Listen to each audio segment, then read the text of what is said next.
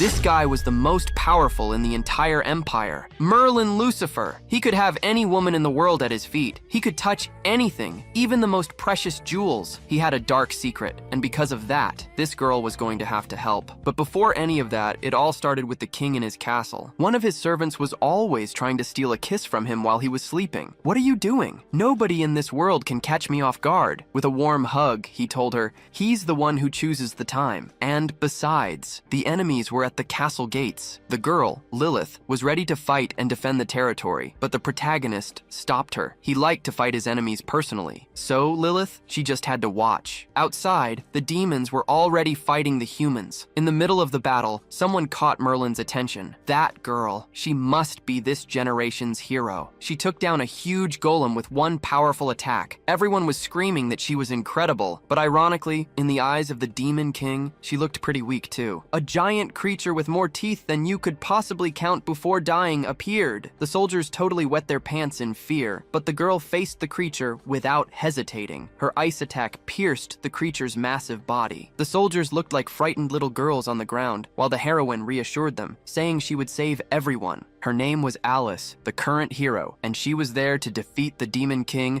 and bring peace to the world. Commanding her cowardly soldiers, the girl continued the attack. In the distance, they could see the Demon King's castle. One of the army's main funders was the church. The holy fat guy was annoyed with how long the battle was taking. He yelled that he was doing all the hard work, while the soldiers were taking way too long with the easy part. He was confident in victory this time, because now the powerful heroine was on their side. Back in Alice's battle, she noticed something while fighting. The Vanguard squadron wasn't holding its own against the bizarre monsters. She decided then to turn back and help them. But before she could get close to the fray, something in the sky caught her attention. The chubby bearded man roared that was the secret weapon the church had been cultivating for 100 years. A colossal whale-like creature descended from the heavens, the most fearsome weapon ever created on the entire continent. Both humans and monsters ceased their fighting, stopping everything to gaze at the monstrosity in awe. Alice, too, couldn't believe what she was seeing. A truly horrific monster. The bishop raised his staff and declared that was the Maiden of Battle, the church's masterpiece. The creature possessed gigantic, sharp teeth and opened its massive maw. It obeyed the bishop's commands, and as soon as he ordered, it began to attack the monsters. But the hero realized that with such attacks, even the Vanguard squadron would perish. Unfortunately, the girl was too far away to reach her allies. They began to suffer the behemoth's onslaught. Even the Demon King, observing everything, disapproved. The battlefield began to be swept clean by the extravagant creature's powerful blow. A cloud of smoke billowed, annihilating everything within it, and the chubby bearded man continued to gloat, telling Lucifer to behold the church's power. Alice had managed to survive the ominous situation, gripping her sword and trying to peer through the thick smoke. The dust cloud also reached Merlin and Lilith, who watched from above. And then, as visibility cleared, Alice observed the losses. Despite that absurd display of power, many humans had survived. One of them, barely believing it, wondered aloud if he was still alive. Smiling, Merlin said, "Of course he isn't." Gripping a sword, he declared, "Only I can decide who lives and who dies." And then our hero finally caught sight of the Demon King and identified him. Imposing, Lucifer taunted,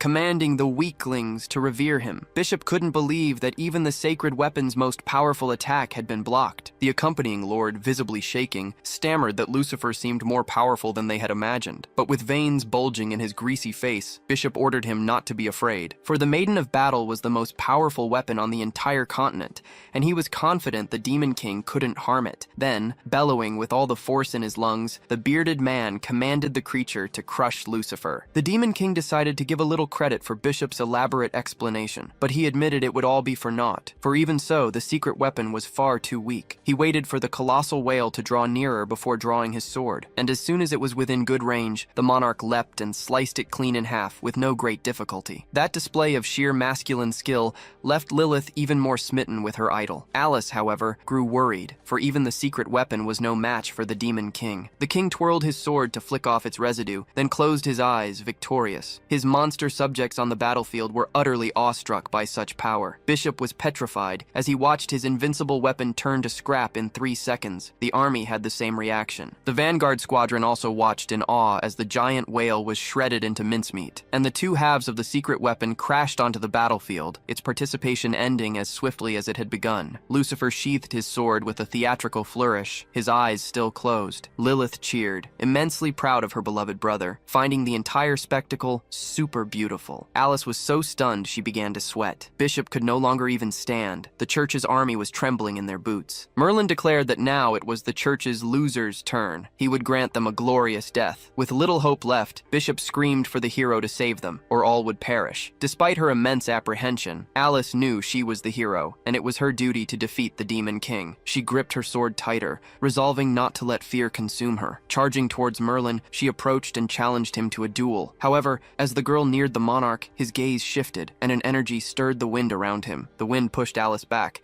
and he took the opportunity to grasp his sword. With incredible speed, he drew the weapon from its sheath. He unleashed an attack, not towards the hero, but forward, directly at the army. The girl realized he was simply ignoring her. Bishop and the entire church army bore the brunt of the attack, which was so powerful it even threw the hero backwards. With merely a swing of his sword, the Demon King had ripped open a giant chasm across the battlefield. All that was left to tell the tale was the chubby bearded man's small hat. The hat fell into a puddle, illustrating the church's swift and utter defeat. Merlin surveyed the scene around him, only shattered banners and a defeated hero lying on the ground. Thus ended Merlin's final battle as the Demon King, and so began his new story, one of unemployment, alongside the hero. Born with immense power, Merlin Lucifer ascended to become the third Demon King, known far and wide as the Monarch of Pride. However, the young demon was born with a heart ailment that not only shortened his lifespan but also plagued him with constant, agonizing pain. But Merlin held the key to his salvation, the demonic sword, Arturnum. Each time he vanquished powerful foes with it, his lifespan increased, and the curse's grip temporarily loosened. The more formidable the enemy, the greater the sword's effects. This fueled Merlin's hope of finding the most powerful adversary in the world. Having used his sword to defeat the church's secret weapon, he knew there would be repercussions. Since the whale hadn't been powerful enough, the effects were minimal. He firmly believed he could break the curse entirely if he could just find the strongest person in the world. The battlefield lay utterly ravaged, birds soared overhead, and Lucifer observed it all, a quiet thought echoing in his mind. It was finally over. His services were no longer needed in the demonic castle. It was time for him to embark on his own adventure. Lilith approached him, her face clouded with sorrow. Smiling, the charming demon asked why she seemed so upset. He gently placed a hand on the young demoness's face, telling her that once he left, she would have to take care of herself. Her eyes widened in alarm, and she tried to reason with her big brother. But knowing it was futile, she merely began to tremble. Tears streaming down her face, she cried that he had always been by her side, pleading with him not to leave her alone. He stroked her hair, knowing she loved to be pampered, but reminded her that she was a young lady now. Merlin's hand instinctively went to the left side of his chest, and the atmosphere grew heavy. He explained that if he stayed, sooner or later, the curse on his heart would surely kill him. He then asked if that was truly what she desired. The little girl threw herself into his arms, crying that she didn't want her big brother to die, but she didn't want to be left alone either. Placing her own hand over her chest, Lilith began to stammer. She declared that if necessary, he could take her life to extend his own lifespan, should the curse flare up. Merlin's eyes widened in shock at her declaration. He flicked her forehead, leaving a small red mark. He called her an idiot for such an absurd idea. Gently stroking her hair once more,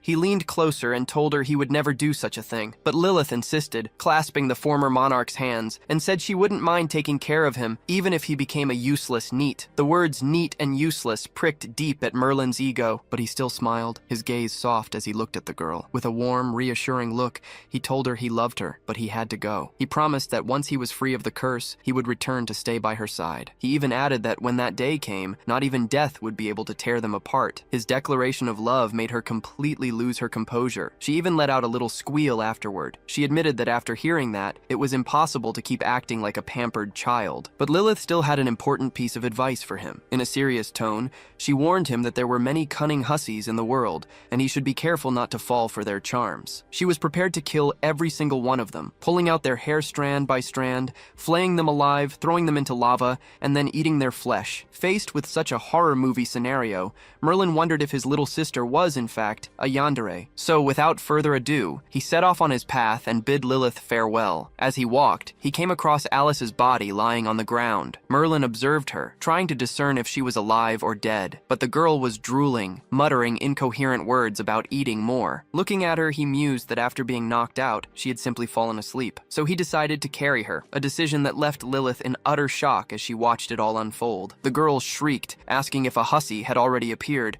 but he calmly told her to quiet down, explaining that Alice would merely be a slave. He knew very little about the world outside, and a guide would be useful for this new journey, even if this woman was too weak to be a hero herself. Still, her willpower and resilience would prove to be useful tools by his side. Pouting, Lilith didn't much agree with the situation. In her opinion, Merlin should have just killed her. As he carried Alice on his shoulders, he stated that once the sun set, he would no longer be a demon king. He said that was all, and that he and Lilith would see each other again soon. As he bid the young woman farewell, he told her not to worry, because he would never fall for a hero. With that final warning, Merlin and Alice faded into the horizon. With a heavy heart and tears in her eyes, Lilith watched the love of her life disappear, but she vigorously shook her head to banish the intrusive thoughts from her mind. She tried to focus only on the promise he had made her, that when he returned, not even death would be able to separate the two lovebirds. This thought made her face flush as red as her hair. She was certain it had been a confession of his love for her, and she could barely wait to see him again. So, with a heart brimming with hope and anticipation, she decided to return. Lilith made her way back to the castle, her thoughts consumed by her beloved. She began to set mental goals.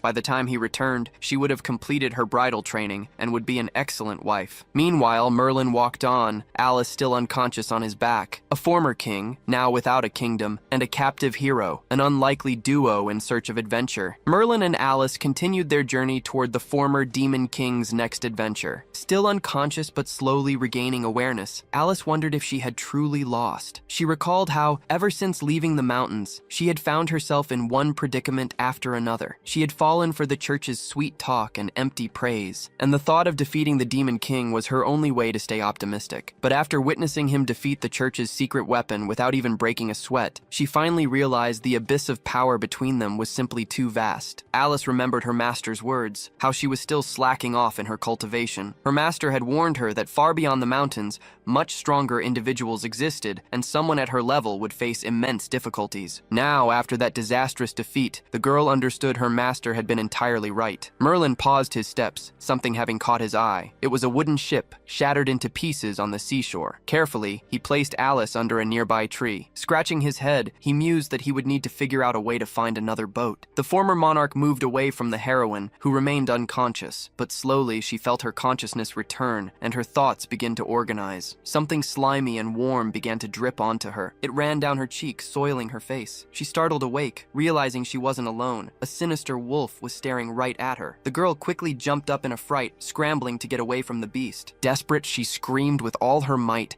that it was a demon wolf. The hungry, deadly canine approached, its mouth full of razor-sharp teeth. Alice closed her eyes, wishing only for a miracle, as the beast was far too close. A sudden sound cut through the wind, interrupting the tense moment. The gloved hand of a gentleman grabbed the large wolf's greedy snout. Merlin placed himself between the girl and the monster, protecting her. With a firm voice and a calm yet commanding gaze, he ordered the demon wolf to lie down. Despite still looking rather sullen, the wolf obeyed like a trained puppy. The blonde-haired man explained that the human belonged to him, so the wolf couldn't eat her. Alice, standing right beside him, watched it all with a bewildered expression. She found herself pondering Merlin's words. She belongs to him, not quite understanding their meaning. The wolf closed its eyes and wagged its tail, a clear display of submission. Blushing, Alice realized she had been saved by Merlin once more, and her heart began to pound uncontrollably in her chest. Now, Merlin and the large wolf had already befriended each other, the boy petting it gently as if it were a mere puppy. This caught the heroine's attention, and she found herself admiring Merlin's smile, which didn't look like a villain's at all. She shook her head vigorously, reminding herself that he was a demon king, and if he had saved her life, there had to be an ulterior motive. After playing with Merlin for a bit, the wolf turned its back and wandered off without a care. Now that the girl was awake, the former monarch began to speak with her, asking if her name was Alice. The girl immediately adopted a defensive stance, drawing her sword and demanding to know what he wanted. His gaze also shifted, taking on a more intimidating expression as he asked what she possibly imagined he would want with a woman like her. Alice, with her rather inflated self-esteem, imagined he had been captivated by her innocent gaze and now wished to corrupt her. But Merlin simply continued to boast about his position, declaring himself the former demon king and so on. Determined, the heroine vowed not to let him do anything to her, and she froze froze her sword. She didn't let him finish his sentence and charged at the arrogant former king. With fierce determination, the girl prepared an attack with her frozen sword, but Merlin's expression didn't even flicker. He simply watched the sword approach, and without needing to expend much energy, he stopped her attack with just one hand, holding the sword's frozen blade with merely 2 fingers. Alice watched, barely able to believe such power. Merlin, now closer to the girl's face, widened his eyes as he noticed something. He placed his hand on her chin, realizing she was even more beautiful than he had first perceived. Leaning in even closer, with an alluring gaze, he whispered that she now belonged to him. Alice forced herself to remember she was in a fight, not some forbidden fanfiction scene. She slapped Merlin's hand away, pulling back from him. The fearless heroine shouted that she wouldn't bow down to an evil being like him. Merlin's expression turned serious as he slowly withdrew his hand, his gaze fixed on the girl. Then he merely shrugged, realizing it was all futile. The former monarch explained that she had misunderstood. This wasn't a request or a negotiation. She needed to face reality, for he was officially her captor. Merlin began to walk towards the girl. He pinned her against the tree trunk, placing a hand beside her head to block her escape. The blonde man stated that she was his prisoner, and he expected her to understand that clearly, because in reality, he could be a very gentle person. Alice might have hidden her racing heart, but she couldn't disguise her completely crimson face. Turning her face away, she asked if he truly wanted her to stop resisting and submit to him, and if so, he should just say it plainly. Merlin then replied that he would give the girl a preview of her future. Almost pressing his face against hers, he whispered that he would take her body and have his way with her. Those words made Alice nearly faint from the sudden heat surging through her body.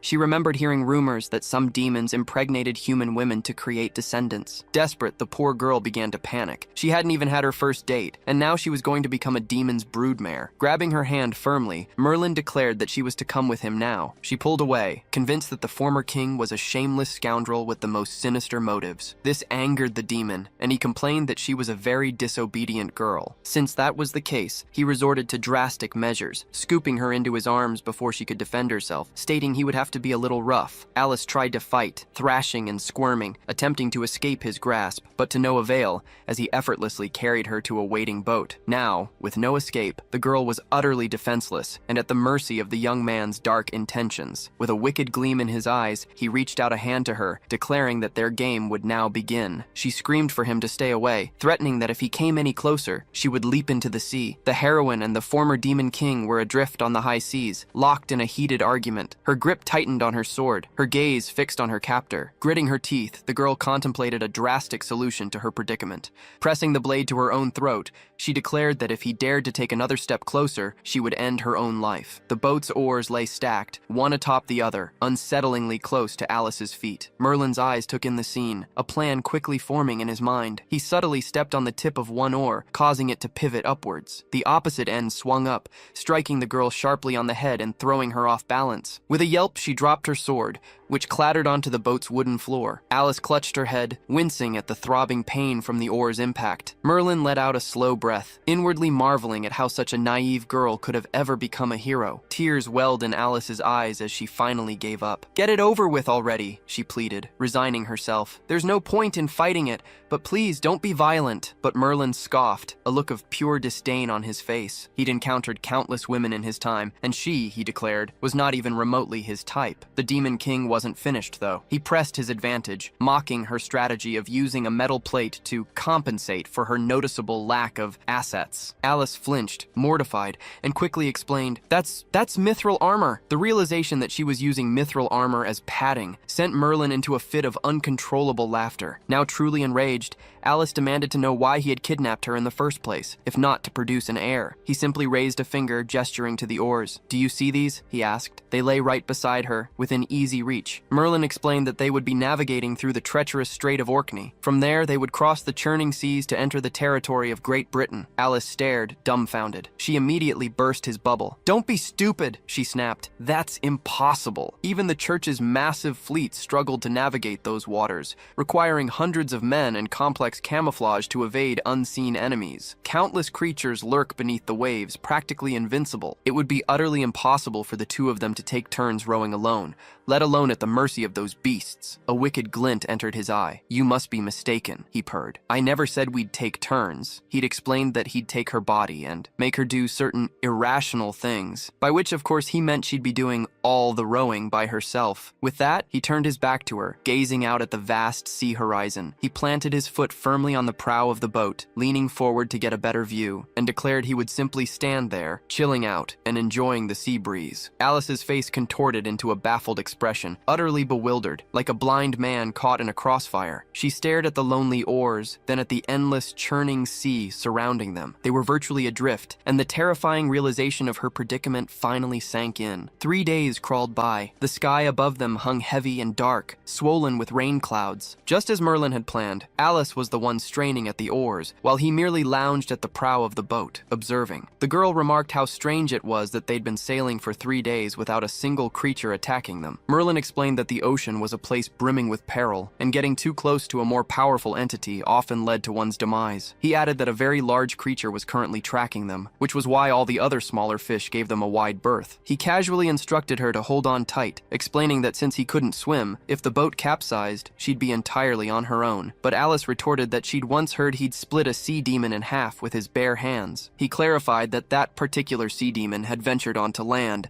seeking to steal one of his precious delicacies. Naturally, he'd killed it. Alice's eyes widened as she noticed a colossal shadow rising from the dark depths, swiftly approaching. Even as Merlin spoke, the waters around their small vessel began to churn violently. He calmly explained that this creature was far larger than the sea demon he'd once faced. And then, the beast revealed itself. Their boat was tossed skyward as a terrifying sea monster erupted from the waves. Without hesitation, Merlin leaped straight towards it. Alice, meanwhile, was sent tumbling, on the verge of plunging into the churning water. The former Demon King noticed her predicament, and mid-air twisted his body back towards the boat. With a powerful kick, he managed to right their small vessel. It splashed down perfectly, hull side down, onto the waves. Alice landed with an undignified thud on her backside within the boat, safe for the moment. The sea monster let out a deafening roar, its colossal form dominating the horizon. Shocked, the heroine wondered if this could be the legendary ruler of Orkney, the very beast said to have sunk the British royal fleet. She knew Merlin Lucifer was powerful, but against the ruler of Orkney, she gravely doubted his sword would be enough. Merlin, for his part, remained utterly silent, his gaze fixed on his new foe. Lightning flashed behind the monster, illuminating it in a terrifying cinematic tableau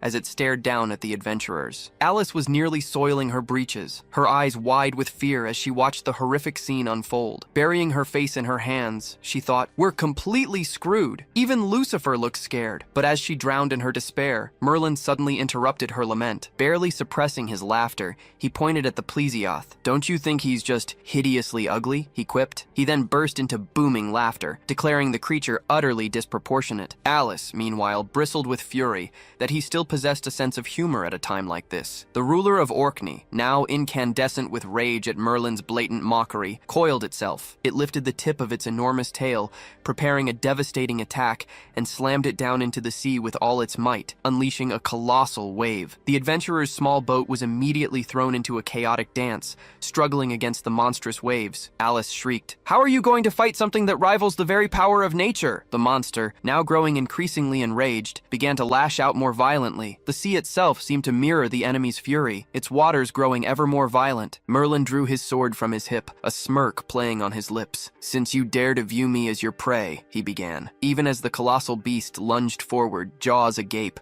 the former Demon King finished drawing his blade from its sheath, adding, "Don't blame me for what's about to happen." The ruler of Orkney was closing in fast on the two adventurers. The sea monster surged closer to the adventurer's tiny boat. The ruler of Orkney opened her mouth and let out a truly terrifying roar. Merlin, however, remained utterly undaunted, already drawing his sword from its scabbard. The blade was so impossibly sharp, it could cleave a single drop of water. He swung it, carving through the air with potent force. The former Demon King wore an expression of unwavering confidence, utterly devoid of fear. Alice, already visibly worried, found herself surprised by Merlin's audacity. The monster continued its charge, only to be struck by the boy's rapid blows. He unleashed a flurry of crosswise slashes towards the creature with his sword. The slashes tore through the sea, and the churning water instantly grew calm. Merlin swung his sword one final time. Then, with a casual smile, he returned it to its scabbard. The boy turned and strolled toward Alice, declaring, "That was easier than taking candy from a baby." The heroine stood agape, as if she'd seen a ghost. Merlin approached her, gently pinching her cheek to snap her out of her stupor. He ordered her to stop staring blankly and start rowing. They had to keep moving. But Alice pointed at the monster, revealing it was still there. The sea monster remained utterly still, paralyzed, as faint cuts began to appear across its colossal form. The cuts deepened and multiplied with alarming speed. And then, in an instant, the monstrous creature transformed into colossal pieces of sashimi. Merlin explained that the monster's remains would quickly attract sharks, so they'd best leave at once. The girl obeyed, immediately resuming her rowing. She watched the boy intently, pondering his recent display of power. He was incredibly strong, not just on land, but in the ocean as well. Alice began to worry that if he ever reached a human country, he might simply dominate everything. Then, a slight stammer in her voice, she asked Lucifer why he'd left the demonic palace, but he told her not to call him that anymore, as he was no longer a demon king. With a self-satisfied smirk, he insisted she call him Captain Merlin. Annoyed, Alice glared at the boy, marveling at his sheer audacity. He sensed her disdain, and his expression shifted instantly. Then, complaining about her lack of humor, he stated he'd left the palace because he was bored. In his thoughts, however,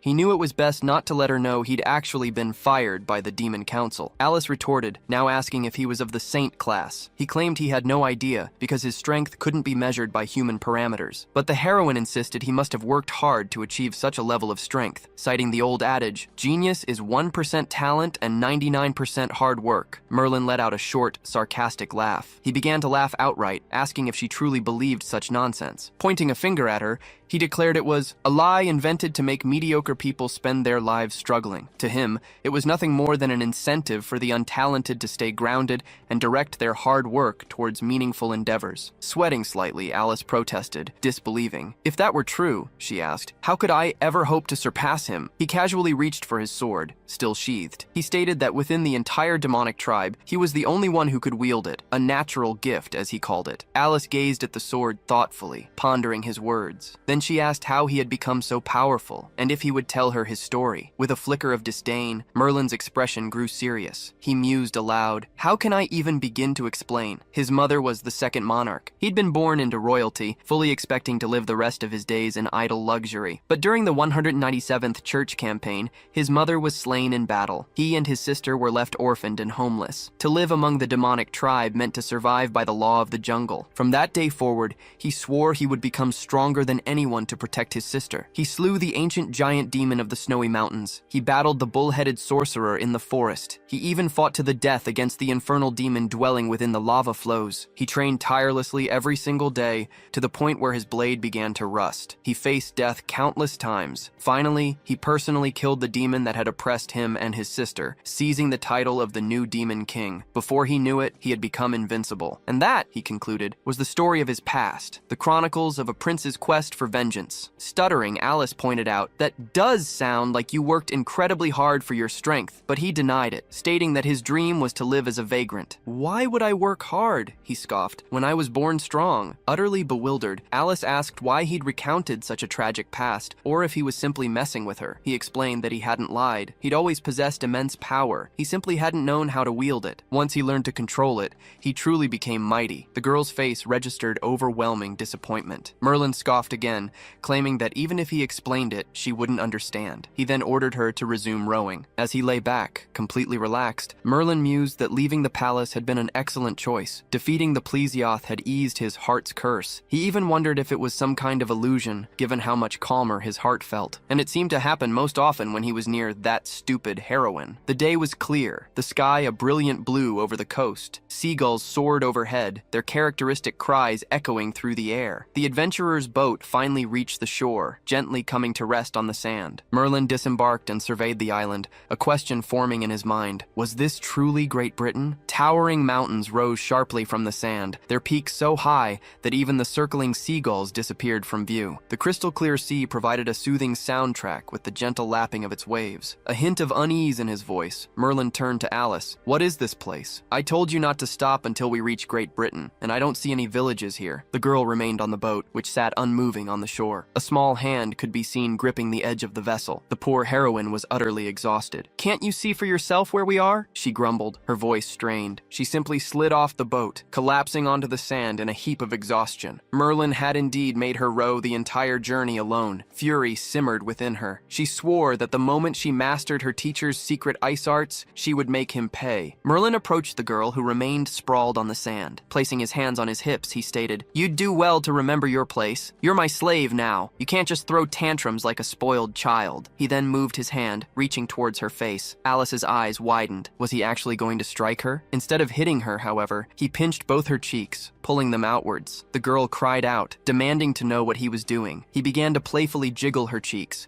pulling them with a comical squelching sound. She swatted his hands away. "Is Great Britain," she exclaimed a little too loudly. "It's just not the main port, but somewhere near the north coast." Merlin finally released his slave's cheeks, a smirk playing on his lips. Adjusting his clothes, he conceded, "So you were working hard, rowing the boat. You deserve some praise for that." Still fuming, Alice retorted that she wanted no compliments from him. He merely waved her off, saying, "Well then, perhaps we'll meet again another time. It was a pleasure sailing with you." Alice, however, strongly disagreed that it had been any pleasure, mentally cursing the former Demon King with every foul word she knew. Merlin began to walk away from the girl, heading inland from the coast. But suddenly he stopped, a thought striking him. He realized he would undoubtedly need money to survive in a human country. As a former member of the demon tribe, he currently didn't possess a single coin. A malicious glint sparked in his eyes. He turned, looking back at Alice. That unsettling gaze sent a shiver down Alice's spine. He remembered carrying her on his back earlier, feeling the mithril plate beneath her clothes, an artifact likely passed down through generations. This armor served not only for protection, but also to enhance her figure. Its interior was probably etched with runes for all manner of magical resistance, and the back pain it had caused him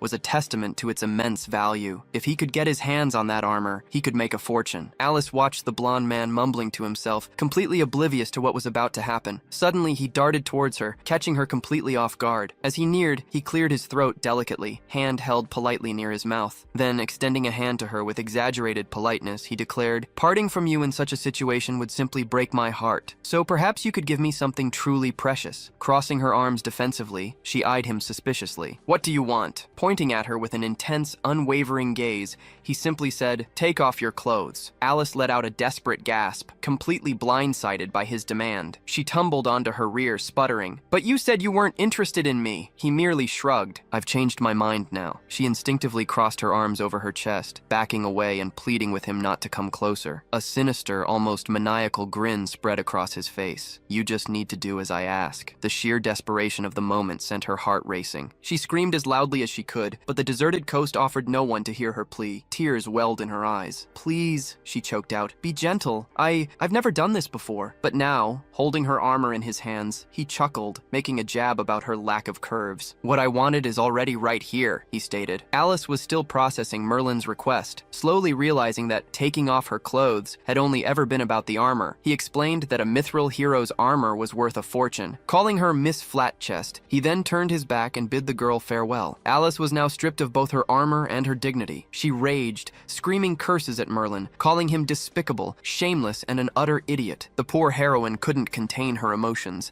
tears streaming down her face and wetting her hands. She wailed at the top of her lungs that she never wanted to see that man's face again. She continued to sob there on the sand, utterly alone and abandoned. Meanwhile, Lilith was concocting a bizarre potion from crocodile bits and other strange creatures. Back with Merlin, he continued his journey, whistling a cheerful tune. He mused aloud that he hoped to encounter more interesting people from now on. A year had passed, and we now find ourselves on the outskirts of Wales in Britannia. A man held a piece of wood, seemingly surveying the area. They were petty thieves, light-fingered rascals, lurking in wait for someone to ambush. One of the thieves announced he'd spotted someone approaching, but the person was practically dressed in rags and didn't look like a very profitable target. The man perched in the tree seemed to find the approaching figure familiar. He held a leaflet, and a chuckle escaped him. The other thief asked what was so funny. With a sly grin, he declared that appearances could be deceiving, because this guy could be worth a fortune. And just then, the leaflet slipped from his grasp, fluttering away sway on the breeze. Merlin, ragged and famished, leaned heavily on a walking stick. He saw a piece of paper fluttering above his head. The paper landed right on his face. He managed to read it, realizing it was a wanted poster with his own face plastered on it, offering a hefty reward and everything. He didn't seem surprised, merely lamenting that he'd become a wanted man over a few dinners and minor mischief. Merlin found the human world incredibly dull. His money was gone, and there wasn't a single easy job that paid well. The thieves interrupted Merlin's contemplative walk, ordering him to halt. They announced that unsurprisingly, the road belonged to them. The former king merely glanced at them, utterly disregarding their claim. He played deaf, completely ignoring the thieves, even as they threatened him for money. Fuming, the thief yelled at Merlin, demanding if he hadn't heard what he'd just said. The young man turned, his gaze sweeping over the thieves with a dry, emotionless expression. Then the other thief ordered him to hand over all his possessions, unless he wanted to suffer the consequences. But the red-haired man smirked, saying that the most valuable thing here was his life. He was wanted for 5,000 gold coins. And with a languid lick of his dagger's blade, he warned that it had been bathed in a lethal poison. Fed up, Merlin asked if he'd understood correctly. Did the two of them intend to rob him? He already had his hand poised to draw the sword at his hip. The former king warned that if he drew his sword, both of them would die. But the red-haired man snapped his fingers, declaring they would test his skills. The other thief tossed an apple into the air, and with a swift flick of his dagger, the red-haired thief struck the fruit. It was perfectly peeled in an instant. The younger thief, boasting about his friend, declared his senpai's skill unmatched. Merlin watched the succulent, perfectly peeled fruit descend from the sky. He began to salivate, ravenously hungry, for he hadn't eaten in days. Infuriated, the red-haired thief snarled that Merlin shouldn't dare ignore him, and lunged forward. The former king was still gazing at the apple, utterly unconcerned, until he finally noticed the thief's charge, letting out a small sigh of annoyance. He gripped the sheath of his sword, and in a blur of motion too fast to follow, it was sheathed once more. The red-haired thief only felt a sudden, excruciating pain. The apple landed perfectly in Merlin's palm, and as the thief crumpled to the ground unconscious, the protagonist calmly ate his apple. The remaining thief, desperate,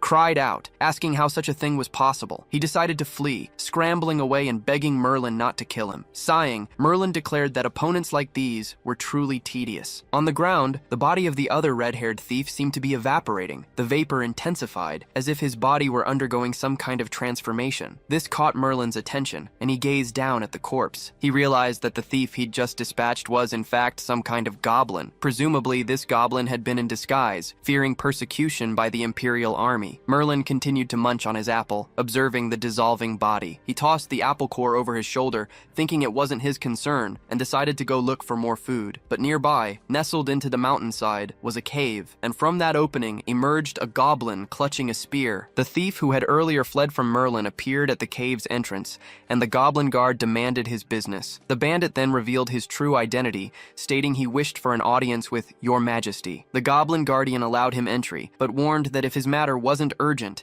he would face the consequences of disturbing their majesty. A gigantic goblin sat enthroned, demanding to know where the money was. Bowing deeply, the petty bandit apologized, admitting he hadn't managed to steal a single thing. The king began to roar, bellowing that he shouldn't have returned and threatening to devour him. But the thief quickly interjected, saying he actually had important information to report. He recounted that Regu-senpai had been decapitated by a human. He further explained that the human hadn't even properly drawn his sword. It was just a flash of the blade, and his friend was already dead. The Goblin King let a mischievous smirk creep onto his face. He mused that it seemed humans wanted to provoke a war with the goblins, even employing high-level experts. The city market buzzed with activity, people walking and buying without end. Merlin strolled through, taking in his surroundings and eyeing the various wares. His coins had run dry, and he mused that he'd need to find another job that allowed him to live as a carefree drifter. Just last year, he'd amassed a small fortune and indulged in a life of luxury after appropriating Alice's armor. Living in a sprawling mansion and hiring a full staff, he'd squandered every last coin. Every meal was prepared by renowned chefs, and on top of it all, he frequently gambled on horse races, never once winning. By the time reality hit, he'd blown through his entire fortune and completely ruined his reputation in the city square. Yet, so accustomed to his pampered lifestyle, he continued to frequent fancy restaurants even without money, inevitably causing a scene. Before long, wanted posters bearing his face were plastered across every corner of the city. The soldiers declared he had truly managed to stir up quite a mess in Scotland. As a wanted fugitive, he'd had to vanish from the area to escape the relentless debt collectors. Now, in the middle of the street, he drew a crowd, announcing he was about to put on a spectacular show unlike anything they'd ever witnessed. The former Demon King, once accustomed to a life of opulence, had now become a humble street performer. He solicited money from any passing otakus and fujoshis, adding, "And if you're broke, at least come and applaud." The most unbelievable part was that he actually managed to capture people's attention, who began to gather, intrigued. A confident smile on his face, he prepared to display some of his skills. With a theatrical flourish, he demonstrated a sequence of nimble, sidestepping footwork. The onlookers were thoroughly impressed, wondering aloud if he was a martial artist. But he merely scoffed, declaring it was only the beginning, and the true spectacle was yet to unfold. Then, he launched into a breathtaking tap dance routine, and striking fabulous poses, he urged them to witness the phantom duplicates of his steps. The audience was utterly captivated, practically falling over themselves in awe of his performance. Merlin gave a polite cough, signaling the end of his act. Then, with a cynical smirk, he held out his hands, clearly expecting a generous payment. But when it came time to pay, the crowd simply turned their backs on the poor performer, ignoring him completely. On a nearby stage, a man in religious robes was preaching about the goddess of light. The very people who had been watching Merlin began to drift toward the preacher, leaving Merlin utterly alone. The young man stood there, a crestfallen expression on his face, as he watched his audience depart. Then, he suddenly noticed something out of place. A child in strikingly fine clothes strolled by nonchalantly, sucking on a lollipop. Merlin then placed a hand on the boy's head. "I can see it," he declared. "This boy has the bone structure of a true kung fu genius." With a gaze that clearly terrified the child, he demanded 2 copper coins to teach him the martial arts. But the child, cowering in fear and referring to Merlin as uncle, stammered that he had no money at all. The former king then placed both hands firmly on the boy's shoulders. "Calling me uncle was a grave offense indeed," he said, his voice dropping ominously. "One for which you should surely perish." The poor child froze, nearly paralyzed with terror, utterly bewildered by the sudden threat. The protagonist then asked for the child's name, to which he meekly replied, "Henry." Merlin then placed a hand on the hilt of his sword, making the boy visibly flinch, but he quickly explained, "Even though you've offended me, I, Merlin, shall be merciful. A forgiveness that naturally must be purchased with 2 copper coins." Stammering, Henry insisted he wasn't lying. He truly hadn't brought any money. Merlin, however, noticed the boy's fine clothes and suspected he was quite wealthy. Changing tactics, he asked if Henry wanted to learn sword arts, but quickly added, "That too will cost 2 copper coins." And at that moment, the former king knew he had struck precisely the right chord with the boy. A brilliant gleam ignited in Henry's eyes the moment he heard about sword arts. Merlin declared that if it weren't for his genius bone structure, he wouldn't teach him anything, and sternly reminded him to stop calling him uncle. Then, with a charming smile directed at the little boy, he announced, "This art is called quick draw." Henry, however, looked at him with disdain. "That skill is useless," he scoffed. "I thought it would be something much more amazing." Merlin's face twisted into an expression of utter displeasure. He insisted his quick draw technique was unique, but Henry clearly wasn't about to be fooled. The little boy then rummaged in his pocket. "Since you worked so hard on your performance," he said, "you deserve a reward for your effort." The reward? A lollipop and a small piece of candy. Henry concluded with a little sermon, advising Merlin to stop swindling people and get a proper job. This infuriated Merlin, who bellowed that even if the boy begged on his knees,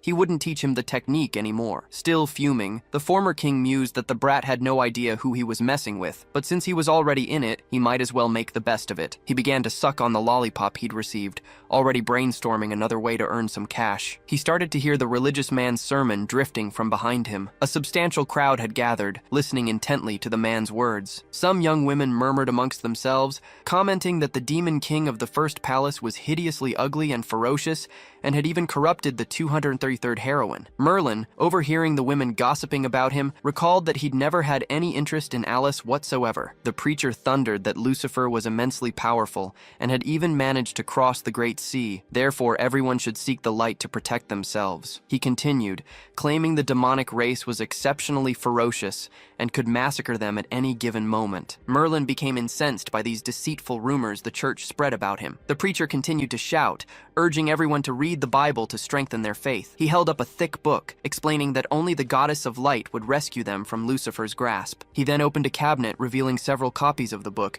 announcing that it once cost 10 gold coins, but now, for a limited time, only only a single one. Driven by fear, people began to swarm forward, eager to purchase the so-called Bible. Clenching his fist so tightly his knuckles turned white, Merlin fumed, "These hypocrites know exactly how to steal people's hard-earned money," and he grew even more furious because they were shamelessly using his name to do it. His savings completely drained, our protagonist now searches for work in a local shop. The shop owner blushes crimson at Merlin's suave way of speaking, as he assures her he'll do his utmost to boost sales. He takes the young woman's hand, a gesture filled with care and chivalry. Meeting her gaze, he asks her to consider hiring him. The young woman seems convinced, swayed more by his seductive tactics than any real assessment of the former king's capabilities. Without needing much time to deliberate, she informs Merlin that he's hired. Still reeling from his flirtations, she doesn't notice Merlin's inner thought. He hadn't expected a married woman to be so timid, but before sealing the deal, she asks if he's a traveler from outside the village. Merlin replies yes, his smile amiable. He explains that for this reason, he can only work for a maximum of 2 months before continuing his journey. Merlin knows the curse on his heart hasn't been removed yet, and he needs to defeat powerful beings to extend his lifespan. Adjusting her glasses, the young woman retrieves a ledger. She performs some calculations using an abacus. Then, with graceful movements, she picks up a beautiful quill pen. She is remarkably swift and experienced in the art of administration. The young woman explains he'll earn 1 gold coin per month, with lodging and food included, in addition to a 20% commission. The protagonist is utterly stunned by the salary, finding it remarkably generous. As she closes the ledger, the woman explains that the work isn't easy. In the afternoons, the pub is open only to women, and he'll be responsible for selling drinks to them, and she's counting on him to employ some special measures to achieve this. Sweating slightly, the young man hesitantly asks what she means by special measures. The young woman blushes once more and suggests he could use sweet words, offer relationship advice, or perhaps even go deeper with them. In that moment, Merlin, who was once the Demon King, realized that the day had come when he would have to sell drinks using his very body. He would have to accept that this meant casting aside his dignity as the monarch of pride. The former monarch lowered his head, swallowing every ounce of his ingrained pomposity. The hopeful young woman gracefully adjusted her spectacles. She then added that if his sales performed well, she would provide an extra payment upon his departure. The former Demon King's pride proved weaker than his desire for profit, and he broke into an ear-to-ear grin, eagerly accepting the job. He shook the hand of his newest employer, expressing his eagerness to work with her, and so he began to prepare for his new line of work. He donned gloves and a chic pair of boots, meticulously grooming himself for the job, dressed to conquer hearts. Merlin commenced his career as a gigolo at the pub, assuming that no one there would recognize him, thus preventing his ignominious past from spreading. Time passes, but perhaps his assumption was mistaken, for a wagon soon appears on the road. A young woman, clutching a piece of paper, travels inside her conveyance. She reads a wanted poster, which bears Merlin's likeness, though it is now heavily worn and faded. It's the heroine Alice, who laments that the poster is both smudged and torn, its face nearly obliterated. A year ago, she was humiliated when her armor was stolen, incurring a substantial debt. To repay it, she was forced to register as an adventurer, chasing coin. Thanks to her established identity as a heroine, she was promoted to the gold class and undertook countless missions. Unlike Merlin, Alice managed to keep things together, steadily paying off her debt without living a life of luxury. She is thoroughly impressed to see that the bounty on this particular wanted person is a staggering 5,000 gold coins. Unaware that it is Merlin himself,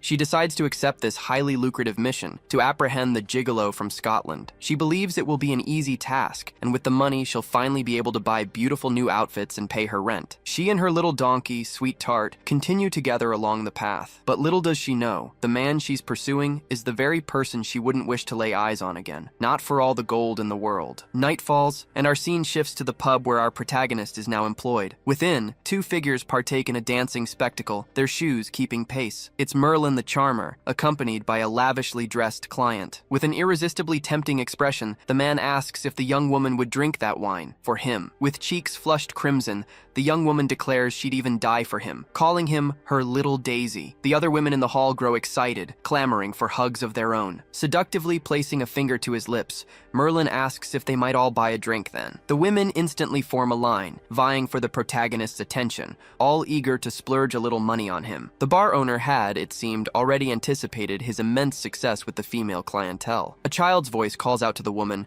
announcing his return, and she turns towards the boy, calling him Henry. Coincidentally, it's young Henry, with whom Merlin had previously exchanged words, and the boy looks utterly battered. His mother asks if he'd been fighting with the other children again, a conversation Merlin discreetly overhears. Simultaneously, Henry recognizes the man he'd met at the market some time ago. Merlin, too, too recognizes the small boy. He shouts that Merlin is that useless, bragging uncle, and the former king, not one to let an insult slide, promptly retorts. A cup of tea is served, presented with all the grace it deserves. The bar owner hands the cup to Merlin, who offers a smiling thank you. Henry is far from pleased with the situation. He crosses his arms, a scowl deepening on his face. He points at Merlin and tells his mother that the man only knows how to brag and doesn't deserve to be working there. The woman pulls Henry by the collar and apologizes for her son having caused him trouble. Masking his true feelings, Merlin says he understands and that he adores children. But Henry begins to yell, asserting that he hasn't caused problems for anyone. He continues, declaring that his mother should stop hiring suspicious individuals like that guy. He claims this is why others speak ill of her, and even other children say Henry's mother is a bad woman. This revelation stuns the woman, leaving her speechless at her son's blunt declarations. Sipping his tea, Merlin muses that it's indeed to be expected for a single mother to be subjected to such malicious rumors. He notices Henry's clothes are likely soiled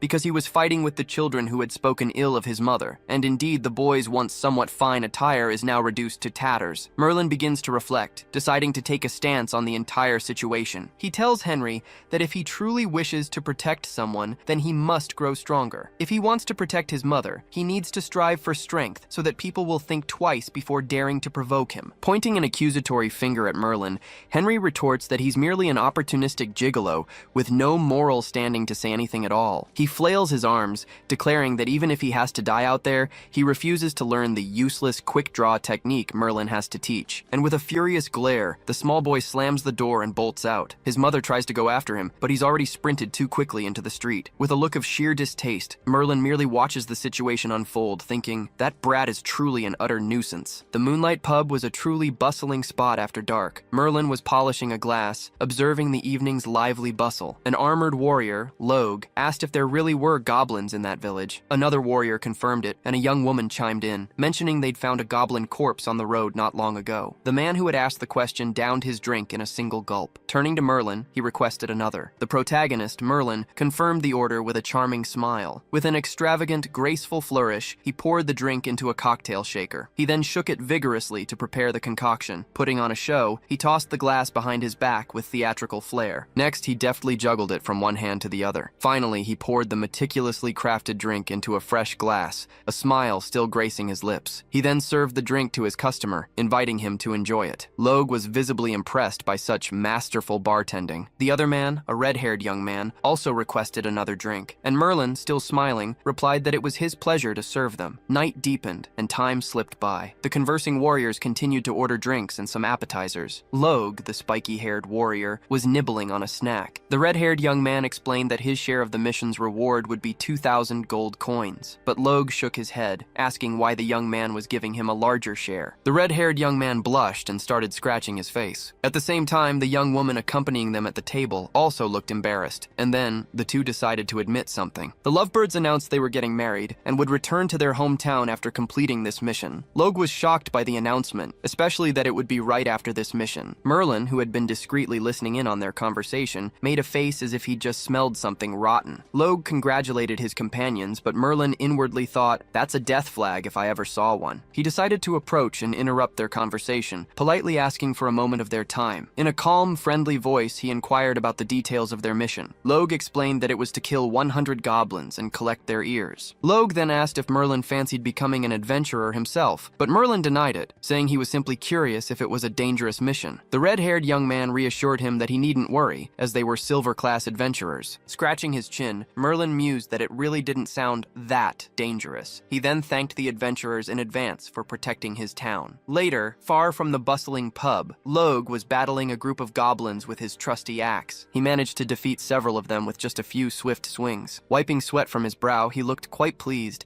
remarking that the creatures were pretty pathetic. The adventuring couple was there too, and the red-haired young man announced they only had 37 more to go to complete their mission. But then, a low, heavy dragging sound echoed from the ground. Logue, ever optimistic, smiled and declared, "Just a few more goblins!" A gigantic green foot approached menacingly from behind the unsuspecting adventurer. He was distracted, utterly unaware of the doom that awaited him. A goblin far larger than any they had faced plummeted from the sky. It crashed right down on poor, unsuspecting Logue. A sickening crunch of bones echoed, and the couple watched in horror. The horrendous creature's foot remained planted firmly on Logue's crushed body. The red-haired red-haired young man rushed forward, cursing at the green giant. But the giant wasn't alone. Perched on its shoulder was a smaller goblin with the most grotesque nose he'd ever seen. This smaller goblin, riding on the giant's shoulder, gleefully welcomed them to the Goblin Kingdom. The couple approached cautiously, both terrified by these unexpected enemies. That smaller goblin, it turned out, was the First Minister, a high-class goblin mage. The adventurer couldn't comprehend what a high-class goblin was doing in a place like this. Petrified, the young woman clutched her staff, trembling for her life. But the First Minister sneered, stating that the girl would serve His Majesty the King. As for the male human,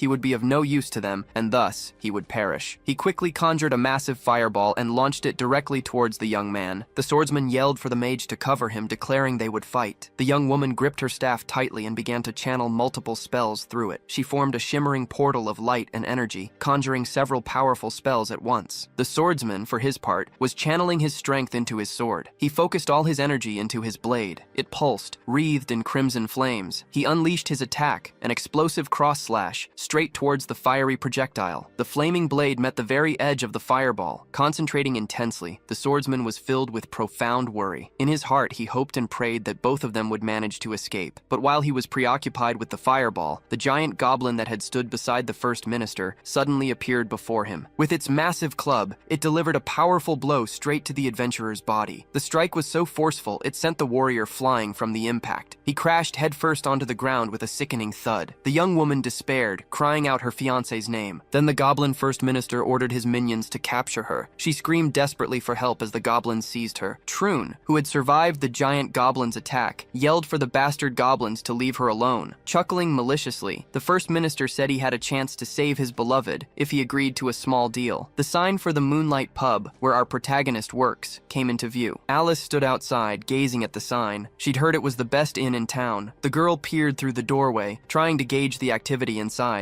She spotted several lively women, one of them calling out for Little Daisy. Alice quickly concluded that the place was indeed quite popular. The pub owner approached, asking if it was her first time here. Judging by her clothes, she looked like she was from out of town. Alice displayed her adventurer's crest and stated she was looking for a room for the night. Smiling, the owner confirmed she had accommodations and asked Alice to follow her. The two ascended a wooden staircase that creaked with every step until they reached the door to room 206. Pointing to the door, the owner explained that this would be her room. She added that if Alice was looking for entertainment, their star performer would be dancing tonight, and the show was free. Believing it to be something improper, the prim Alice stated she was only there for the room, but the owner insisted she at least take a look. Ignoring the woman's recommendation, Alice instead pulled out a wanted poster and asked if she recognized the person pictured. Since the person's face on the poster was torn, the woman couldn't say for sure. She dropped the subject and wished Alice a good rest. The tired adventurer opened her room door, desperate to collapse onto the bed. As she stepped inside, Merlin coincidentally emerged from the room next door, donned in a Queen's Guard uniform. He caught the sound of Alice's voice and recognized it, but he figured it must be his imagination, and instead focused on preparing for his performance. Alice threw herself face first into the pillow, desperate for rest. She'd been camping for so long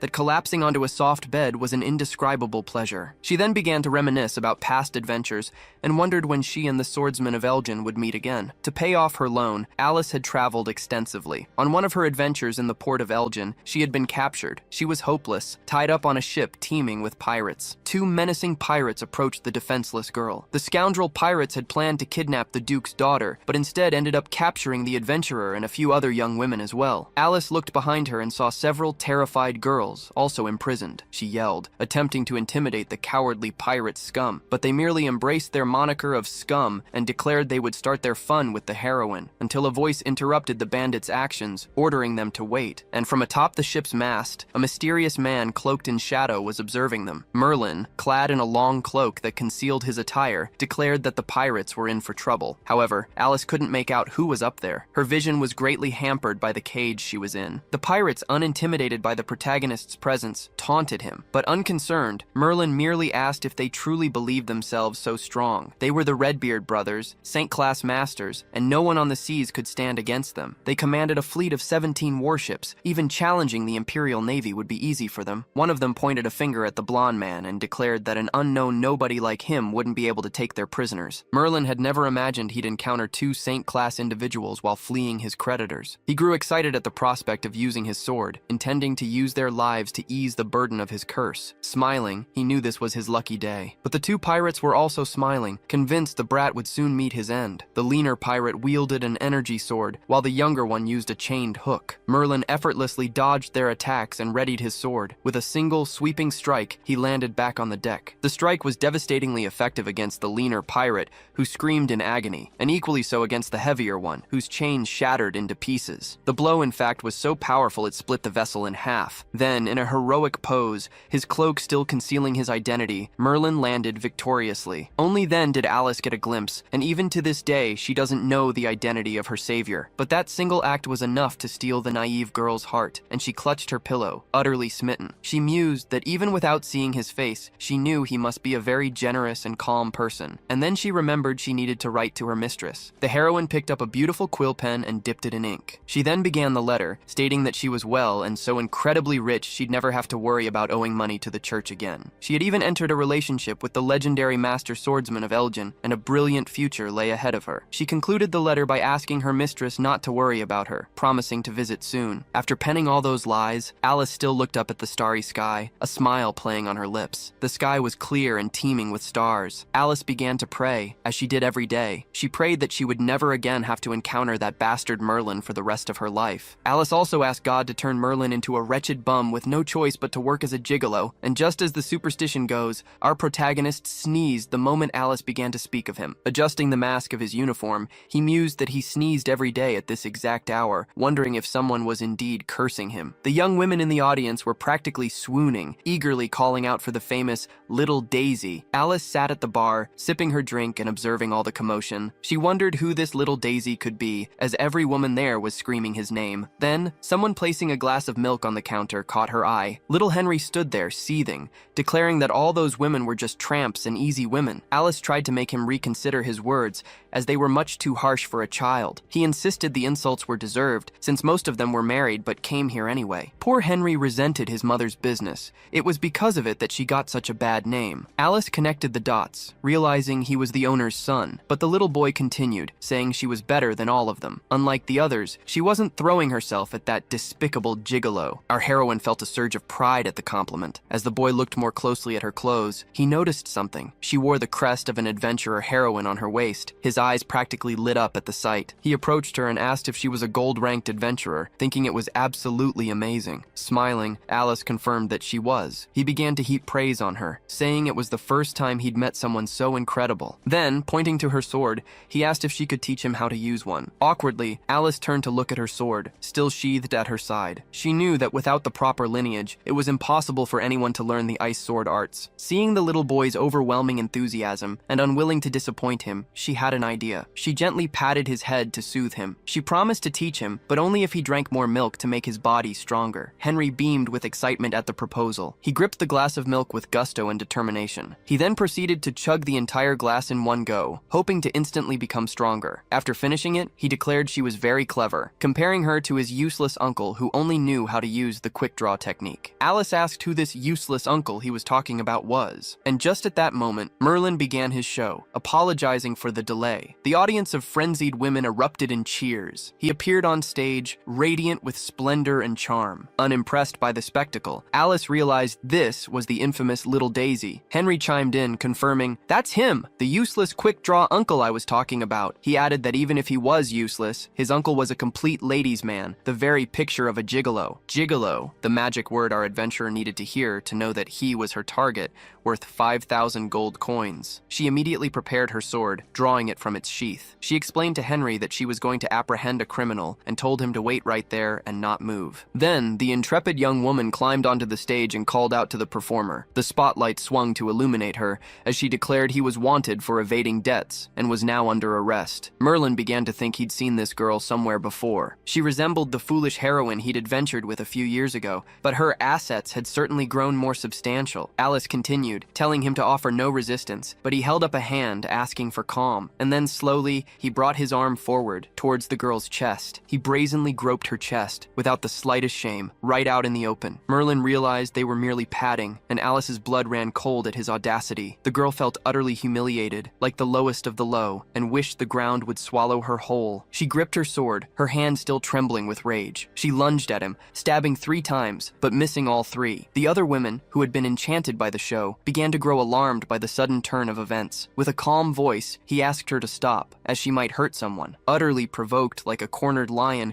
she roared back that she wouldn't stop until she'd cut off his hand. The protagonist took a deep breath and prepared for his next move. He executed a nimble leap, dodging a thrust of her sword. He managed to step on the blade, using it as a foothold. Finally, he landed, knocking the sword from her grasp and pinning it between his foot and the ground. He cupped her head with his hand, preventing her from moving. Then, he asked her to let it go. A year had passed, but her temper had only worsened. She should consider their relationship. Alice looked confused by the man's words and asked who he was. As he took off his mask, he asked if she had already forgotten the tender nights they'd spent together on the boat. He claimed he still remembered her wildly smitten form, undressing and begging for his embrace. And then our adventurer realized who the man standing before her was. With a seductive smile, he introduced himself and said she had been so young and pure back then. Then, like a lightning bolt to her brain, the unpleasant memories of Merlin humiliating her resurfaced in her mind, and she let out a scream so shrill and loud it could make a street cat die of a heart attack. It's a beautiful waning moon night, and we see the entrance of the Moonlight Pub. Merlin holds the mask that had concealed his identity, gazing deep into Alice's eyes. He asks if she has already forgotten the lovely nights they spent on the boat. With a hateful glare, recalling everything she endured back then, she stares him down. Gripping her sword, she declares that because of him, she had to live in shame for an entire year. So, without hesitation, she lunges at the former king,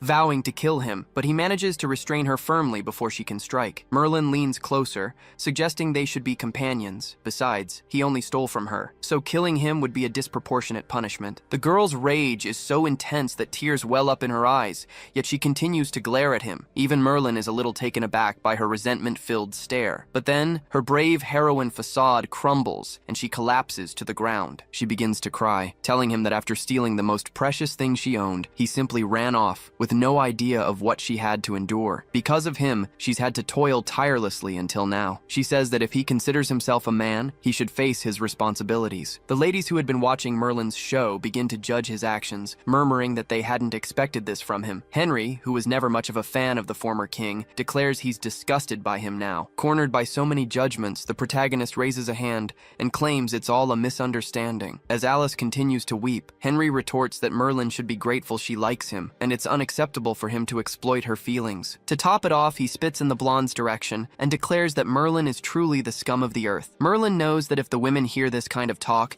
it will utterly destroy the persona he has so carefully crafted. So he makes a decision. He won't let everything go down the drain. He approaches Alice and gives her a tender embrace, surprising everyone present. Merlin asks her to calm down and promises to buy her a drink. And while they drink, they can talk and sort things out. Time passes and the common room slowly empties until only the quiet tick-tock of the clock can be heard. Alice and Merlin sit at the bar in an uncomfortable silence. As she finishes her drink, Merlin says that the customers have all left, and now they can finally talk. Wiping her mouth, she exclaims that iced milk is the best drink and orders another. Merlin finds her rapid drinking inelegant, teasing that she'll end up a spinster at this rate. She retorts that she's already in a relationship with Elgin's master swordsman, to which Merlin scoffingly suggests the man must be blind to like her. The bar proprietress muses that Merlin is truly good with women, seeing as he's even been acknowledged by a high-class adventurer. And from an outsider's perspective, she thinks they look like a couple deeply in love. The bar proprietress tidies the glasses, all the while observing the situation. Then she approaches Merlin and calls his name. She explains that she's going to put Henry to bed and ask them to make themselves comfortable. With a wink, she wishes him good luck in making amends with Alice. Merlin thanks her as the woman ascends the stairs towards the rooms. Alice then gets straight to the point, demanding he return what he stole so they can be quits. Playing cynical,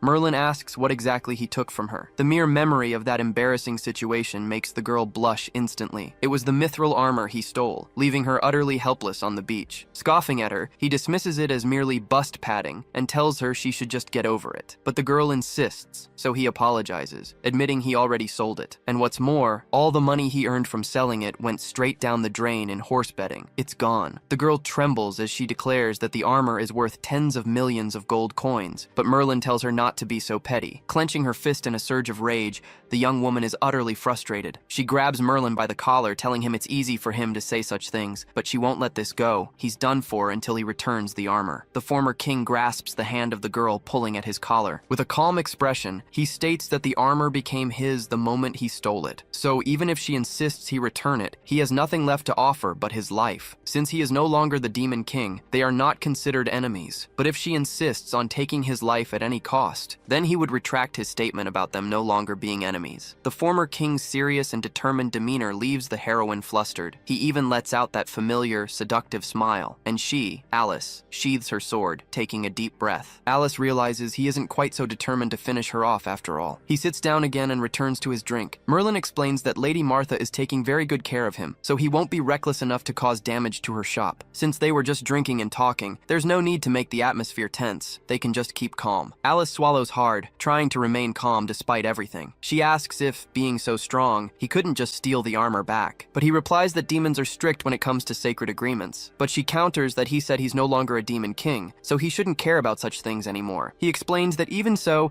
it would be extremely low to steal an item he himself sold, and she, as a heroine, shouldn't encourage others to steal. But lowering her head in shame, she explains that she's no longer a heroine either. Since the armor was a loan from the church, she now owes a tremendous debt. Merlin merely scoffs, assuring her she'll be able to pay it one day. Desperate, she buries her face in her hands, lamenting that she'll have to take on countless missions above S rank to earn all that money, because those missions reward tens of thousands of gold coins. Hearing this, Merlin inwardly shivers with anticipation, asking her if that's truly the case. She confirms it, but warns that such missions often come with numerous dangers, including Saint-Tier enemies. And even then, she'd have to take on thousands of those missions just to clear her name, and it's all his fault. With his mind already concocting various schemes, Merlin seems to have found his next endeavor. Becoming an adventurer offers many benefits, from easily encountering Saint-class enemies to increasing one's lifespan, raking in a fortune which is ideal for his plan to live a life of leisure. And so, Merlin concludes that this job is perfect for him. He then makes his way over to Miss Alice. Laying on the charm thickly, he asks her what it takes to become an adventurer. Unfazed by his charm, she states that anyone with aura or mana can become one, but he possesses neither, and asks if there isn't another way. Alice explains that a recommendation from an active adventurer also suffices,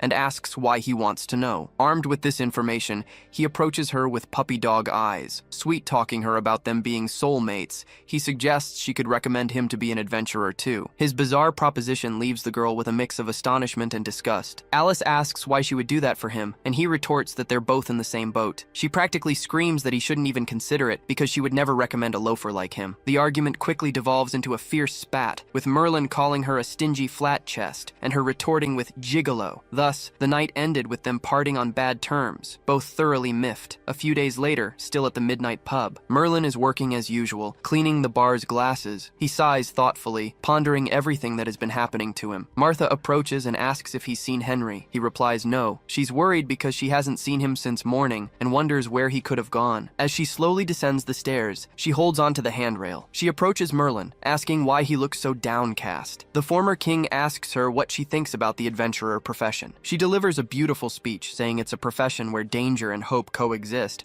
but an excellent one for those who seek freedom. Then it dawns on Martha, and she realizes what's happening. She asks if he plans to become an adventurer, just like Miss Alice. He explains that he wants to, but possesses neither aura nor mana, and that cursed Alice refuses to recommend him. But Martha gets angry with him for speaking that way, telling him he might wound her with such words, and that she's rooting for both of them. But bringing a hand to her mouth, she becomes thoughtful about something. Merlin notices that the mood of the conversation has shifted, and the girl seems sad. She grasps his hand with both of hers, and asks that if he becomes an adventurer, he not accept overly dangerous missions. Since he has no mana or aura, it could be very risky, but he insists he's still quite strong. Bolts of lightning begin to strike and thunder claps. It seems a storm is approaching the city. The lightning strikes are incredibly loud and bright, shattering the night's silence. Soon, a few raindrops begin to fall upon the ground. Martha goes to the PUB's entrance and grabs an umbrella. As the weather is turning, she becomes apprehensive and decides to go look for Henry. After his boss leaves, Merlin falls into thought about becoming an adventurer, remembering the 3 silver-ranked adventurers he met at the bar. The weather truly is terrible. Heavy rain pours down as an adventurer approaches. He is wounded and weary, and shouts, asking if anyone is there. Other men who were eating hear the shout, and one of them stands to see what it is. He warns that the gates are closed at night and orders him to scram. The adventurer is Troon, who begs to be let in, explaining that all his companions are dead and he is badly injured. Since the guards see that he is truly wounded and in need of shelter,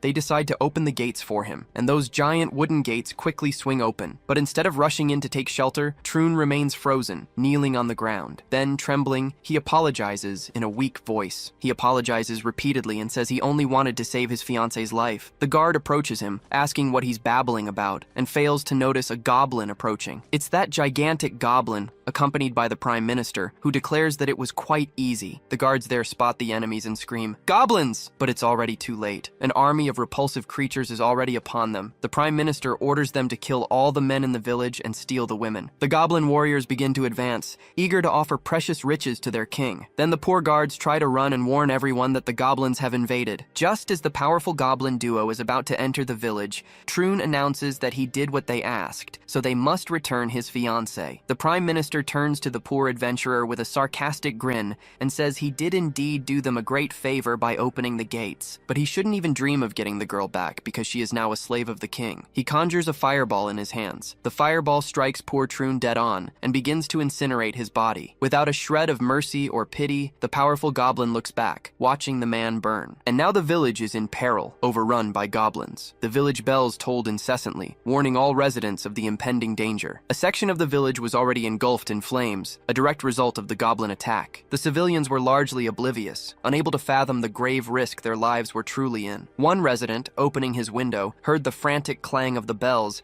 and wondered what chaos was unfolding outside. But before he could even react, a goblin leaped from the rooftop, hurtling straight at him. It plunged its crude dagger squarely into his chest, taking his life in cold blood. Other civilians nearby noticed the monstrous creature and began to scream in terror. But quickly, more goblins swarmed into view, immediately falling upon the men to slaughter them and abducting the women. The village was plunged into utter chaos, countless people screaming in agony, pleading for their lives. The bell continued to toll, a desperate plea for help, hoping to alert someone, anyone, to their plight. Not far away, Alice was walking, carrying a heavy box of apples. She noticed flames and thick smoke billowing from a section of the village. A knot of concern tightened in her stomach. What was going on? She decided to quicken her pace, breaking into a run to investigate. She soon encountered several civilians, panicked and screaming for everyone to flee. Utterly confused, the girl tried to ask what was happening, but the panicked villagers offered no answers, only continued their frantic flight. Finally, a terrified elderly man stumbled towards her,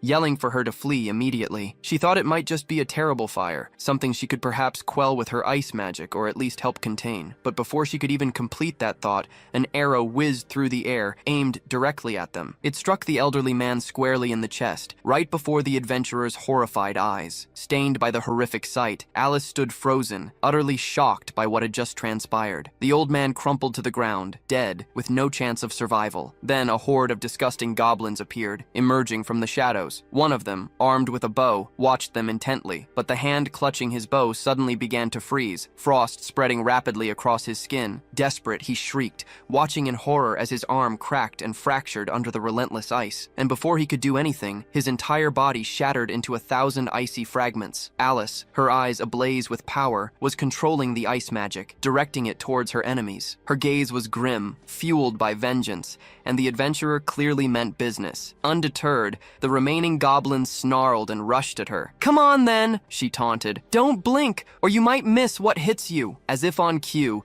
a flurry of razor-sharp ice crystals began forming around her. Several enemies lunged at her, daggers glinting in their hands, but Alice deftly positioned herself, raising her sword. With a surge of magic, she conjured more jagged ice crystals. The crystals shot forth, impaling the goblins and ending several of their lives instantly. But her back had no eyes, and a cowardly goblin had already positioned himself behind her, knocking a bolt into his crossbow. He fired the bolt before the adventurer could even register his presence, but an impromptu wall of ice materialized, blocking the bolt and shattering it mid-flight. This stunned the cowardly, large-nosed goblin, for it was the magic emanating from Alice herself, swirling around her, that had formed the protective ice barrier. The girl gathered momentum and leaped gracefully into the air. Crystalline wings of ice burst from her back and she cried out, "In the name of justice, I will send every one of you monsters back to hell." The enemies were clearly stunned by this sudden, powerful display of ice magic. They knew they had to finish her before they all froze to death, and so they began to unleash a barrage of arrows. But our agile adventurer soared through the air,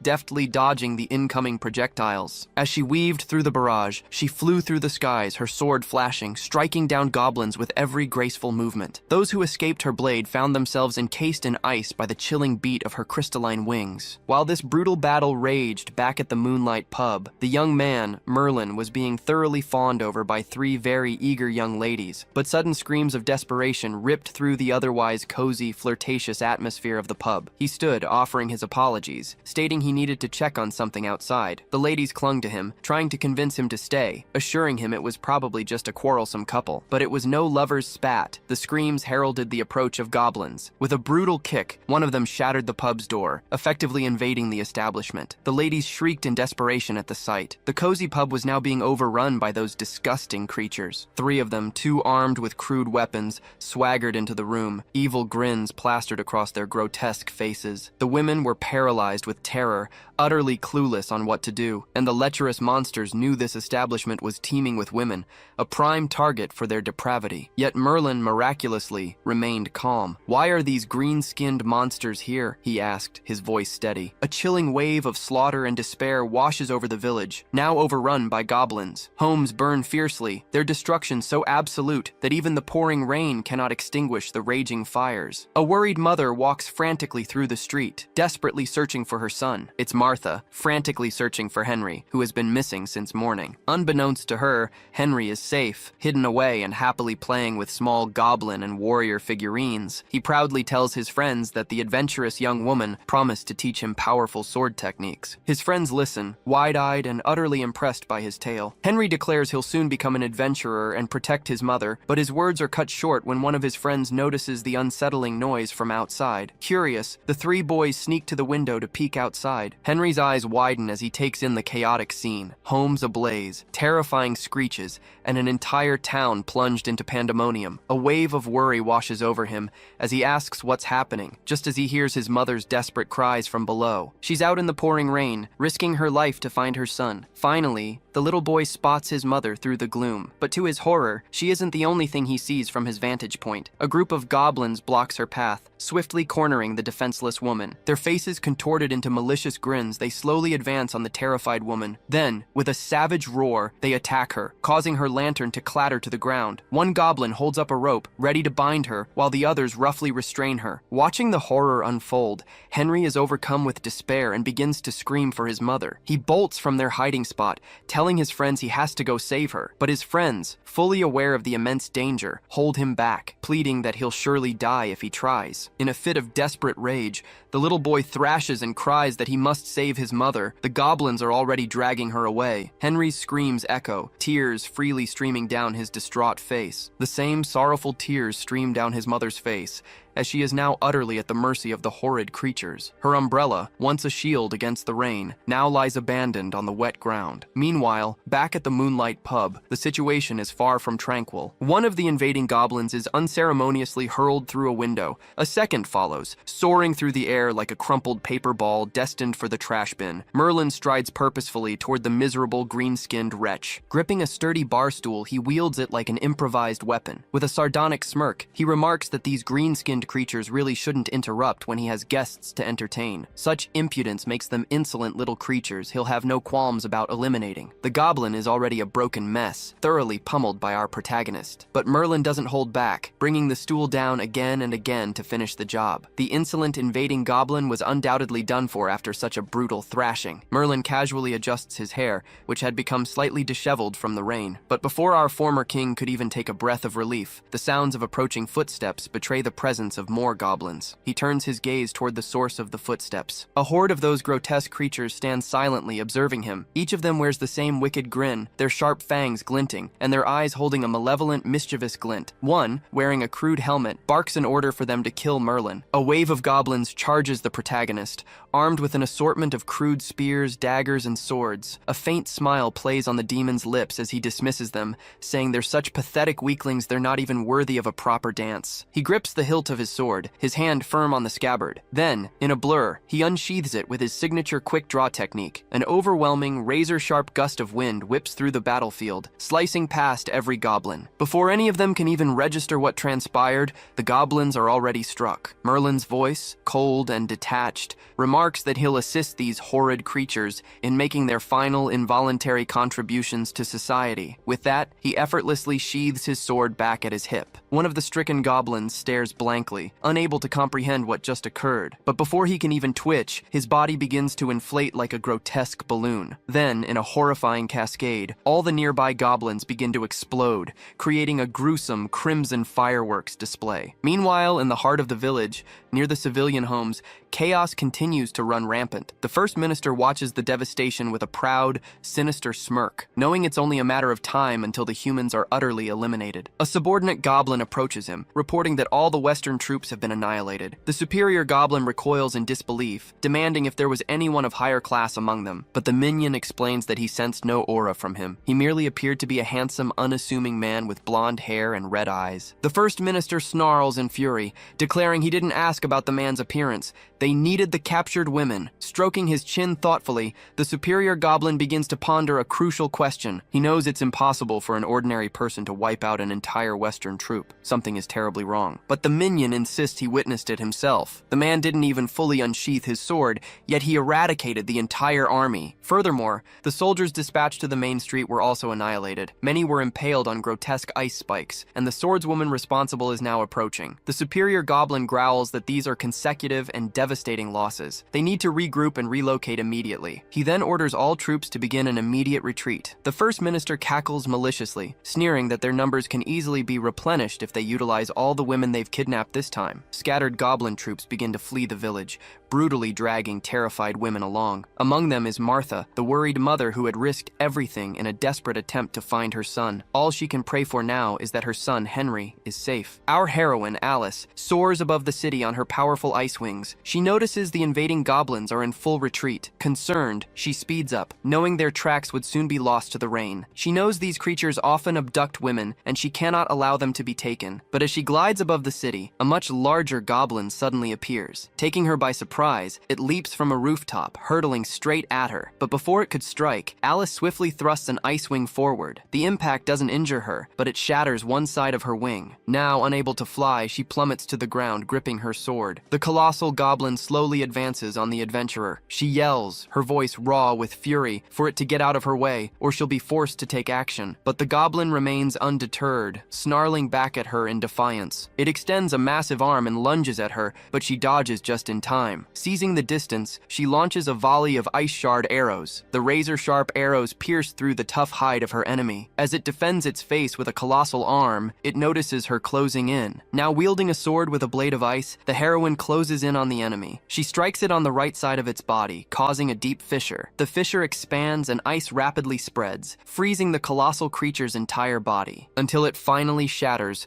crumbling like a magnificent ice sculpture. Alice emerged victorious, but she knows time is of the essence. Within the village, no other goblin groups are visible. It appears the giant was only there to delay her. She realizes they've all fled before she could intervene. Just as Alice feared, the abominable creatures surely abducted the women from the village, rainwater pools mingling with the shards of ice she created. The scene is truly heartbreaking. All that's left of the village are sobbing children crying out for their mothers. She reckons the goblins won't immediately proceed with their captives, which gives her a small window of opportunity. The village bell begins to toll loudly once more. The surviving civilians know this means the village chief is calling for an assembly, so everyone takes shelter in the church, where many of the wounded are already being tended to. The leader asks them to gather, explaining that many people were captured and taken to the mountains, and they need to devise a plan. Even as the chief, he cannot decide on this matter alone. One man, trembling with fear, says they should forget about it, that there's nothing to be done. Two other men whisper about how terrifying those goblins are, and how impossible it is to save the kidnapped people. But Henry steps forward, interrupting their chatter, and declares that his own mother was taken by the goblins. Everyone here has had family taken, and he's certain they are waiting for rescue. This is the moment to fight for those they love. If they do nothing, they will surely go to hell. But an older man sharply cuts Henry's speech short, calling it all nonsense. It's the pastor, who arrives displaying all his pomp with an air of self-importance. He raises a hand, declaring that no one will go to hell, for the goddess of light will show mercy to the wise. The village leader kneels, asking if the pastor has a solution to this predicament. All the remaining civilians follow suit, clamoring for the pastor's aid. The pastor reassures them, stating he will free them from their sins in the name of the goddess of light. Then everyone there begins to pray to the goddess, obediently. Raising his holy book, the pastor declares them too weak to do anything against those who kidnapped their families, so they must remain there and pray. He then recommends that everyone whose loved one was kidnapped should take a copy of the holy book and pray. One of the civilians asks if their loved ones will truly return if they start praying. Another man claims he was once captured by goblins, and by praying fervently, he is now safe. Everyone crowds around,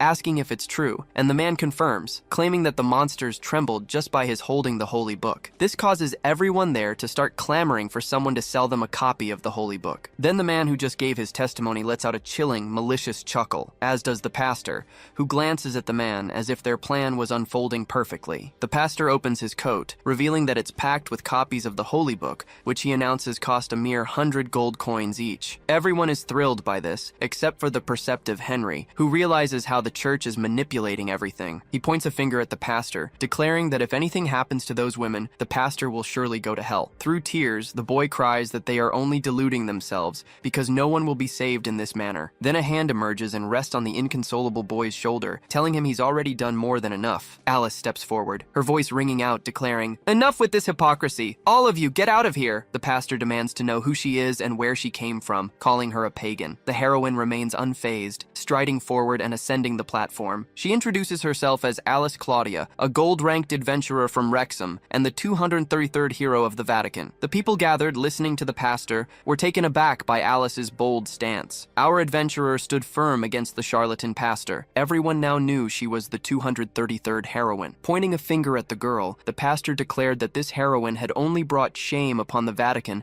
by failing her mission and for the rumors of her having laid with Lucifer. But she didn't even bat an eye, stating she wasn't there to discuss her past, but to put an end to lies and manipulation. She was certain that if the Pope heard what he said, he would be sorely disappointed in the pastor, but he retorted, warning her not to dare criticize him. Then, her eyes fixed firmly on the pastor, Alice made a decision. She deftly swung her sword towards the false pastor and pressed the tip of the blade against his neck, barely a hair's breadth from piercing him. The old man began to sweat profusely, terrified of what the girl might do next. Alice taunted, "If you truly believe the goddess of light always saves, you should be praying right now, but you're not even worthy of risking your life." The man crumpled to his knees, utterly defeated. He bowed repeatedly, begging her for forgiveness, but she simply ordered him to disappear. Then the young woman took on a voice of leadership, declaring that she knew they feared death and had retreated into something as futile as prayer. But now, that was a cowardly decision, and the gods would never aid the foolish. In life, there were situations where one couldn't give up just because a task was difficult. People had been abducted and were awaiting rescue, so they had to fulfill this duty. Henry watched it all, awestruck by the adventurer's words. She raised two fingers and told the civilians they had two options at this moment. They could choose to remain in the village and live with the guilt until the day they died, or they could take up arms and fight for the people they loved. Then she requested the village chief to provide her with the location of the goblin nests. Their leader, the Goblin King,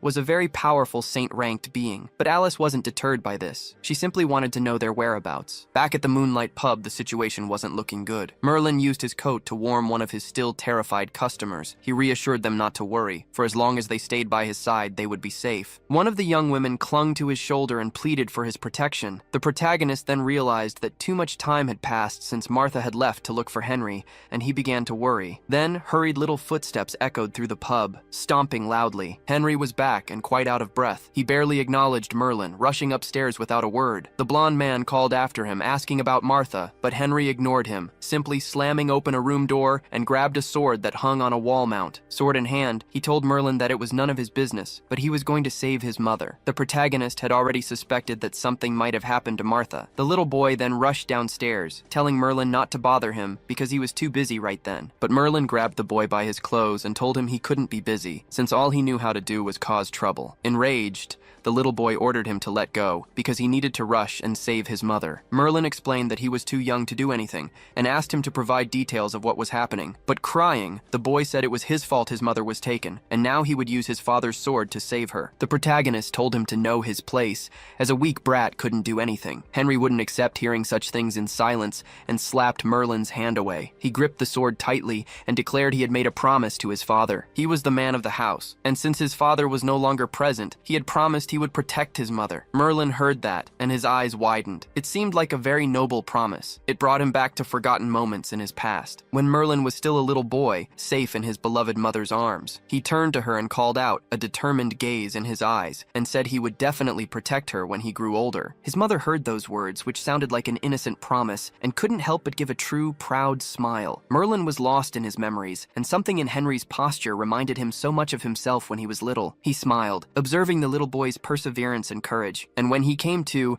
Henry was already gone, walking with difficulty, clutching that sword almost his own size. Merlin thought, honestly, these hot-headed idiots really know how to cause trouble for everyone else. The young women who were with the protagonist were worried and asked about him. He looked at them and earnestly requested that they only leave the premises. When dawn broke, the green-haired young woman asked what he was going to do, as it was very dangerous outside now. But Merlin began to adjust his clothes, a smile gracing his face. He took his coat that was hanging on the wall and put it on, leaving the pub and saying that perhaps he was a hero and could actually do some good. The village gates stood open, signaling the start of the rescue mission for the kidnapped women. Alice immediately took the lead, her resolve burning bright as she focused on her mission. But then, something along her path caught her eye. A faint voice reached her, and a wounded, trembling hand lifted from the ground. It was Troon, badly wounded and sprawled on the ground. Alice urged him not to waste his precious energy speaking, assuring him that the villagers would arrive shortly to save him. The man seemed visibly relieved by her words, turning his gaze upwards. As he did, a small detail about the girl caught his attention. She bore the adventurer's crest, and he recognized her immediately. Alice, the golden adventurer. Mustering his last ounce of strength, he clutched her hand. Troon then painfully knelt, pleading with the heroine to save his fiancée. He confessed he'd had no other choice and was deeply ashamed, but he begged the young woman for her forgiveness. With a firm voice, Alice told him to raise his head, reminding him that adventurers must always carry themselves with dignity. She took the insignia from Troon's body, declaring she would hold onto his crest for a time. Then she asked the name of his fiancée, and he replied, Afra Cecile. With a reassuring smile, she promised that his fiancée herself would return the insignia to him later. Impressed, Troon watched the determined girl continue on her path. As a final warning, he called out that the Goblin Emperor was a saint-class being, urging her to be careful. A flicker of insecurity crossed Alice's face. She knew she was no match for an enemy of such a high class. Merlin's harsh words echoed in her mind, that those without exceptional talent must keep their feet firmly on the ground. She refused to give in to fear or abandon her quest. She gripped her sword tightly, prepared for any and every challenge that lay ahead. Our adventurer knew that above all else, she needed to believe in herself. Sometime later,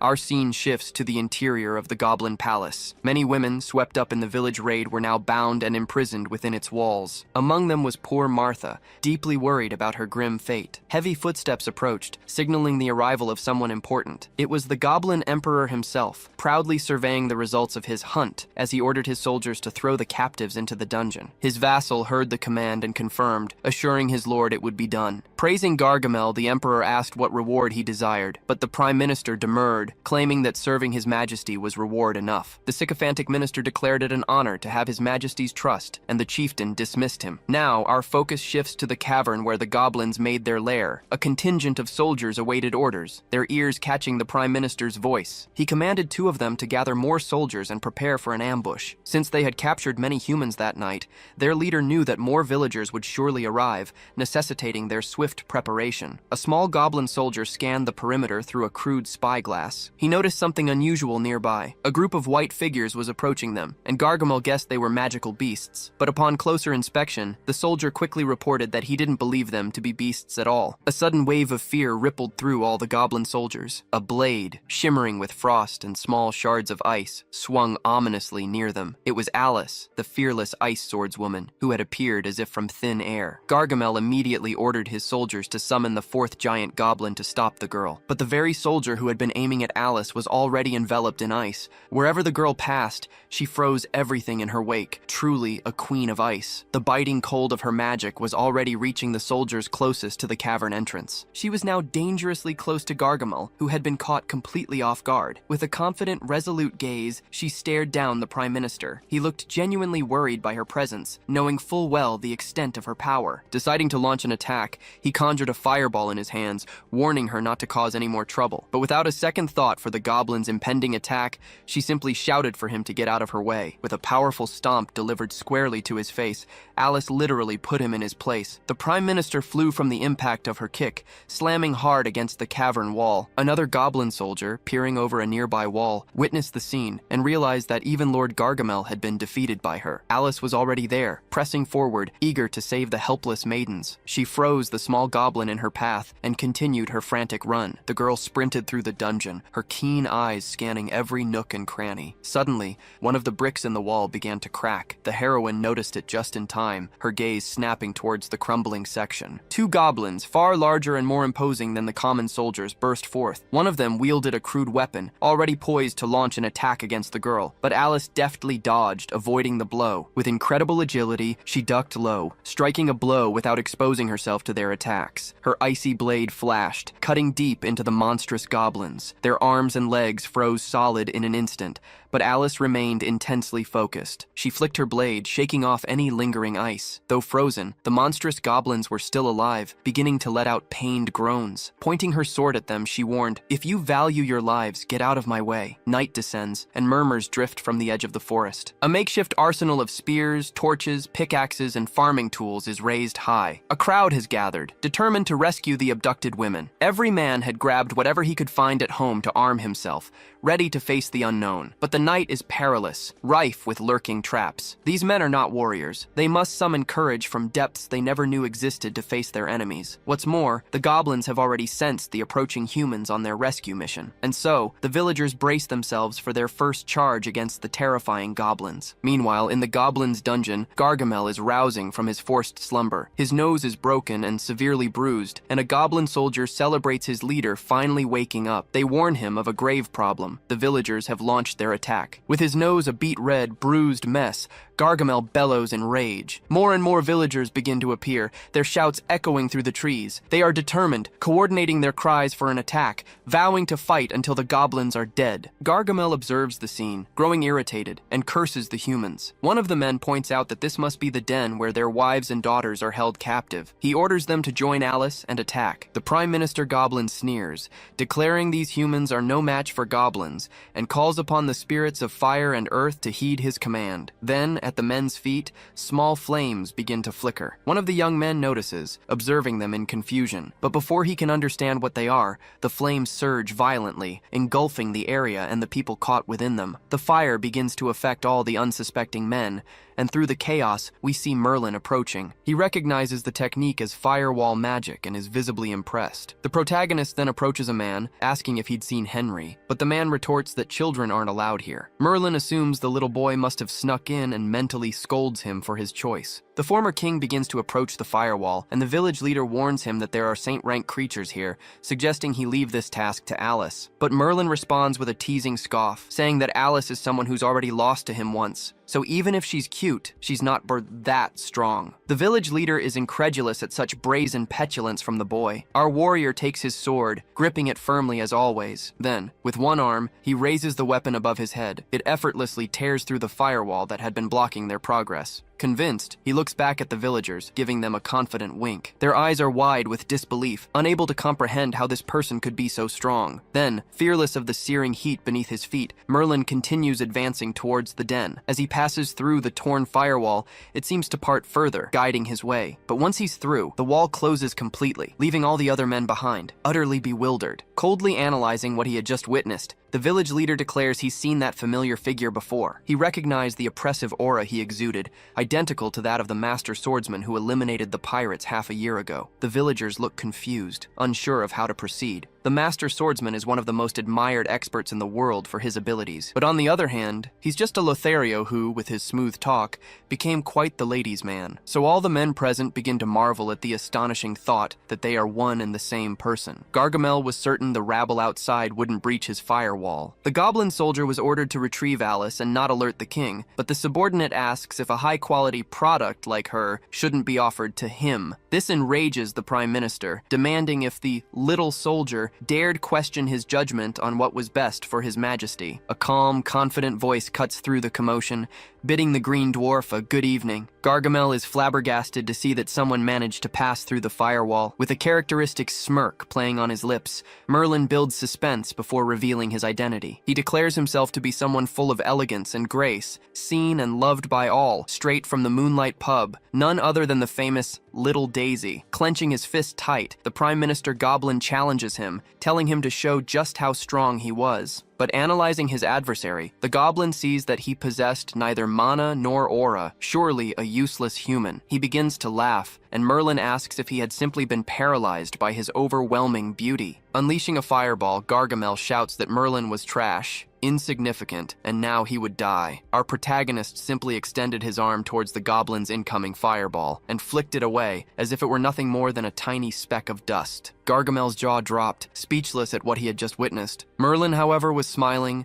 even more confident than before, utterly in his element. Summoning other spirits, the Prime Minister thinks something is strange. How had that boy managed to destroy his fireball? The protagonist is now wreathed in flames, gripping his sword firmly. Gargamel channeled all his strength, forming a fiery tornado around the warrior. And now he believes the blonde-haired human wouldn't escape this powerful attack. But without a single scratch, Merlin stood there, perfectly unharmed, and asks if the goblin actually thought that kind of magic would work on him. Eyes wide with horror, the Prime Minister realizes he'd need a fresh pair of trousers once this battle was over. He believes Merlin must have used artifacts to defend against that attack and begins preparing a spear. The villain hurls the flaming spear, which leaves a fiery trail as it hurtles towards the blonde. But to the green dwarf's astonishment, Merlin effortlessly caught the spear, and with a sharp, mocking air he asks if that was what he called a spear of destruction. Even more terrified, Gargamel's mind reeled. He couldn't comprehend any of it, stammering that it was impossible. To top it all off, Merlin crushed the spear of destruction with a mere clench of his fist. The protagonist is disappointed, saying he expected some generic villain lines, or at least something more his level. But snapping his fingers, the goblin declared his tricks weren't over yet. The shattered fragments of the spear began to crackle even further, and a colossal fiery blaze erupted around Merlin, spiraling into an even larger tornado. The power was so immense that even the villagers, standing some distance away, could clearly see it. Gargamel, proud of his power, screams that Merlin would be reduced to ashes. But surprising everyone, the protagonist still stood there, firm and unscathed. With a mere flick of his arm, he swept away all the raging fire that had spread before him. The Prime Minister was so stunned by this display of power, he was on the verge of tears. Merlin tells him he deserves congratulations because his magic is formidable but far too weak against him. And the one thing he hated most was anyone who tried to seek out his weaknesses, especially those who underestimated him. Then, in a move as swift as a blink, the protagonist appeared behind Gargamel and ordered him to sleep forever. He swiftly unseated his sword from its scabbard, a subtle, almost imperceptible movement. Gargamel was frozen by the motion, yet still seeing and comprehending everything around him. Stammering, he managed to ask why Merlin hadn't drawn his sword to kill him. And gazing fixedly at the Goblin Prime Minister, the protagonist resheathed his sword. He further humiliated his foe, stating that he didn't draw his sword for weak creatures like him. To finish, he dusted off his clothes, ensuring they remained impeccable even after the skirmish. Then he continued on his way, remarking that it's truly a shame to be so strong. It makes finding worthy opponents so difficult. In the dreadful goblin dungeon, a lone soldier stands guard. Martha is among the prisoners, desolate and filled with dread. The cries of women and a wave of panic echo, signaling that something is happening near the cells. A goblin soldier collapses unconscious to the ground, creating a sudden commotion. A sharp blade shatters the lock of one of the cages. Martha seems to recognize her rescuer. It's Alice, who opens the cell door and asks if everyone inside is all right. The desperate women begin to rush out of their confinement. Martha approaches Alice and grips her shoulders, asking if she knows if Henry is safe. Alice explains that he is fine and is waiting for her safely in the village. This deeply moves the poor mother, who begins to cry. Alice urges them to take advantage of the empty corridor and escape. The clatter of the young women's footsteps echoing through the corridors shatters the dungeon's silence. Martha takes charge, shouting for all the women to move quickly. Then Alice begins calling for Troon's fiancé, Cecil, asking if anyone knows her. A young blonde woman approaches the adventurer, identifying herself as Cecil. Alice explains that she was looking for her on behalf of her fiancé, Troon. Cecil seems to be paying attention to the heroine, but then notices something strange behind her. In that exact moment, she widens her eyes, startled by what she sees. A gigantic shadow, much larger than Alice, looms right behind her. The heroine senses something strange and turns to look. Quickly, she shoves Cecil's body with all her might, pushing her out of danger. But she ends up being struck by the brutish goblin's gigantic weapon. The force of the impact sends her bouncing from the floor to the ceiling. This severely injures our poor heroine. The young women who were prisoners, including Cecil, worry about Alice's well-being. The weapon that struck our girl is dragged across the floor, and its owner declares that she must be the rat who infiltrated while he was bathing. It is the Goblin King who badmouths Gargamel for letting her pass and leaving him to deal with it. He strides past the women gathered there and casts an evil gaze upon them. Then, extending his hand towards them, he warns that if they attempted to escape, he would torture them. The young women are utterly terrified by that threat. They shriek and shrink back in fear. But suddenly, His Majesty is surprised by an ice cage forming around him. Even injured, Alice is using her ice power,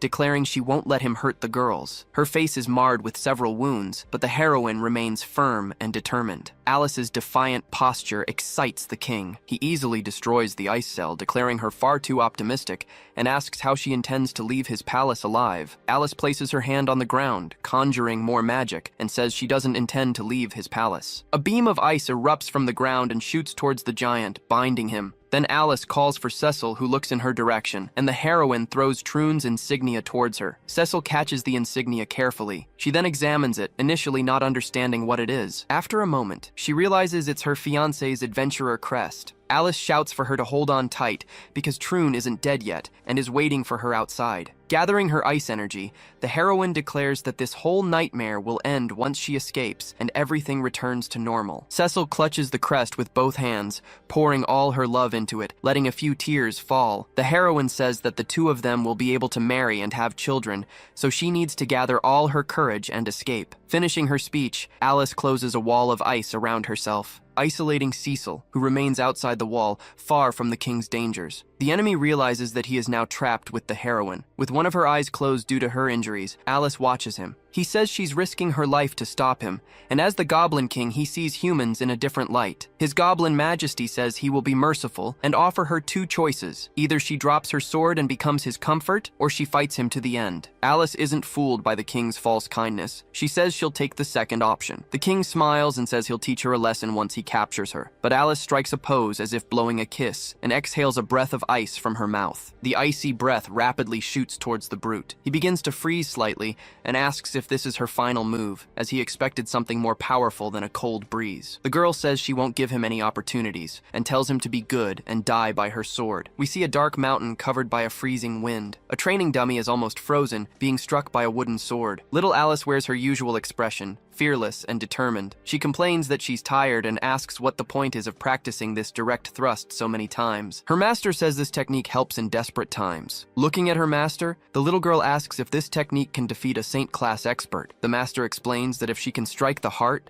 combining magic with martial arts, even if an enemy doesn't die, they will be incapacitated. The little girl also complains that it's difficult to hit a Saint-class opponent, but the teacher explains that she can use different methods to achieve it. Back in the present, Alice, recalling her master's teachings, is completely focused. She plants her feet firmly on the ground, preparing for her next offensive, and with unparalleled strength and determination, she charges at the enemy. Meanwhile, not too far away, Henry is falling flat on his rear. An enormous goblin, much larger than him, says he never expected a rat to enter the goblin palace. Then the troglodyte raises his staff, ready to attack Henry. The poor little boy has nowhere to run and puts his arms in front of his face, trying to defend himself. He waits for the attack to come, but realizes it's taking longer than expected. So he decides to peek, opening just one eye to see what's happening. Henry sees that Merlin has appeared to save him, making a swift cut to the green brute. In mere seconds, the giant falls defeated, and Henry is safe and sound. Stammering and still surprised by what happened, he calls Merlin. He can't believe the man is so strong. The goblin couldn't even defend itself and was killed by a single attack. Merlin jokes, saying the boy was very brave, so he'll give him 99 out of 100 points. But since he wasn't obedient and came here alone, he'll lose those 99 points. So in the end, he has 0. Still impressed, Henry thinks that Uncle Merlin might actually be a very strong swordsman. So from the beginning, he wasn't bragging for nothing, and the boy had been wrong about him. His eyes shone with admiration. Merlin asks if he's all right and if he's hurt. Changing his attitude completely, Henry clings to the protagonist's leg and begs him to please teach him his swift draw. Merlin shouts that he wanted to teach him before,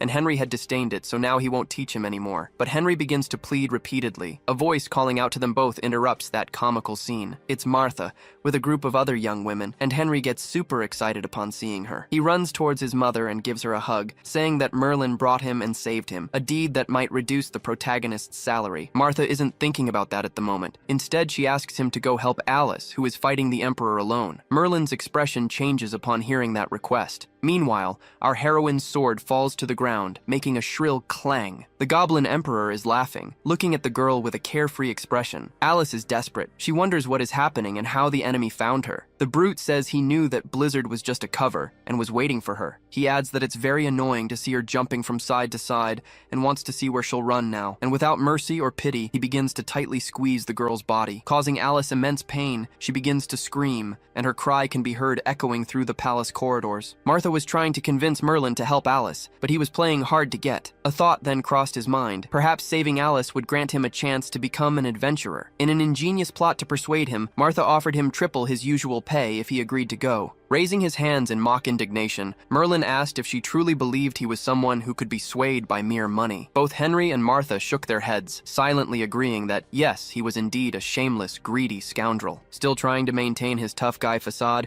he muttered that he had nothing to lose by lending the girl a hand. Martha urged him to be extremely careful, while Henry, ever practical, implored him to return safely so he could teach him the quick draw technique. With a smirk, Merlin turned and headed towards the heroine. He told them to just wait, because he was bringing Alice back. At the sight of the battle between Alice and the Emperor, a desperate scream echoed. The cruel Goblin King held her in his massive hand, his grip tightening relentlessly around the girl's body. He leered at the horrific scene, remarking that he was beginning to enjoy her more with every sound she made. As the agony of her body being crushed overwhelmed her, Alice desperately tried to hold on, but then a spear of ice descended from above, piercing the Emperor's arm. Bewildered by the sudden attack, the enemy questioned if it had come from above. His gaze then drifted upwards, and he realized the heroine had covered the entire ceiling with sharp stalactites. "When did you do that?" he roared. Even gravely wounded and with her voice barely a whisper, the girl smiled, declaring it the divine ice's retribution. And with that, all the stalactites began to rain down upon the Emperor like a lethal hail of icy lances. The onslaught forced him to release her,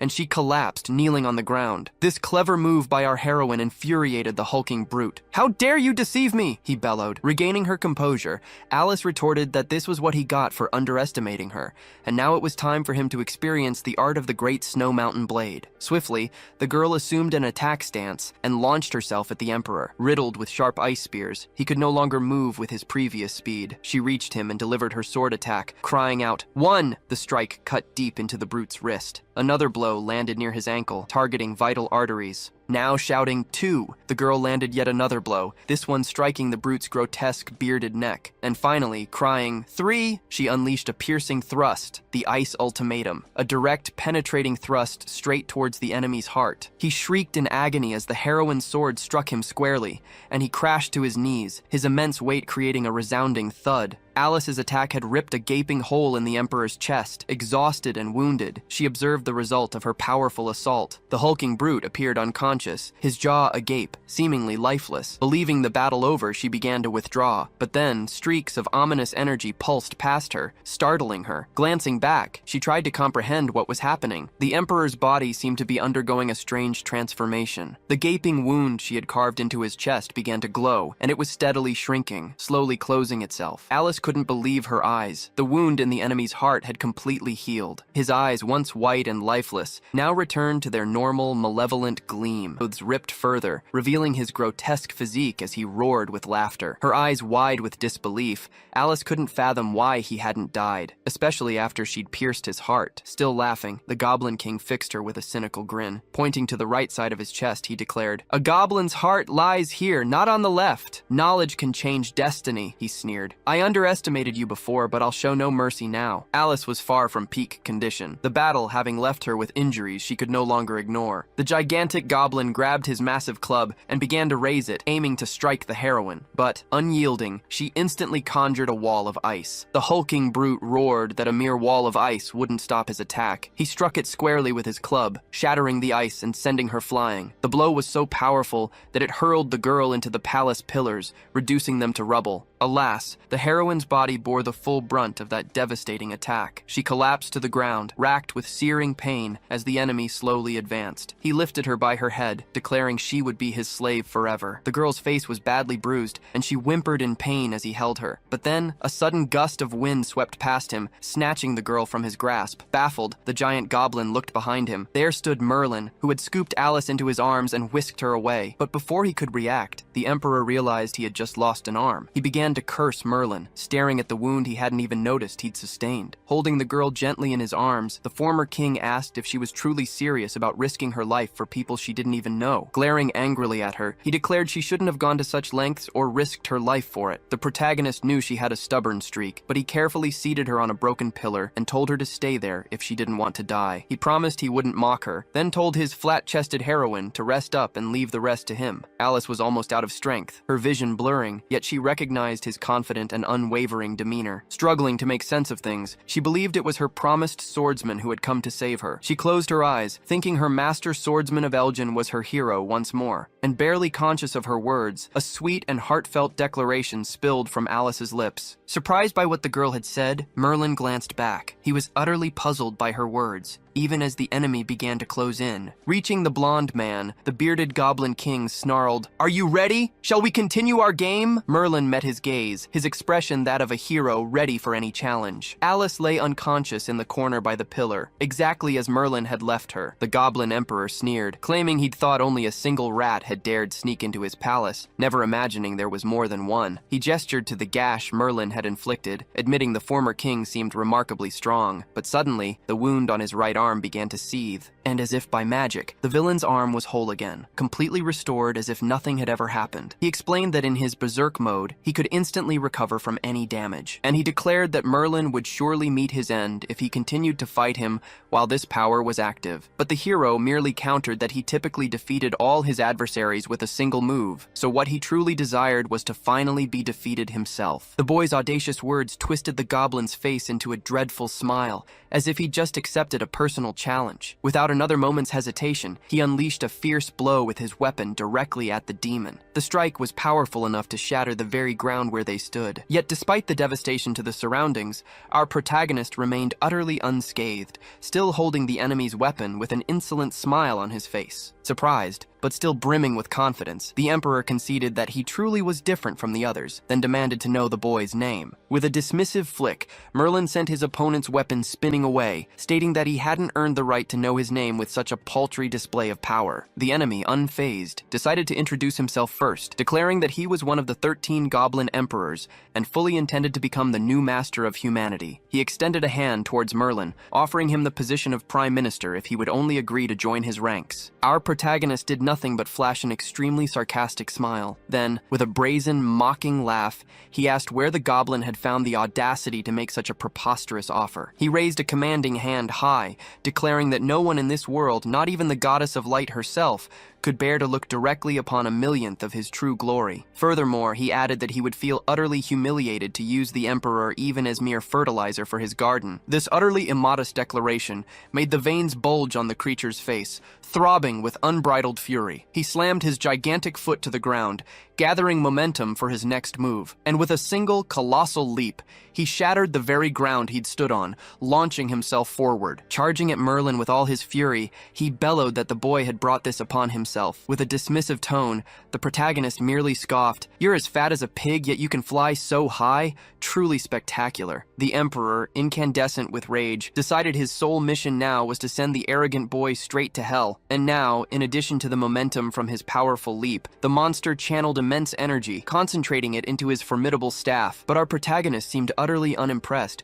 merely observing the hulking foe's movements. The villain completed his strike, unleashing an incredibly powerful slam with his staff onto the ground, a blow capable of ripping stones from the earth and creating a deafening roar. The blow was so devastating that smoke actually billowed from the goblin's staff. He laughed maniacally, claiming that even a high-ranking individual would meet a horrible end from such an attack. But our former monarch never ceased to surprise. He reappeared completely unharmed, calmly asking if that truly was the Emperor's strongest move. The enemy was utterly incredulous, but Merlin didn't give him an inch, simply stating that now it was his turn. Then, with sudden, overwhelming speed, he charged straight for the gargantuan enemy, his sword flashing in a swift, deadly arc. This left the Emperor momentarily stunned, but before he could even comment on Merlin's blinding speed, something unexpected happened. A sharp, searing pain tore through his body, one he couldn't possibly ignore. A horrifying gash appeared precisely down the middle of the villain's body, a testament to the former king's lightning-fast assault. What's more,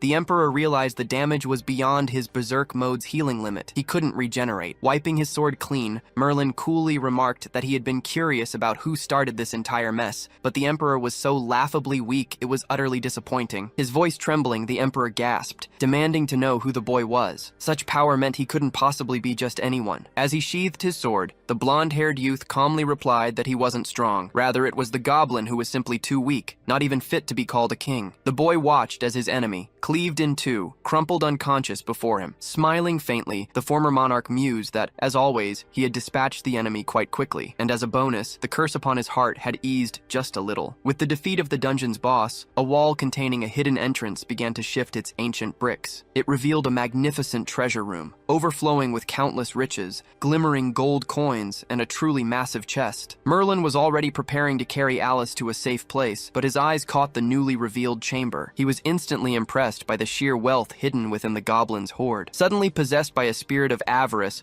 our protagonist found the sensation of being blinded by the shimmering gold coins utterly marvelous. But just as he stepped closer to lay his hands on those glistening beauties, a brick crashed down, landing squarely on his head. The entire palace was collapsing. Parts of the ceiling began to rain down like a deadly shower of stones. Merlin muttered that their battle must have destabilized the entire underground city, causing it to collapse. He quickly calculated that if he acted fast, he could snatch a portion of the treasures, but there was no way he could escape with Alice in tow. He himself could probably withstand the collapsing debris, but she wouldn't survive. She would undoubtedly be buried alive. Our former monarch's mind raced, his gaze flicking between the endless cascade of riches. But at the same time, he looked at unconscious Alice, completely unable to escape on her own. With time rapidly running out, he had to make a choice. The entire structure continued to collapse and crumble at an ever-increasing pace. And so our protagonist made his decision. He scooped up the girl, holding her tightly in his arms, determined to escape. A disgruntled shout escaped him. "Alice, you truly are my nemesis! Instead of millions of coins, I'm saving you!" Outside the palace, the men who had been waiting for their women could barely believe their eyes. They were back. The young women, overjoyed, sprinted towards their families. It was a heartwarming reunion that touched the soul of everyone who witnessed it. But just as the warm embrace settled, the village elder pointed towards the mountain, urging everyone to look. In the distance, a massive section of the gigantic mountain was visibly crumbling. The villagers immediately recognized the site as the former location of the goblin's underground palace. Henry's heart pounded in his chest as worry gnawed at him for his uncle Merlin and his big sister Alice, but a gentle hand settled on his shoulder, offering comfort. It was his mother Martha who reassured him not to worry. Uncle Merlin was too clever. He would definitely escape unscathed. Martha's confidence brought a wave of relief over the little boy, who smiled, agreeing that she was right. Through the billowing smoke of the mountain's destruction, silhouettes became visible, drawing closer and closer. As they drew close enough, it became clear. It was Merlin and Alice, having escaped the collapse. The crowd surged forward to check on them, ensuring they were both safe and unharmed. Everyone rushed to greet Merlin, admitting they had misjudged him. He wasn't just a useless gigolo after all. He was a true hero. But despite the outpouring of praise, the blonde man seethed internally, frustrated that he hadn't managed to snag all that magnificent treasure that had been ripe for the taking. Some time passed and our scene shifts to the Moonlight Pub. Alice lay resting in bed, still badly wounded and unconscious. Merlin approached her bedside, remarking that she'd only be in further danger if her injuries weren't treated. With a mischievous smirk,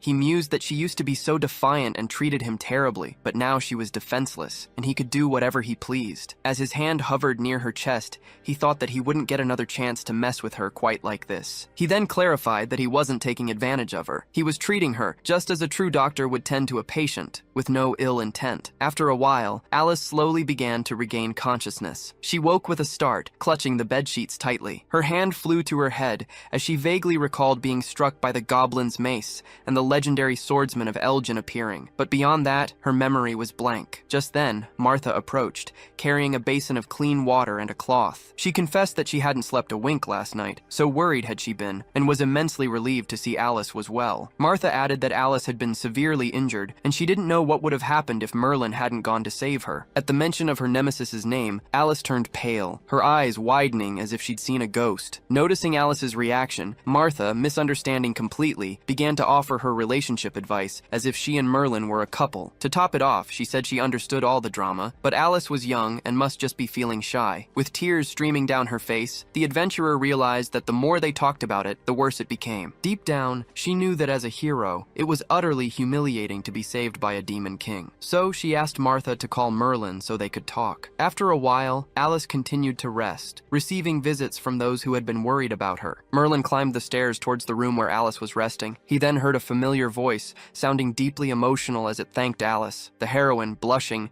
insisted they didn't need to thank her, and expressed how happy she was to see them both safe. Troon and Cecil were together, having come to show their gratitude. Thanks to the girl, they were both alive. She had saved their lives. The young man declared that the couple would remember her heroic deed forever. Merlin heard it all from the hallway. He mused that people were respecting and thanking her. Perhaps being a hero wasn't so bad after all. He even felt a pang of jealousy towards Alice. He then watched the couple exit the room where they had been speaking with their heroine. The former king then entered the room, asking the girl if she was feeling better. Alice met Merlin's gaze with a cold, slightly angry look. He sat in the chair next to her bed, stating that he'd heard she'd called for him, and asked what she wanted. Unable to disguise her disgust, she said she wanted to express her gratitude for him saving her. Then, turning her face away, she warned him not to misunderstand. She merely didn't hate him at this very moment, but she certainly hadn't forgiven him. Impressed by the girl's spirited attitude, Merlin hadn't expected her to feel she owed him her life, but he'd at least anticipated some genuine emotion and gratitude. He declared that he wouldn't accept that. She had to pay him back. He wasn't going to save her for nothing. Leaning closer to the girl, he asked if she would agree to recommend him to become an adventurer, but Alice shouted angrily that she would absolutely not do that. The former king remarked that this was disappointing, asking if she truly intended to treat the person who saved her life in such a way. Pointing her finger in his face,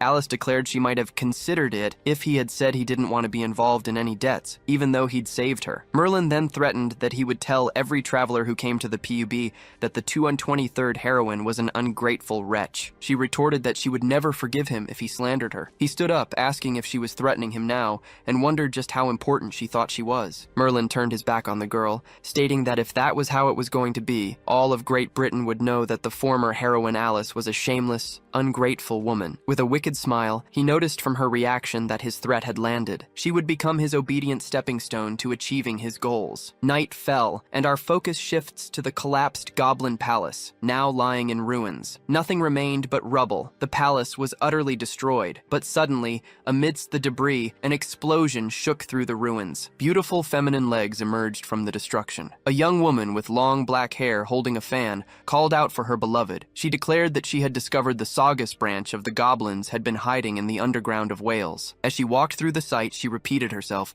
calling out for her beloved once more, until she stopped opening her fan and announced that she had found something. She raised her hand, and purple energy began to emanate into the air. A chunk of stone began to float under the mysterious woman's power. She then commanded it to reveal its true form. The stone block began to shift, its components starting to rearrange. They separated into several distinct cubes, floating in the air, and from within them, a key was revealed. The young woman began to laugh, reaching out to grasp the key. With a wicked smile, she declared that she had obtained the third key to the army of hell. Clutching the key, the mysterious young woman gazed at the artifact. She held it tight, remarking that she'd gone through so much trouble to find this key, yet acquiring it was surprisingly easy in the end. At that very moment, a black hole-like anomaly materialized in the ceiling, calling out to Calzona. The woman instantly dropped to her knees, bowing deeply to Her Majesty. A mysterious voice emanated from the void, asking if she had obtained the key, and added that Ramos Saugus had been protecting it. The young woman replied that seemed to be the case,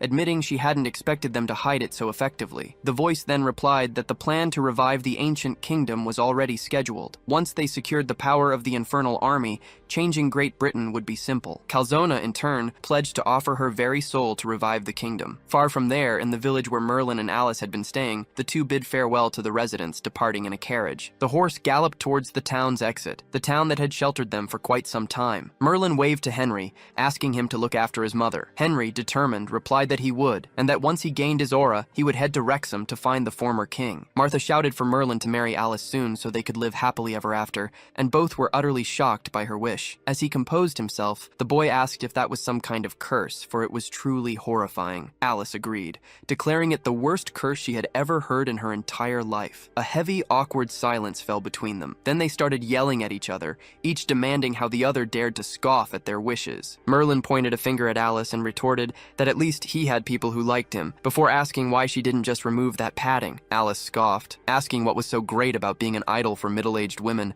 and declared that her padding was for protection, not for enhancing anything. The blonde boy burst into laughter, urging her to just admit it instead of making him die of laughter, and thereby avoid her debt. Suddenly enraged, the girl couldn't take it anymore and kicked Merlin, sending him tumbling out of the carriage. The boy managed to grab her leg, and the two began to bicker about why they were even traveling together, their argument growing increasingly heated. The carriage shook as if caught in an earthquake, and one couldn't help but feel sorry for the little donkey carrying the two noisy squabblers in such a situation. Drawing a rather distorted conclusion while observing the scene, Martha declared that they actually got along quite well, and so the journey to Wrexham had no moments of peace or calm. Our protagonists spent their time arguing or growling at each other over every conceivable topic. Thus, a week passed until they arrived at a new, large city. Despite her fatigue, Alice was excited to be back and wanted to head straight to the guild to send Merlin packing. While Merlin was contemplating becoming an adventurer, the two made their way to a grand building, Wrexham, the Adventurers Guild. Merlin entered with a flourish, opening the door with a confident smile on his face, while Alice was visibly fed up. But a loud noise drew the two youngsters' attention. Someone was attuning to a resplendent blue crystal ball. It was a mysterious knight, clad in armor that concealed his face. Everyone present was impressed and whispering about him. He was a saint-rank warrior, and they wondered who he could be. Alice explained that there were only 3 saint-rank adventurers in this guild, including the old master, and she never imagined she'd see one here. Merlin chuckled, remarking that when he was king,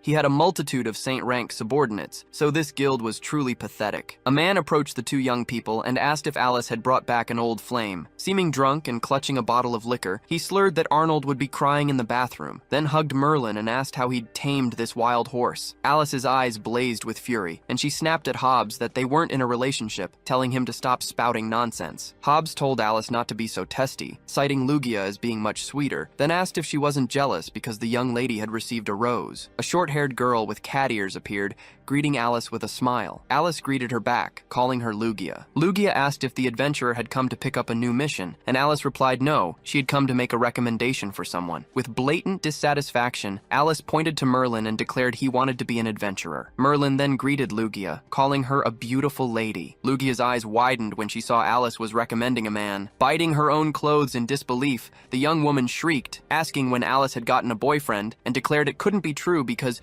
she was much more popular. Having to explain again, Alice gave Lugia a light tap on the head and told her the two of them had no such relationship and she could relax. The heroine explained that since he was listed as a wanted criminal, a fugitive, he therefore needed a recommendation to become an adventurer. Lugia said he'd come to the right place. By joining the guild, the bounty on him would be revoked and he would be allowed to pay off his debts while working. The young woman added that they would test his strength to determine his rank, and the higher the rank, the greater the rewards. Smiling, she told him not to worry if his initial rank was a bit low, as he could advance by gaining experience and taking on more missions. And then she remembered something important to tell him, the story of a 102-year-old elder who became a silver adventurer after completing 99 missions. But there was another way to advance ranks. By becoming stronger, one's rank would increase automatically. Merlin thus understood that what mattered was one's own strength. As the guild was quite fair, even a high-rank adventurer would be demoted if they didn't work for a long time or became a negative influence on society. Then the cat-eared girl pointed to the crystal ball in the middle of the hall and asked Merlin to place his hand on it to ascertain his strength level. With a roguish grin, Merlin declared that touching a crystal ball was too cliched, and it would be much more interesting to touch female airbags instead. But without further ado, he approached the crystal ball. Then, extending his hand, he announced that he would show everyone his strength and that all should tremble before him. The adventurers present in the guild were completely captivated by the protagonist's performance, but the moment he touched the crystal ball, absolutely nothing happened. He waited, and to his utter embarrassment, everyone around him grew disappointed. Lugia observed this and swallowed hard. It was an awkward situation. She said it was a pity, but there had been no reaction, and therefore, he couldn't become an adventurer. Everyone in the guild hall burst into unstoppable laughter as if at a comedy show. People commented that he couldn't even face a goblin, and that he probably didn't even know his own strength. Alice grabbed the boy's arm and whispered that he needed to use aura or mana when touching the ball, and he explained that in none of his battles had he ever used those, not because he didn't want to, but because he genuinely didn't possess them. Merlin said he probably defeated monsters because his quick loot level was very high, so he didn't need mana or aura to fight. Alice was astonished by that information, remarking that she couldn't believe it was possible to rely solely on sword techniques and nothing else. The former monarch asked Alice to treat him as an anomaly, since she had said he could be an adventurer with someone's recommendation. Alice didn't seem to agree much with that, but she accepted his request, as she owed him a favor. She leaned on Lugia's counter and asked if it would work if she gave him a recommendation, and added that she guaranteed he was qualified for the job. But Lugia said the guild had made it very clear that they wouldn't accept anyone who didn't possess at least low-rank strength. Merlin decided to put on a little show, propping his foot on a bench, and declared that if everyone there wanted to believe in a crystal ball, then they should tell the strongest fighter in the guild to come and battle him. If he won, the problem would be easily solved. Lugia thought this was the first time she'd seen something like this, and asked him not to make such jokes so casually. But with a serious look and holding his sword, he stated that he wasn't joking, and that he could even accept them all attacking him at once. But a pair of slippers shuffled towards him, and an old man with a long white beard decided he would test Merlin's strength. The elderly man, his face etched with age, steps closer to the protagonist, ready to accept the challenge. Everyone present is stunned. That's the old guildmaster Taylor, and he's personally accepting the proposal. He is Lugia's grandfather, a saint-rank expert who could fell a giant with a single punch. What's more, he invented the legendary thunderclap technique. The old man decides to take on the challenge because if he doesn't act, people will think there's no one left in the Wrexham Guild. This is exactly what Merlin is looking for. He extends his hand to Master Taylor and declares, "I want to fight now." The guildmaster replies that their current spot is too small. "We have a training hall in the back," he explains. "We should both go there." Glancing back, he instructs no one else to follow, stating firmly, "This battle is solely between the young man and me." Alice approaches the cat girl, remarking, "This is very strange." She then asks, what reason could the master have for not letting anyone watch? The old man is concerned about people's self-esteem. Normally, the power gap is so immense that even saint-rank challengers return in utter embarrassment. The adventurer is utterly shocked by this revelation. Lugia adds, "My father told me my grandfather has never lost a battle since he achieved saint rank." Taylor explains that since Merlin is an ordinary person and he is a saint rank, Merlin is allowed to use his full power. "If you can make me take even one step back," Taylor says, "the victory is yours." Merlin seems thrilled by the challenge, asking for confirmation if he truly can use his full power. He then grips his sword and warns the old man, "Don't blink, for my quick draw is incredibly fast." Holding his cane, the old man simply asks him to demonstrate his strength. A confident smile gracing his lips, Merlin executes his traditional sword movement towards the elderly man. The old man's expression completely shifts as he witnesses the boy's immense power. The sword flashes past the old man's face with incredible speed, and the power is so overwhelming that it pierces through the ground, destroying everything in its path. The blade's impact slices through the village, tearing through homes and shattering everything in its wake. Subsequently, the entire wall of the training hall was utterly destroyed. The old man is utterly dumbfounded by such power, his jaw hanging open in disbelief. He loses his balance and tumbles to the ground, startled. Still bewildered, he asks, "How could this happen?" Merlin reassures him not to worry, explaining he merely used the blunt side of his blade. "Had I used the sharp edge," Merlin adds, "the old man would be dead right now." Taylor ponders if he could have defended with his full power, but even in that scenario, he knows he would still have been instantly obliterated. As the day fades into evening, within the Wrexham Guild building, Taylor finds himself pondering the true identity of that man. Alice and Merlin are now talking after Merlin's brief encounter with the guild leader. Lugia waves to them both. She, the guildmaster, and a few other members are observing everything from afar. The cat girl asks, "Why did your grandfather go out of his way for him? And was there truly a need to display such power, especially since he destroyed so many houses?" The townsfolk, believing the master caused all that destruction out of anger at Merlin, are now asking if he's going to issue Merlin an adventurer's certificate. Taylor bangs his cane on the ground, demanding everyone's attention. Everyone immediately looks concerned, wondering if they've somehow angered their master. But with a slightly awkward smile, the old man states he has his reasons, declaring the matter closed and forbidding any further discussion. A beautiful sunset paints the city, bathing everything in hues of orange and red. The civilians remain astonished by the sheer scale of destruction in the streets. Alice and Merlin walk through the city, the girl observing the deep chasm carved into the ground by the former king's power. Merlin, looking quite smug, holds an adventurer's badge in his hand, a wide smile gracing his face. He recalls the master's words, "Mana and aura are the only standards the headquarters usually employs for examinations, but he would make an exception this time." He flips the badge over to read what's inscribed on its back. His name, occupation, and designated area are neatly etched into the metal. He thinks to himself that he hadn't expected it to be iron, meaning it's inferior to Alice's gold badge. She then asks, "Did you really defeat the guild master?" Merlin smiles, replying, "No, not really. True defeat would be death, and all I did was demonstrate my strength." He remarks that the guild master is quite ordinary, just a little stronger than the 7 generals I once commanded. That casual declaration strikes deep into Alice's heart, leaving her feeling unsettled and vowing to train harder to defeat Merlin and avenge this humiliation. Our protagonist, however, doesn't even notice her sour mood. He's utterly ecstatic about his new badge. He shouts to the heavens that he's now an adventurer, declaring that with the money he'll earn, he'll buy the most beautiful house in Great Britain. To deflate his sudden arrogance, Alice tells him, "You should stop boasting so much, especially since you're a weaker adventurer than me, and just go to sleep to dream whatever you wish." Those words pierce Merlin's heart like an arrow. He was called weaker than Alice. He yells back, "Only my rank that's weaker. I'll take a mission tomorrow and earn more money than she could in 10 years. The girl ignores him, declares they're finished, and simply walks away. The two part ways with a rather rude farewell. Merlin continues on his way, taking long strides to quickly distance himself from Alice. But suddenly, he stops, and a thought begins to nag at him. He digs his hands into his pockets, searching for something. He finds a horse racing ticket, but not even 2 coins to rub together. A chilling question washes over him like a cold wave. Where will he sleep tonight? To our protagonist's further misfortune, it begins to rain as night descends. A blue-haired woman passes by, holding a beautiful umbrella. He asks if she'd like a box of matches. Poor Merlin is now reduced to selling matchboxes,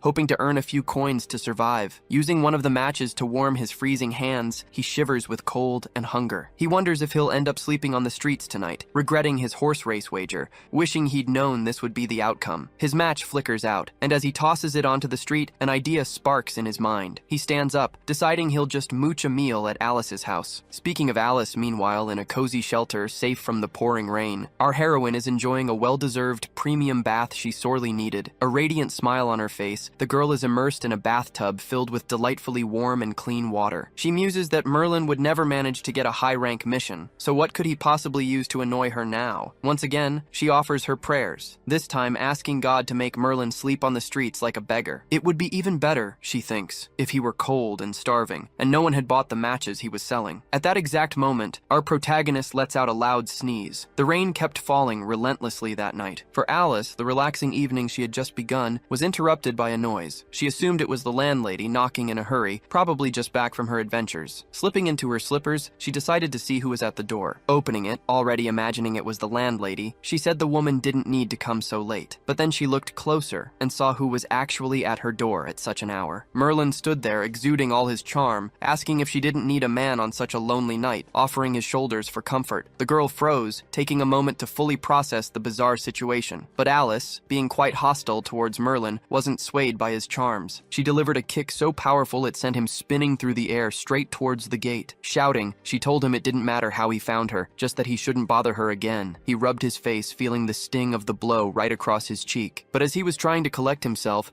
a man behind Merlin asked who he was and what he was doing in front of his house. Alice returned to her lovely bath, but once again, someone started knocking at the door. So she decided to grab her sword, to show she wasn't fooling around. And after putting on her pajamas, she yelled for him not to push his luck. But instead of Merlin, a petite old woman stood at the door, the landlady. Alice was startled to see the old woman there, and even more so that Merlin was with her. Angrily, the old woman stated that the rental agreement clearly prohibited weapons inside the house. And then, on top of the scolding she'd just received from the landlady, she heard a grumble from Merlin. He remarked that she shouldn't make such a fuss and ought to know not to use a sword in someone else's house. Alice's eyes blazed with hatred as she demanded how he dared argue with her, and he just gave her a cheeky grin. The landlady continued her lecture, telling Alice to mind her attitude. She pointed a finger at the girl and said that even as a stranger, she felt the need to tell her off. She shouldn't act like this with her husband right after getting married. The girl's jaw dropped, unable to believe what she'd just heard, the word married. Stuttering, Alice insisted she had nothing to do with that man. But as she was desperately trying to explain herself, Merlin cut her off. With a helpless, stray cat look, he asked if she was still mad at him and how she could possibly claim they weren't married. The old woman said that if that was the case,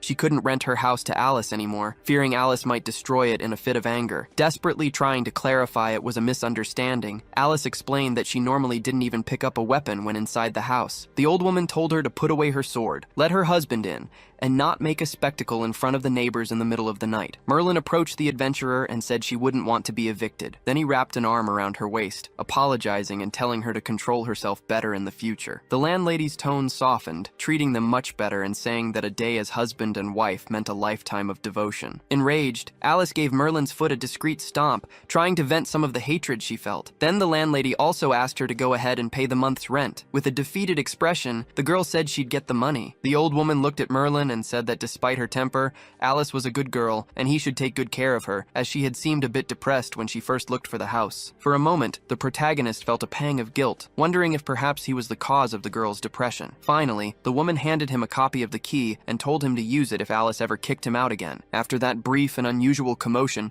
the house door was closed again and the landlady had left. Merlin threw his arms up in the air, celebrating that he now had a place to stay, and looking back at her, he said he had a suggestion. Alice should put her padding back on. But the exact moment he made that jibe, the tip of the girl's sword was pointed at him. She held her sword, declaring Merlin a bastard and vowing not to let that slide. Lightly holding her sword with his fingertips, he asked if she wanted to become a widow now that they were husband and wife. Alice shrieked, demanding to know what he meant by her husband, and called him a bastard. He spread his arms wide and said that the house would be a pile of rubble if he made any move, and she'd have to pay for it, so it was better to just leave things be. Filled with rage and vengeful thoughts, Alice finally asked what he wanted and if he planned on staying for free. The boy already made himself comfortable on the sofa. He winked at her, sending a smoldering gaze that usually worked on women, but not on Alice. Then he said he'd thought of a win-win situation, and she wouldn't want to kick him out after hearing it. Since he wasn't leaving until he spoke, she told him to just say it already. As he prepared his arguments, he grabbed a banana, explaining he was human and starving. Then, peeling the fruit, he asked what she thought about them renting the house together. He argued that she must be short on cash, and splitting expenses would be good, but she asked why she would do that with him if they were enemies. But Merlin said that was a long time ago,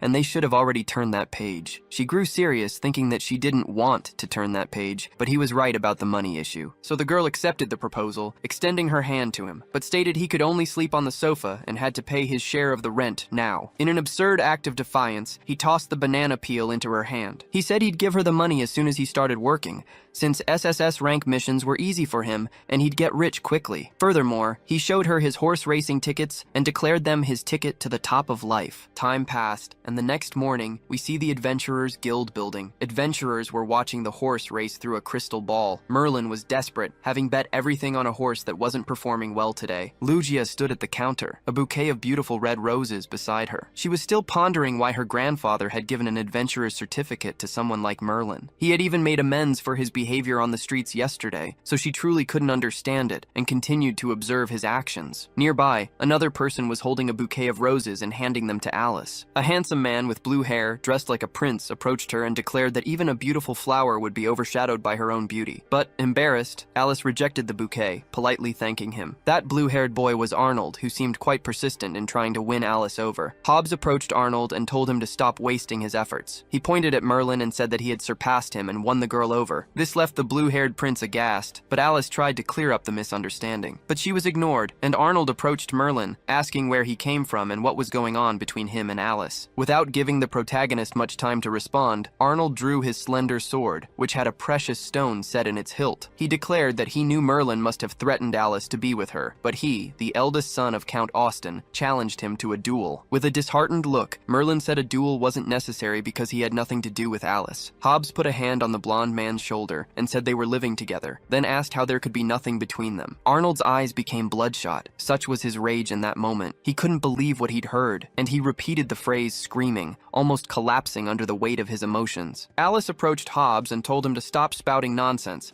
explaining that bastard Merlin had invaded her house last night. Clearing his throat, Arnold said that strength wasn't the only way to show a man's charisma, and he wanted to make Alice change her mind and notice his charm. He held up an adventurer's quest request and said it was a good way for them to measure who was the better man. Then, showing it to Merlin, he declared that they would both use their strength to determine who was worthy of Miss Alice. Arnold's challenge mission required them to eliminate some undead. Those who performed well would earn 1,000 coins, but those who truly excelled would receive 5,000. Arnold believed this was his chance to prove himself worthy in Miss Alice's eyes. Alice, for her part, approached Lugia and asked what they were discussing. Lugia explained it was a Denbaisher quest that had recently begun recruiting adventurers. Grave robbers had infiltrated the subterranean palace, triggering its ancient traps, which in turn unleashed the undead upon the surrounding villages. Bowing respectfully to Alice, Arnold declared he'd hired a saint-rank adventurer for his team and would be honored if she would join them as well. The adventurer he'd recruited was the same pompous armored man who had appeared earlier, Sir Claude. Since Claude seemed interested in Denbaisher's undead, Arnold had bribed him with a hefty sum, securing his place on the team. With victory seemingly assured by such a powerful ally, Alice agreed to join, making the blue-haired boy absolutely ecstatic. Lugia stamped the quest document, officially registering Alice and Arnold's team. Tidying his silky blue hair, the self-proclaimed prince began to laugh. He started to address Merlin, but was utterly ignored by our hero, and even by Alice, who simply set off for the mission ahead. Just then, the ex-king approached the guild counter and requested to join the mission. However, as he was below gold rank, he needed at least 2 members on his team. The blonde-haired man began to consider his options, wondering who he could call upon. Hobbs, who was nearby, freely enjoying a beer with no restraint, was chosen by Merlin to be his partner. Lugia eyed the choice with suspicion, but her grandfather appeared behind her and told her to let them go. The girl was still unsure, but Taylor insisted she permit it. Giving the guildmaster a quick wink, Merlin thanked him for his understanding. In a luxurious and elegant carriage, our adventurers set off for their mission. Arnold introduced Alice to Claude, explaining her gold rank status, and asked them to cooperate to form the best adventurer team in Wrexham. But Claude, coldly and indifferently, stated they didn't need to cooperate. They merely had to leave the stronger enemies to him and handle the weaker ones themselves. Trying to put a positive spin on things, Arnold suggested Claude was concerned for their safety and insisted on offering his assistance. But with a stern gaze, Claude replied that he didn't need their help, and if they got in his way, he would abandon the team without a second thought. Alice found his blatant rudeness quite unsettling, even for a Sant-rank adventurer. Then she realized her own perception seemed to have heightened after witnessing Merlin dispatch enemies with a single blow. If she had known, she would have gone alone. The thought then crossed her mind. Had Merlin already found a teammate? And speaking of our ex-demon king, he stood before the guild building, pondering where he might acquire a carriage. But ever the schemer, he decided to simply borrow Alice's. He called out to his partner Hobbs, who was already utterly wasted from drinking. Time passed, and the next morning after their departure, the sky was clear and bright. Hobbs, now sober and with no alcohol left in his system, wondered how he had even ended up there. He was driving the cart while Merlin was simply relaxing comfortably in the back. The redhead asked if he had truly agreed to go to Denbaisher. Merlin replied that he had read the document and was determined to go regardless. Clutching his head, he begged Merlin for them to give up and return to the guild immediately. He argued that the royal palace could send experts to handle it, and it wasn't wise for them to go there simply to die. As they were both iron rank adventurers, he believed they would be no match for an undead outbreak. Merlin pointed to himself and declared there was nothing to fear,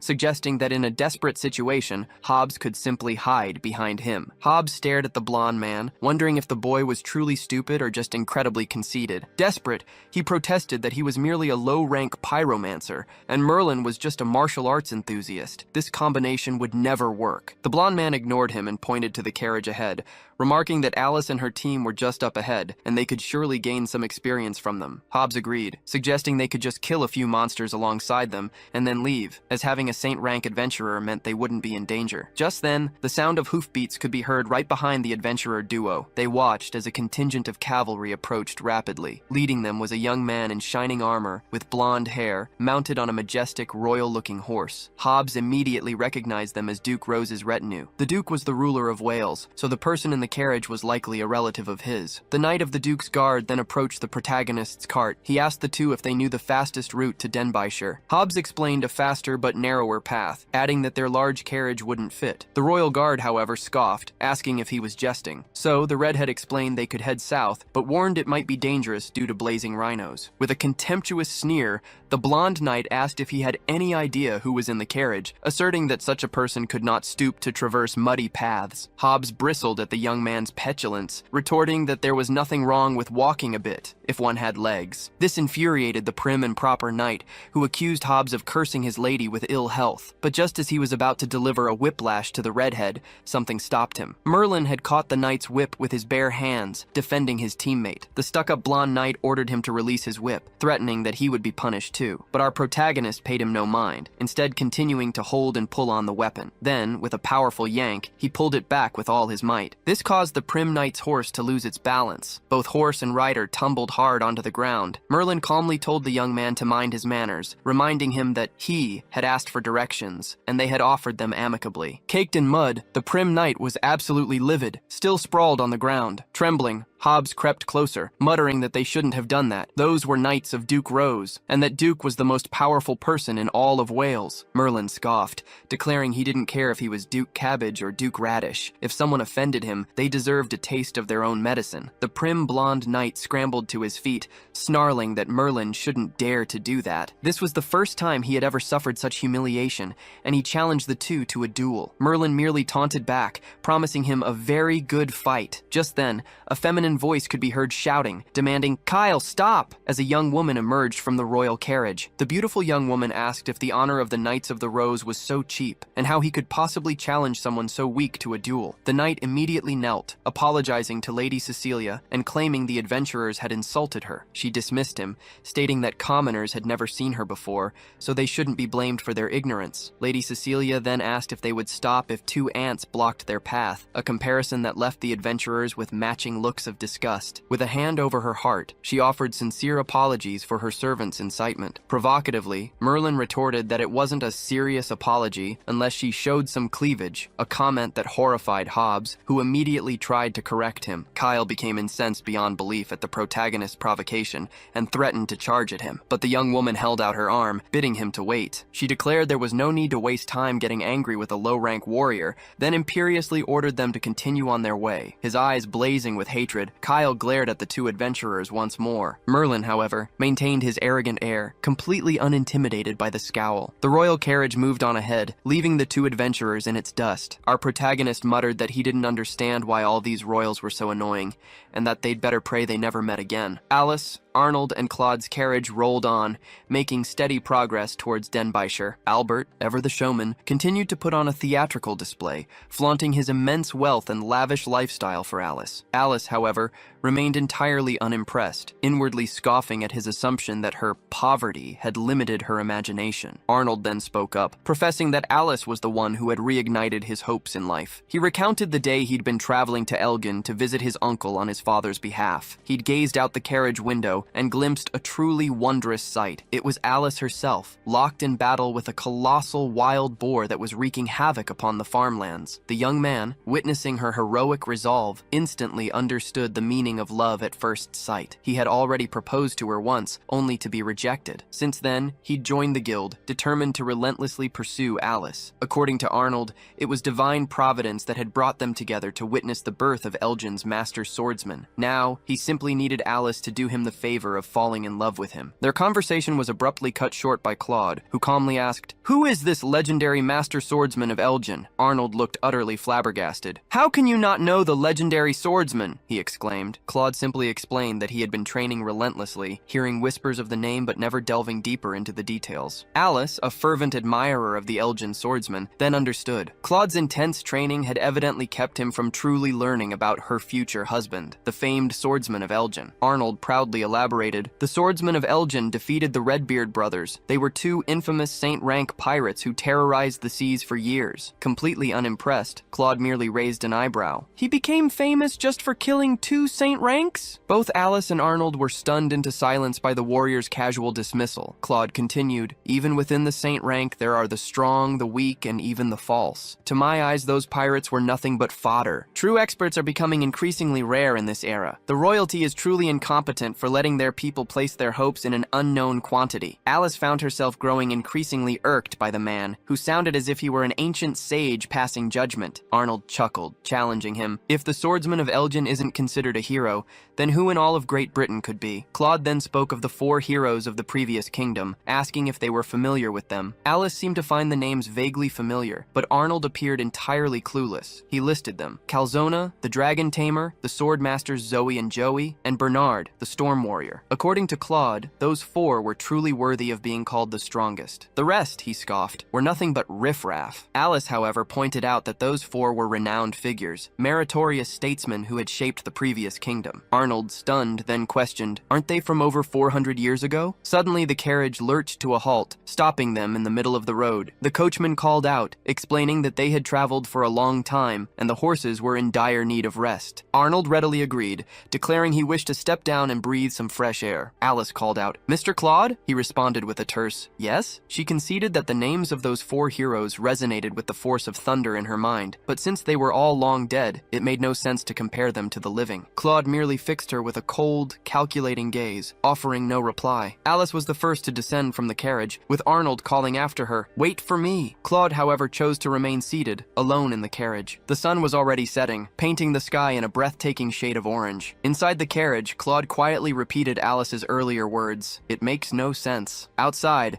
the horses that had carried the adventurers now rested, munching contentedly. Alice sat, watching the sunset, her thoughts drifting to Merlin. What was he doing? Had he given up on the mission? Arnold approached, brimming with his usual pomp and charm, declaring he'd adore to gaze at the stars with her. Alice, however, dryly pointed out, the sky is completely overcast. With a theatrical wink, he leaned in. Do you know the difference between you and the stars, Alice? He whispered, answering himself before she could reply. The stars are in the sky, but you, my dear, are in my heart. Alice was utterly mortified, dying inside from the sheer second-hand embarrassment. She rose, pointedly ignoring his grand display, and asked where Claude had gone, stating she would go look for him. As night fell, Alice began to wander the surroundings, searching for the mysterious warrior. Suddenly she heard a voice murmuring, offer your soul to revive the previous kingdom. Silently, Alice crept closer to where the voice emanated, peeking through the trees. Then her eyes widened in shock at the sight before her. A warrior, armored and much larger than herself, was raising his weapon, poised to strike. With a powerful swing, the warrior brought his sword down with the full force of his muscular arms. Alice's life flashed before her eyes, but the sword halted abruptly, mere inches from her face. The warrior then registered that it was Alice. I thought you were a thief or something, he mumbled. He apologized for startling her and asked if she needed anything. Her heart still pounding a mile a minute, Alice stammered that they would be departing soon, and she had come to inform him. Turning his back to her,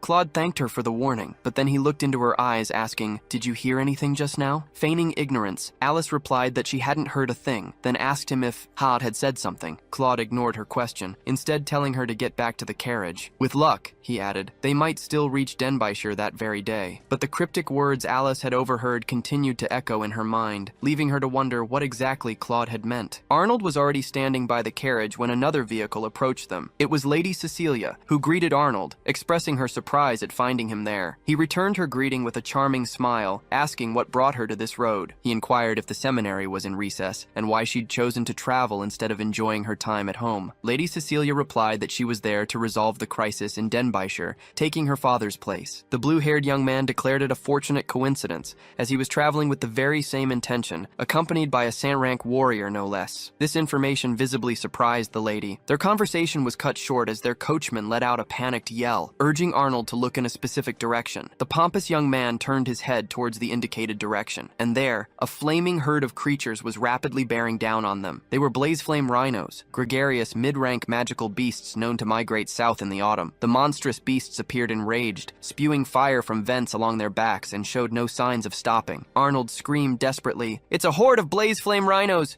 Everyone, look out!" Lady Cecilia suddenly recalled the 2 men she'd encountered earlier, who had warned her about these very creatures. The carriage horses, warriors, already spooked, grew even more agitated by the chaotic commotion. Kyle, Lady Cecilia's loyal guard, barked orders for everyone to protect his mistress. He raised a hand commanding, "No one move from your positions. Use your spears and swords. Do not let those creatures harm Lady Cecilia." In his utter panic, Arnold wondered frantically, where are Alice and Mr. Claude at a time like this? The blazing rhinos closed in fast, the temperature rising just from their mere presence. Lady Cecilia prepared for the full activation of her signature spell, the Holy Light Arbitration. Empowered by her spell, her fearless knights charged towards the herd. Kyle led the warriors, shouting for them to protect Lady Cecilia from the monsters. Among them, one knight stood out, striding with a resolute gait. It was Claude, carrying his massive sword over his shoulder. Kyle yelled at him to fall back from the front line, reminding him they needed to unite and withstand the assault. But as he channeled his power, Claude declared he had no intention of grouping with anyone. He was already preparing a strike with his greatsword, raising it high. He swung it sideways, generating a powerful gust of wind with the force of his swing. Cecilia watched, utterly impressed by the warrior's display of strength. Kyle and his cavalry also stopped, momentarily stunned. The blade of his sword didn't even make contact with a single rhino. They crumbled to mere bones effortlessly. Alice, watching it all from afar, was utterly astonished. Her eyes widened. "So this is the power of a saint rank," she thought. Arnold approached Lady Cecilia and offered to introduce his companion. He pointed at Claude, explaining that he was his companion on this journey and a saint-ranked expert. Nervously, Cecilia asked how the boy had managed to convince him to be his teammate. Arnold simply replied, 200,000 gold coins. Pointing at Claude, Cecilia offered to double the amount if he partnered with her instead. But Claude turned around, presenting his back to the lady. In a flat, emotionless voice, he stated he would refuse the offer. Cecilia couldn't believe it. What is wrong with this guy? She thought, as she could sense a faint, dark magic emanating from him. She ordered Kyle to quicken their pace, determined to reach Denbighshire before midnight. The lady was in a rush because the purging of the undead was the ultimate challenge,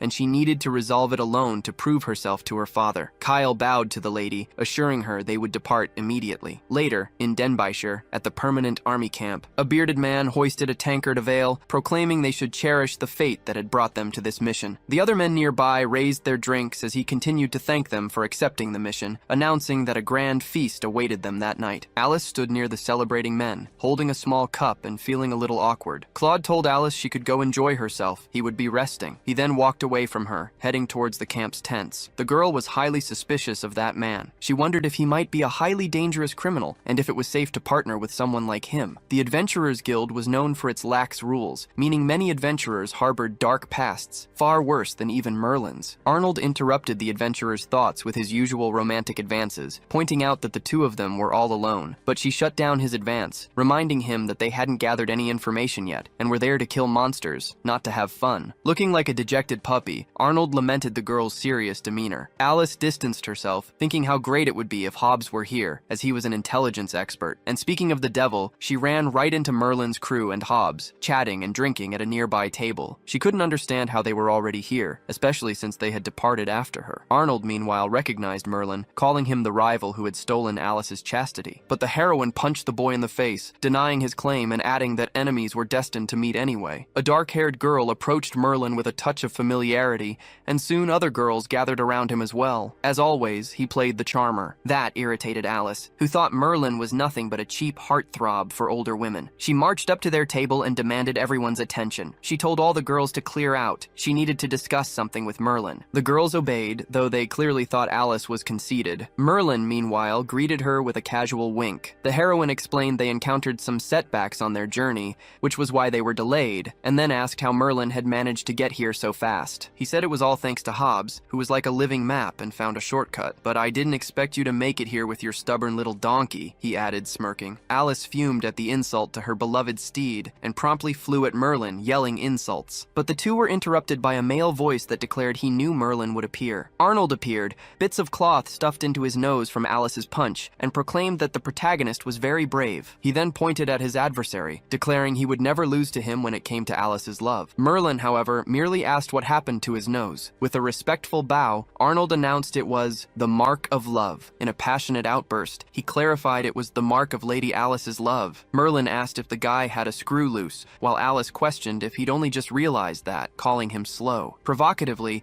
the blonde replied that he meant only people with problems would like her. Arnold continued his rambling speech, proclaiming that Merlin had proven himself a man by accepting the challenge, but also asserting asserting that Sir Claude would single-handedly deal with all the undead. Alice couldn't take so much cringe-worthy talk from the blue-haired boy anymore. She told him she was going to look for information, and it would be very helpful if he didn't just go off to rest. His eyes sparkling, utterly smitten, Arnold asked if she was worried about him, then declared he loved her even more now. Hobbs, already half drunk, slurred out a question about whether Arnold preferred small airbags, adding that rich people certainly had peculiar tastes. A swift hand shot out of nowhere, aimed straight for the drunkard's belly. Alice punched Hobbs squarely in the stomach, demanding if he had a death wish. Getting back to business, she asked if Hobbs knew anything about Denbighshire. He slurred that he did, but it would cost her a few coins. Alice paid him 3 gold coins, remarking that now she knew where all his drinking money came from. He then revealed that the tomb of the former kingdom's prime minister lay in the forest to the north, a 3-layered underground labyrinth. The ground there was unstable, and a powerful dark aura emanated from it. This prime minister had been a necromancer, so all the undead were likely summoned by him. The standing army had planned to contain the monsters within the forest and wait for adventurers to defeat them, but it seemed the task was proving quite difficult. Alice placed a hand on her chin, pondering the words, "former kingdom." Inside one of the tents, a faint light glimmered,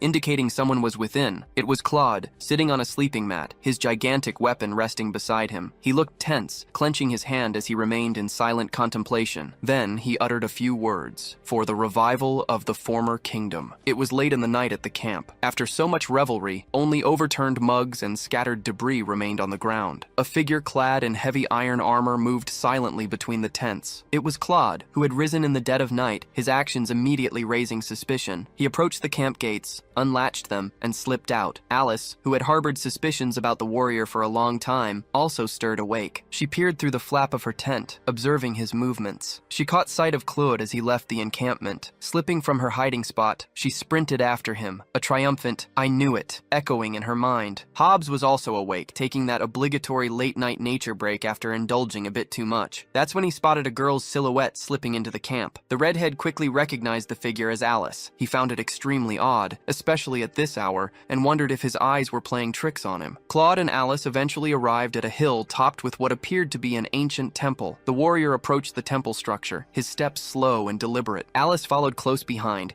hidden behind a thicket. She wondered if Claude had lost his mind, intending to tackle this entire crisis by himself. The entrance before them looked like the gateway to the Linderground labyrinth. Hours later, dawn broke, painting the sky a clear, crisp blue. Soon, people began to stir within their tents. Arnold, however, did not seem pleased by what he saw. Merlin and Hobbs were fast asleep, snoring like a pair of jackhammers, but Merlin in particular appeared to be spooning someone. Fearing the worst, that it was Alice beside Merlin, the young man ripped back the covers and yelled, demanding Alice explain she'd been forced into such a compromising position. In reality, Merlin was alone, clutching a large pillow in his sleep. Arnold's face burned crimson. He wished the ground would swallow him whole, utterly mortified by his spectacular misunderstanding. Merlin shot upright, furious at being woken so rudely. He snarled that if Arnold ever did that again, he'd send him straight to the netherworld. But the blue-haired youth quickly justified himself. Alice was missing, nowhere to be found. Moreover, Sir Claude was also gone. Arnold fretted, wondering if he'd kidnapped Alice and fled. Hobbs chimed in, recalling he'd seen Alice last night during his bathroom break. He speculated whether she might have gone into the forest, hoping to claim a reward. Merlin bristled with anger. He declared Alice shouldn't break ranks and go behind his back for such a thing. Shedding his sleepwear, he revealed his usual attire already beneath, vowing that Alice wouldn't get away with this. Hobbs looked genuinely surprised by the young man's sudden resolve, and he confirmed he would be heading to this dangerous place as well. The redhead, however,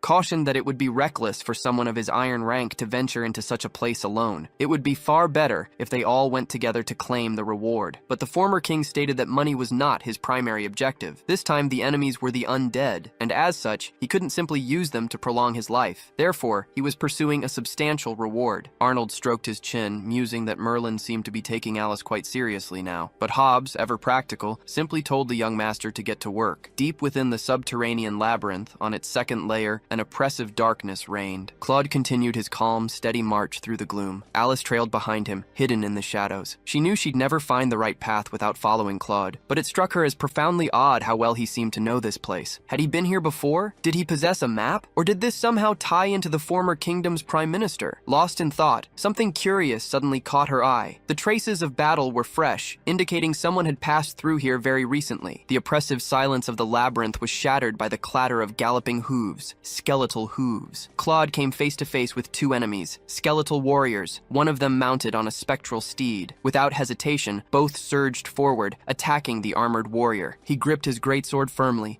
his gaze unwavering as he met his foes. With a single swift vertical swing, he brought his blade down. The attack cleaved through the skeletons, obliterating their forms before they could even draw near. The skull warriors crumbled into mere fragments of bone. Without so much as a bead of sweat, Claude continued his journey, leaving the shattered remains of his enemies in his wake. He extended his arm, and the previously impassable door swung open. A grand corridor, carpeted in crimson, revealed itself, and he stepped inside. Alice followed close behind, concealed amongst the ornate pillars. Now, flickering blue flames lining the walls cast an eerie light over the chamber. At its center, a skeleton in fine raiment and a crown sat upon a grand throne. Claude fixed the skeleton with a grave stare. "It has been a long time," he intoned. The skeleton's jawbone clicked. "Who are you, and why have you trespassed upon my eternal resting place? I shall allow you to explain yourself before I take your life." The warrior replied, 400 years, Sir Ian." Blue flames ignited in the skull's eye sockets. "Who are you?" Sir Ian rasped, clearly shocked. Claude planted the tip of his gigantic sword into the stone floor. He then asked, "Do you not remember the Empire's storm warrior? It seems age has truly claimed your memory." Sir Ian shrieked,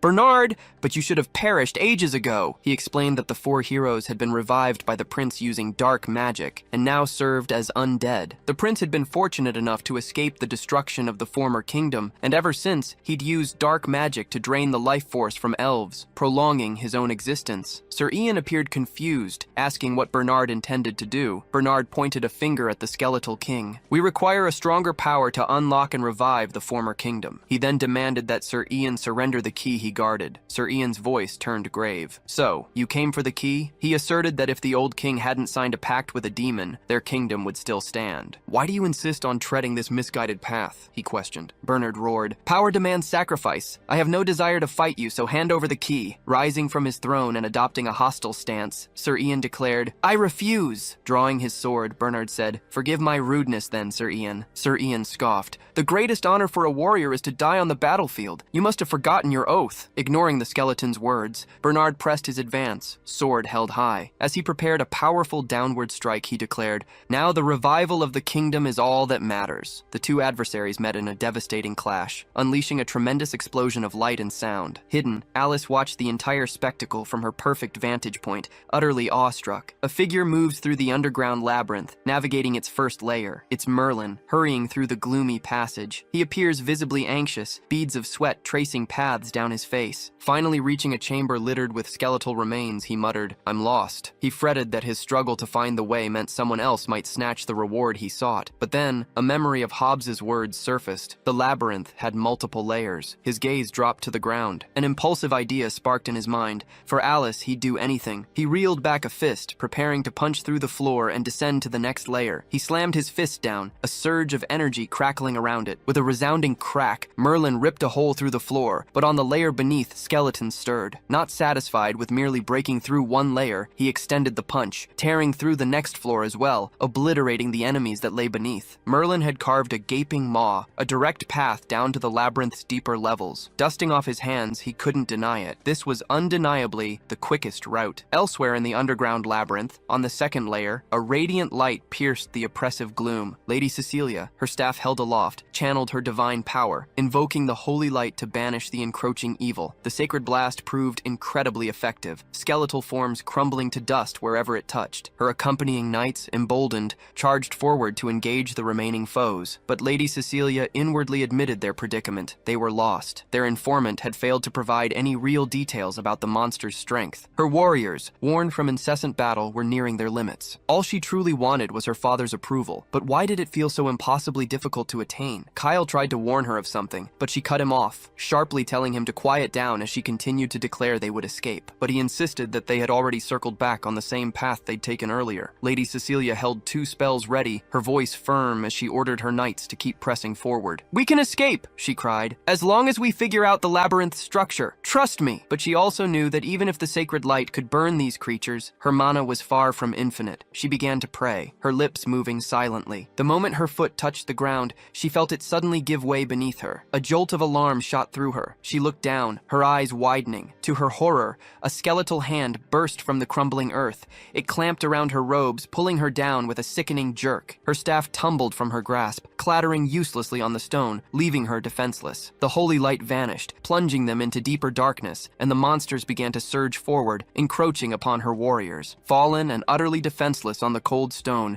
she cried out, a desperate plea for aid escaping her lips. A skeletal warrior loomed over her, its eye sockets burning with malevolent red light, a jagged dagger clutched in its bony grip. Before the creature could deliver a fatal blow, a spear flashed through the air, piercing its neck and cleanly severing its skull. Kyle, her loyal knight, stood over her. He offered a steady hand, his voice urgent. My lady, are you hurt? She took his hand, pulling herself up. I'm fine, she said, her eyes scanning the ground. Where's my staff? Her gaze landed on her staff lying just a few feet away. She lunged for it, but Kyle's cry stopped her short. Wait, my lady! Then, a truly horrifying sight materialized. A towering skeletal monstrosity, half humanoid, half horse, with multiple arms each gripping a gleaming sword. Lady Cecilia stumbled back, the sight of it utterly repulsive and terrifying, losing her footing and collapsing to the ground. The monster wasted no time. It charged, a flurry of swords aimed directly at her. But before the swords could find their mark, Kyle intercepted, his spear deflecting the monstrous assault with a desperate clang. He dropped to one knee, a living shield, willing to give his life to protect his lady. Run, my lady, let me handle this, Kyle cried, but she shook her head, defiance flashing in her eyes. Around them, the remaining warriors were beginning to suffer grievous wounds from the relentless skeleton hordes. With the holy light extinguished, the monstrous skeletons pressed their advantage, advancing with terrifying speed. The multi-armed monstrosity, relentless, began to push Kyle back, its superior numbers and reach overwhelming his defensive stance. Cecilia, still sprawled on the cold ground, watched in despair, wondering why her life had come to such a tragic pass. Already many brave soldiers had fallen, their lives extinguished in this grim, endless battle. Then, a forgotten memory stirred within her, a vision from her past. A blond man with a stern mustache declared, "The survival of the weak and useless serves no purpose. There is no need for those without power here." Young Cecilia, a tiny girl, had overheard these words. Her own father often proclaimed her the weakest of all his children. Her tiny hands clenched her dress,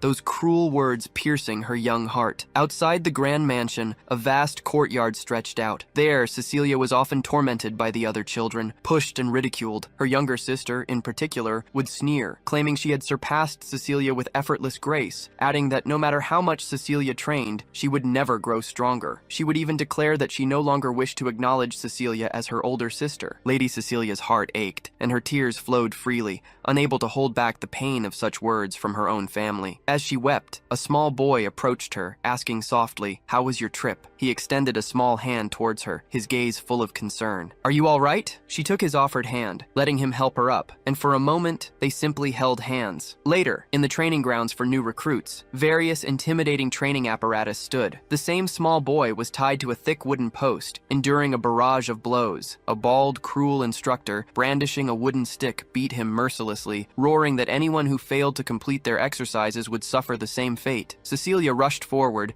pleading with the instructor to spare the small boy. Time, as it always does, marched on. Seasons changed, and the children grew older. The blond boy, now a young man, knelt before Cecilia, a fervent plea in his eyes. He asked for her permission to be her knight, swearing to dedicate his life to her service, to protect her with his very last breath. Cecilia, too, had grown, her hair now longer, cascading down her back. She looked at his earnest face, a hint of confusion clouding her features at such a solemn request. Then, a soft, affectionate smile graced her lips as she looked down at her earnest, self-proclaimed knight. She took a sword, her hand steady, and declared, "Then I shall allow you to serve me." The boy's eyes, full of joyous adoration, sparkled back at her. She was so weak, and he too was weak. They were merely two fragile souls, drawn together, seeking warmth and solace, clinging to each other for life in a harsh world. Time, ever relentless, continued its march. The coldest season arrived, blanketing the trees and the land in a pristine layer of snow. Kyle trained ceaselessly, pouring every ounce of his being into upholding the promise he'd made to Cecilia. Watching him, Cecilia observed that he had already reached a high rank. "Aren't you tired?" she asked, "of training so hard every single day?" He turned to her, a bright smile on his face. "Not at all, my lady. Only by training hard can I ensure your protection." Such unwavering determination surprised her. Her eyes widened slightly. A fond smile touched her lips. "Truly, Kyle," she mused, "you are an utter fool." Cecilia's father, viewing her as nothing more than a burden, had decided to dispose of her like unwanted refuse, arranging her marriage to a distant noble. How, she wondered with a pang. Could Kyle possibly protect her from that? Back in the harrowing present, the clang of sword and spear echoed through the cavern. Kyle fought with unwavering bravery against the monstrous skeleton, his single spear a defiant shield against its numerous blades. "My lady, why don't you flee?" he grunted, parrying another strike. "I am here to hold them." "You fool!" Cecilia cried back, her voice firm. "We are in this together. Only together do we stand a chance." "As your knight, it shames me to see you in peril," Kyle shouted,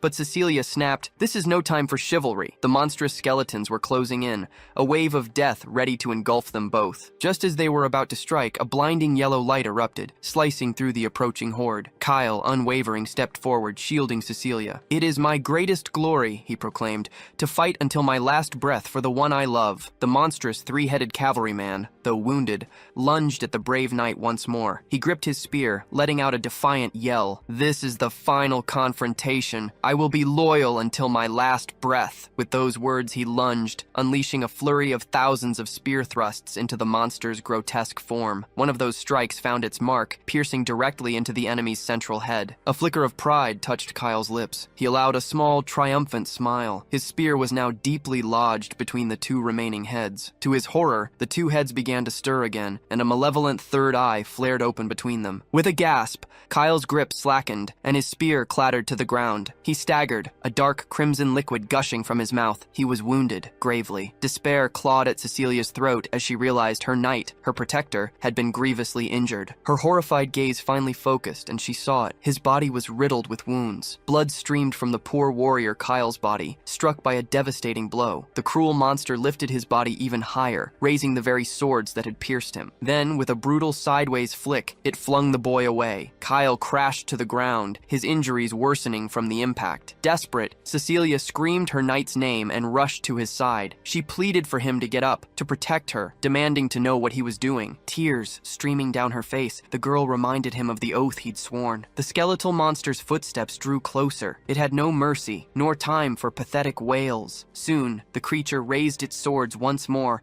aiming them at the girl. She thought this was the end. Cecilia squeezed her eyes shut, awaiting the blow, imagining her bitter, wretched life finally coming to an end. But at that very moment, the ceiling above them began to crack. An immensely powerful energy burst from the crumbling ceiling, destroying everything beneath it, including the monster. The falling debris also annihilated the other skeletons nearby. Cecilia, eyes still shut, heard the cacophony, but couldn't quite grasp what had happened. She held Kyle in her arms and surveyed the destruction the ceiling had wrought. A pair of boots appeared from the floor above, stepping onto what remained of the ceiling. It was Merlin, who commented that it had been a long time since he'd thrown a truly powerful punch. The force had been so immense that he winced in pain, his back cracking as he stretched. Cecilia recognized the young man as the adventurer she'd met yesterday, and wondered why he was here. Still rubbing his head and feeling a few pops, Merlin looked back and saw the girl. He then spoke to her, remarking on the grand coincidence. With a mocking smirk, he asked if she wasn't the arrogant first daughter of the Rose family, and why she looked so desolate. She explained that the dungeon's difficulty had suddenly spiked. They had been ambushed by extremely powerful monsters. Merlin questioned why she had entered this labyrinth, pointing out that even as a priestess, she couldn't possibly handle so many undead. With a sad, defeated gaze, she confessed that she wanted to prove her strength to her father. Merlin burst out laughing at this, and the girl demanded to know the reason for his amusement. With an air of superiority, the boy stated that it was ridiculous, as her strength was hers alone, and she didn't need to prove it to anyone. In doing so, she had only proven one thing, her own foolishness. All her men had died for such a stupid reason. If she were a demon, this would be considered utter incompetence. Weeping, Cecilia didn't deny Merlin's accusations. On the contrary, she agreed with them. Gazing at the corpses surrounding her, she admitted it was her fault they had all lost their lives. Even Kyle, who had always worked so hard to protect her since childhood. The protagonist looked at Cecilia, his expression serious as he reflected on her demeanor. Merlin had always been against the idea of working hard, but said he had no interest in lecturing her, and so he began to leave. But before the boy could continue on his way, a sound accompanied by movement from the ground interrupted him. That damned bizarre skeletal monster hadn't died. It was back on its feet and ready for battle. It charged at Merlin, swords pointed directly at him. Cecilia screamed to warn the boy of the surprise attack. The boy scratched his head, wondering if he was born with Protagonist's plot armor,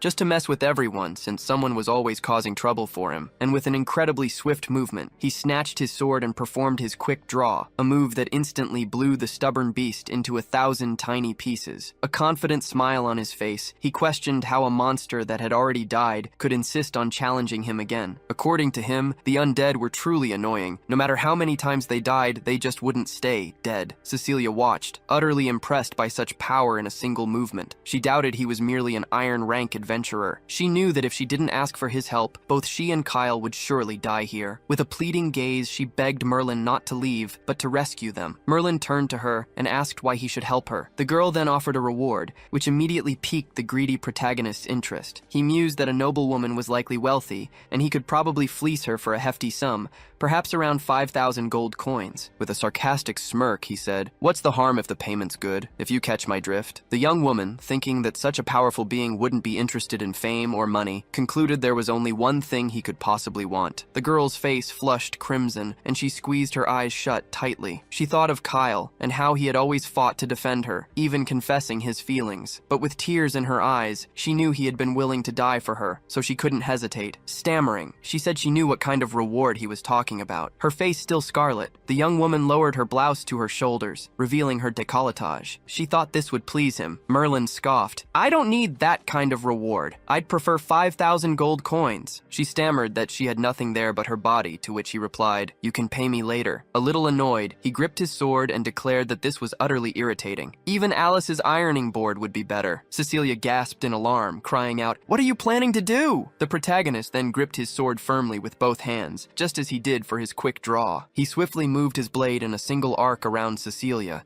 cutting the area around her and Kyle, effectively isolating them from the rest of the labyrinth. He explained that the undead couldn't climb this high, which would protect them for a while. But Cecilia protested that wasn't what she wanted. She wanted to leave the area entirely. Merlin, however, declared he was too busy now and this was good enough. He picked something up from the ground and tossed it towards her, asking if it belonged to her. It was her staff, now safe in her hands. The blonde-haired man added that her knight was still alive, something she, as a priestess, should have known. Gripping her weapon tightly, she thought she didn't need anything else, but she absolutely didn't want to lose Kyle. She then leaned over to look down and saw that many undead were still swarming below. She asked if Merlin could come back later and save them. He promised he would fulfill his word and wouldn't leave her stranded there. Now, returning to his own adventure, he knew only one more layer remained. He hoped Alice had already been defeated, so he could claim all the gold coins for himself. Nearby, the atmosphere was far more tense than anticipated. Alice watched from her hiding spot, thinking it was no wonder Claude spoke as if he were living in the previous century. The two ancient beings clashed in battle, neither willing to back down. She didn't know what to do. She had thought he was just an important criminal, but never imagined it was something far more complex than that. Alice knew she needed to report this to the guildmaster upon her return, and wondered if she should flee the scene. Sir Ian bellowed that Bernard was moving too slowly, asking if he had grown old. The warrior remained unfazed, relentlessly attacking his enemy. He then stared into his adversary's cavernous eyes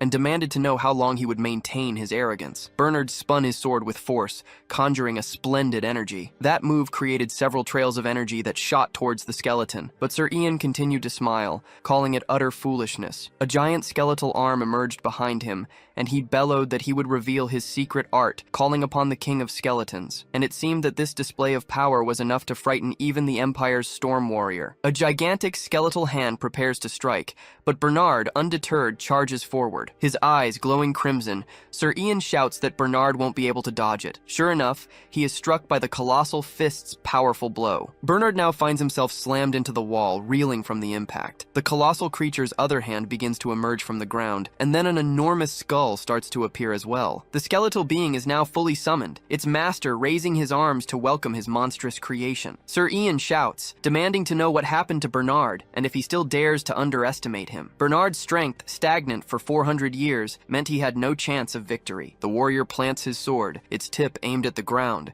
creating a deep crack in the floor. Now, the colossal skull, summoned by Sir Ian, stood fully formed, an immense presence, as Bernard declared he only needed a single strike. Focused, Bernard declares he will crush its skull and extinguish the flame of its soul with his secret weapon. Sir Ian tells him to cut the theatrics and try to get past his king of skeletons first. As a blue energy begins to emanate from his body, Bernard tells Ian to accept his fate, for he would no longer be able to lay a hand on him. Charging his power, he shouts the name of his attack, Secret Art, Storm Mode. Alice, still hidden behind a pillar, observes the battle and realizes this attack is special, drawing power from an enraged Saint-rank magic beast. Bernard pushes off with his feet, beginning starting his charge toward his enemy. He runs towards the King of Skeletons, wielding his giant sword with both hands. But then, a crack in the ceiling begins to crumble, interfering with their battle. From this crack, an enormous power emerges, piercing through the ceiling and destroying everything in its path. A silhouette then falls, joining the others. Bernard is completely bewildered and asks what is happening. Sir Ian is also confused, demanding to know who the silhouette is. It's our protagonist, Merlin, who appears triumphantly and declares he arrived just in time for the chaos. He calls Bernard a heavy sword wielder and asks if Alice wasn't with him. The knight is bewildered,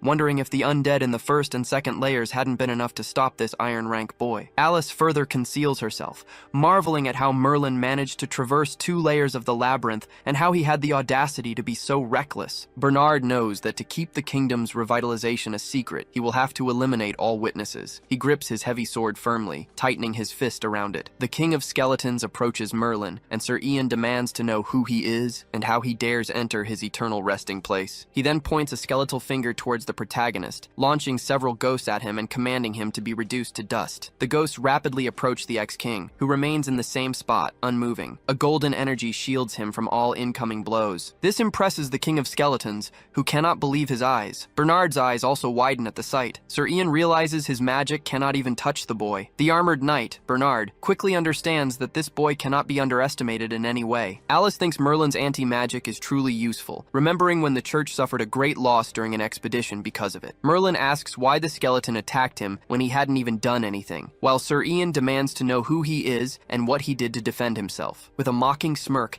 the ex-king replies that Sir Ian doesn't need to know, since he's just a skeleton worth a mere 5,000 gold coins. This infuriates the skeletal monarch. He demands to know how the boy dares insult him. Using his summoned King of Skeletons, Sir Ian commands it to attack Merlin with a punch, something physical this time, but that only makes our protagonist chuckle. The monstrous skeletal arm reaches its target, striking the spot with full force. Bernard has to use his greatsword to shield himself from the debris the blow created. He thinks the boy must be dead. Even Bernard himself couldn't withstand a punch from the King of Skeletons, much less someone of Merlin's apparent rank. But he's forced to swallow his words as his eyes widen in disbelief. The gigantic arm is stopped dead in its tracks, right where it delivered its powerful blow. However, upon closer inspection, Merlin is seen holding the monster's hand, effortlessly, as if it weighs nothing. Alice peeks out to observe, thinking that even Merlin's physical strength is incredibly powerful. Bernard, bewildered, can't comprehend what he's witnessing. Sir Ian's jaw practically dislocates from how utterly aghast he is. In his convictions, he had been certain no one could withstand the King of Skeletons' hammer-like punch. Merlin still holds the giant skeleton's arm, remarking, "This summoned creature is quite interesting, wouldn't you say, Sir Ian?" Then he clenches the hand he used to block the monster's blow, effortlessly shattering its wrist into 1,000 pieces. This causes agonizing pain to the gigantic creature,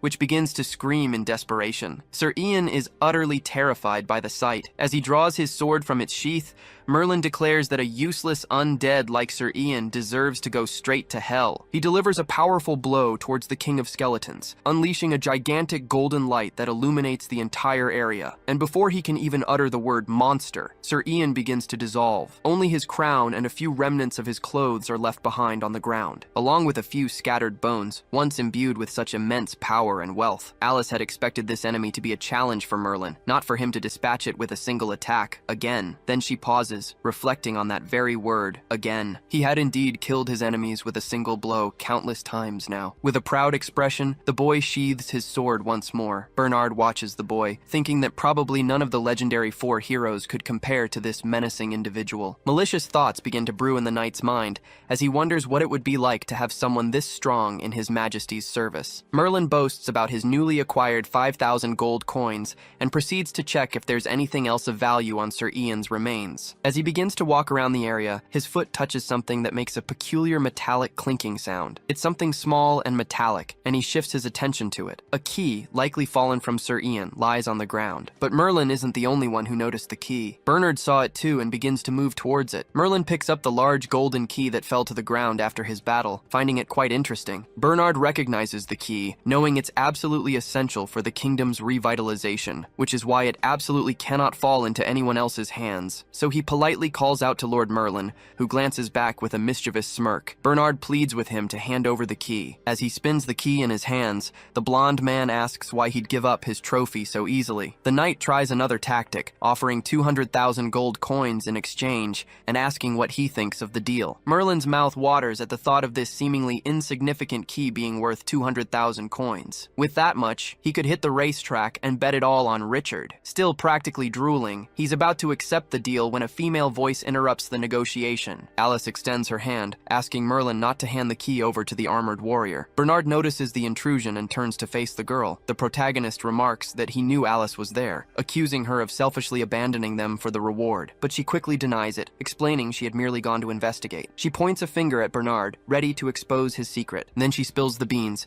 declaring that he is none other than Bernard, one of the 4 heroes who died long ago. Merlin stares at the knight, then asks if the man before them is, in fact, an undead. Alice confirms it, explaining that they were the guardians of the previous kingdom, revived by magic, and now they plan to revive the kingdom itself. Claude came after this key, and there must be a great secret hidden within it, making it dangerous to hand over. The ex-monarch is intrigued by the idea of a great secret being hidden within it. He suspects it's probably a truly valuable treasure, and if so, he could finally pay off all his debts. Bernard realizes Alice had been following him and overheard all his secrets. To ensure the success of his plan, he'll have to kill both of them right here and now. He grips his heavy sword tightly and begins to advance towards them, intent on erasing any and all witnesses to his actions. His first victim will be Alice, and he lunges at the girl mercilessly. His gaze holds no emotion, only the grim determination to fulfill his purpose. Alice barely has time to react to the sudden blow, her heart racing, but Merlin's strong hand catches the sword blade before it can fall upon the girl. Bernard is taken aback, not expecting such a thing to happen. Merlin looks into the young man's eyes and asks if he couldn't have held back a little longer. The armored knight is impressed that the boy can be faster than him, even in Tempest mode. Merlin quips that he can't let his ironing board kick the bucket, or he'd be stuck with the entire rent. Bernard tries to insist on their earlier deal. He takes the key, and they both walk away as if nothing happened. The protagonist retorts that this key surely holds an enormous secret, and besides, Bernard attacked them without a second thought, so now there's no reason for him to hold back. With a serious gaze, the knight declares there's no longer any need for words, but Alice quickly prepares, drawing her sword from its sheath, and with exquisite agility, she manages to thrust the tip of her sword into the young man's stomach. He stumbles back, clutching the wound in his stomach. The girl's sword is exceptionally cold. She had imbued the blade with ice magic. Our heroine realizes the sacred sword was effective, confirming he truly is an undead. Merlin scolds her, asking why she attacked him like that. The girl explains that if the two of them team up, it'll be much easier. But the proud ex-king declares he doesn't need her help, and it's best she doesn't interfere, lest they give the impression they're buddies. That leaves Alice confused. She doesn't understand why the ex-demon king is playing by the rules and fighting fair. The protagonist extends an arm towards his adversary and declares that 2 on 2 is unfair, but if it's just one against the other, he will have no choice but to admit defeat. Bernard, brimming with confidence, resolves to do his best to finish off both of them and revitalize his kingdom. In a surprising move, he throws his iron helmet to the ground. Merlin's expression shifts, a hint of confusion crossing his face at the sight. Alice, meanwhile, looks either more frightened or disgusted. The owner of that bizarre face declares that if anyone were to ask who was the strongest in one-on-one combat among the 4 heroes, it would unquestionably be him. Raising his arms with a snobbish air, Merlin asks if he should really be relying on past glories. The protagonist remarks that it's a shame Bernard won't get a chance to talk about his regrets later, as not everyone is as lucky as Alice. But the girl retorts that she doesn't consider herself lucky at all, but rather unlucky to have crossed paths with Merlin. With no time for idle chatter, Bernard raises his arm and enters his Tempest mode. Alice feels the pressure intensify, likely because Claude has recognized the adversary's strength and will now fight for real. But the ex-demon king doesn't seem impressed by this. He remains with his arms still crossed. Bernard approaches, gripping his heavy sword, and declares he will kill him in the name of the 4 heroes. He uses the momentum of his feet, channeling all his energy into a charged sword slash. Merlin maintains his stance, hands on his hips, and a roguish smile on his face. The great sword warrior warns that if the boy keeps those openings, he'll take his head. Without a flicker of emotion, the protagonist glances to the side, and Bernard only has time to register a gigantic shock. Simultaneously,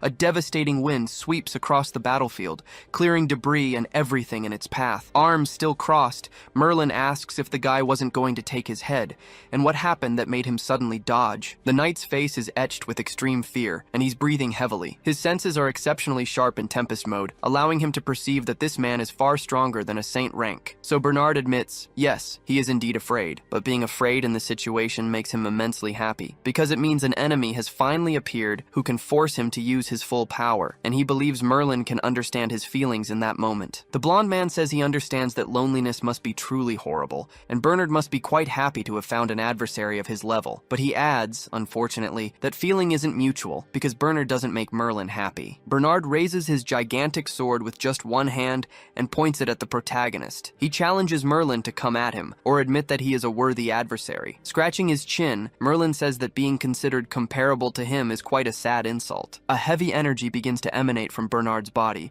as he grows increasingly furious, demanding they stop with the endless chatter and finally start fighting. Crying out, Bernard declares he will fight with every ounce of his power, leaving no room for regret. Strange markings begin to form on his face, and the warrior appears to be in immense pain. A dark, ominous energy starts to surge from his body, and the unmarred portions of his face become riddled with prominent veins. This is a forbidden technique, a madman's sacrifice, where he will exchange his very life for 100 times his usual strength. Alice recalls her teacher's words, that this forbidden technique had vanished from history. She never imagined she would witness it in this day and age. Merlin smiles, remarking that the technique truly looks interesting. The battleground is now awash with the surging energy emanating from the technique. Alice grows tense, and beads of sweat begin to trickle, then pour down her face. The two combatants face each other, each waiting for the other to make the first move. But suddenly, Bernard makes the first move, vanishing in a blur. Merlin remains with his arms crossed, merely scanning his surroundings. He reappears in a flash, directly before the protagonist, attacking with his sword. The blonde-haired man parries and evades the strikes, but now he appears to be having greater difficulty. Seizing an opening in his enemy's guard,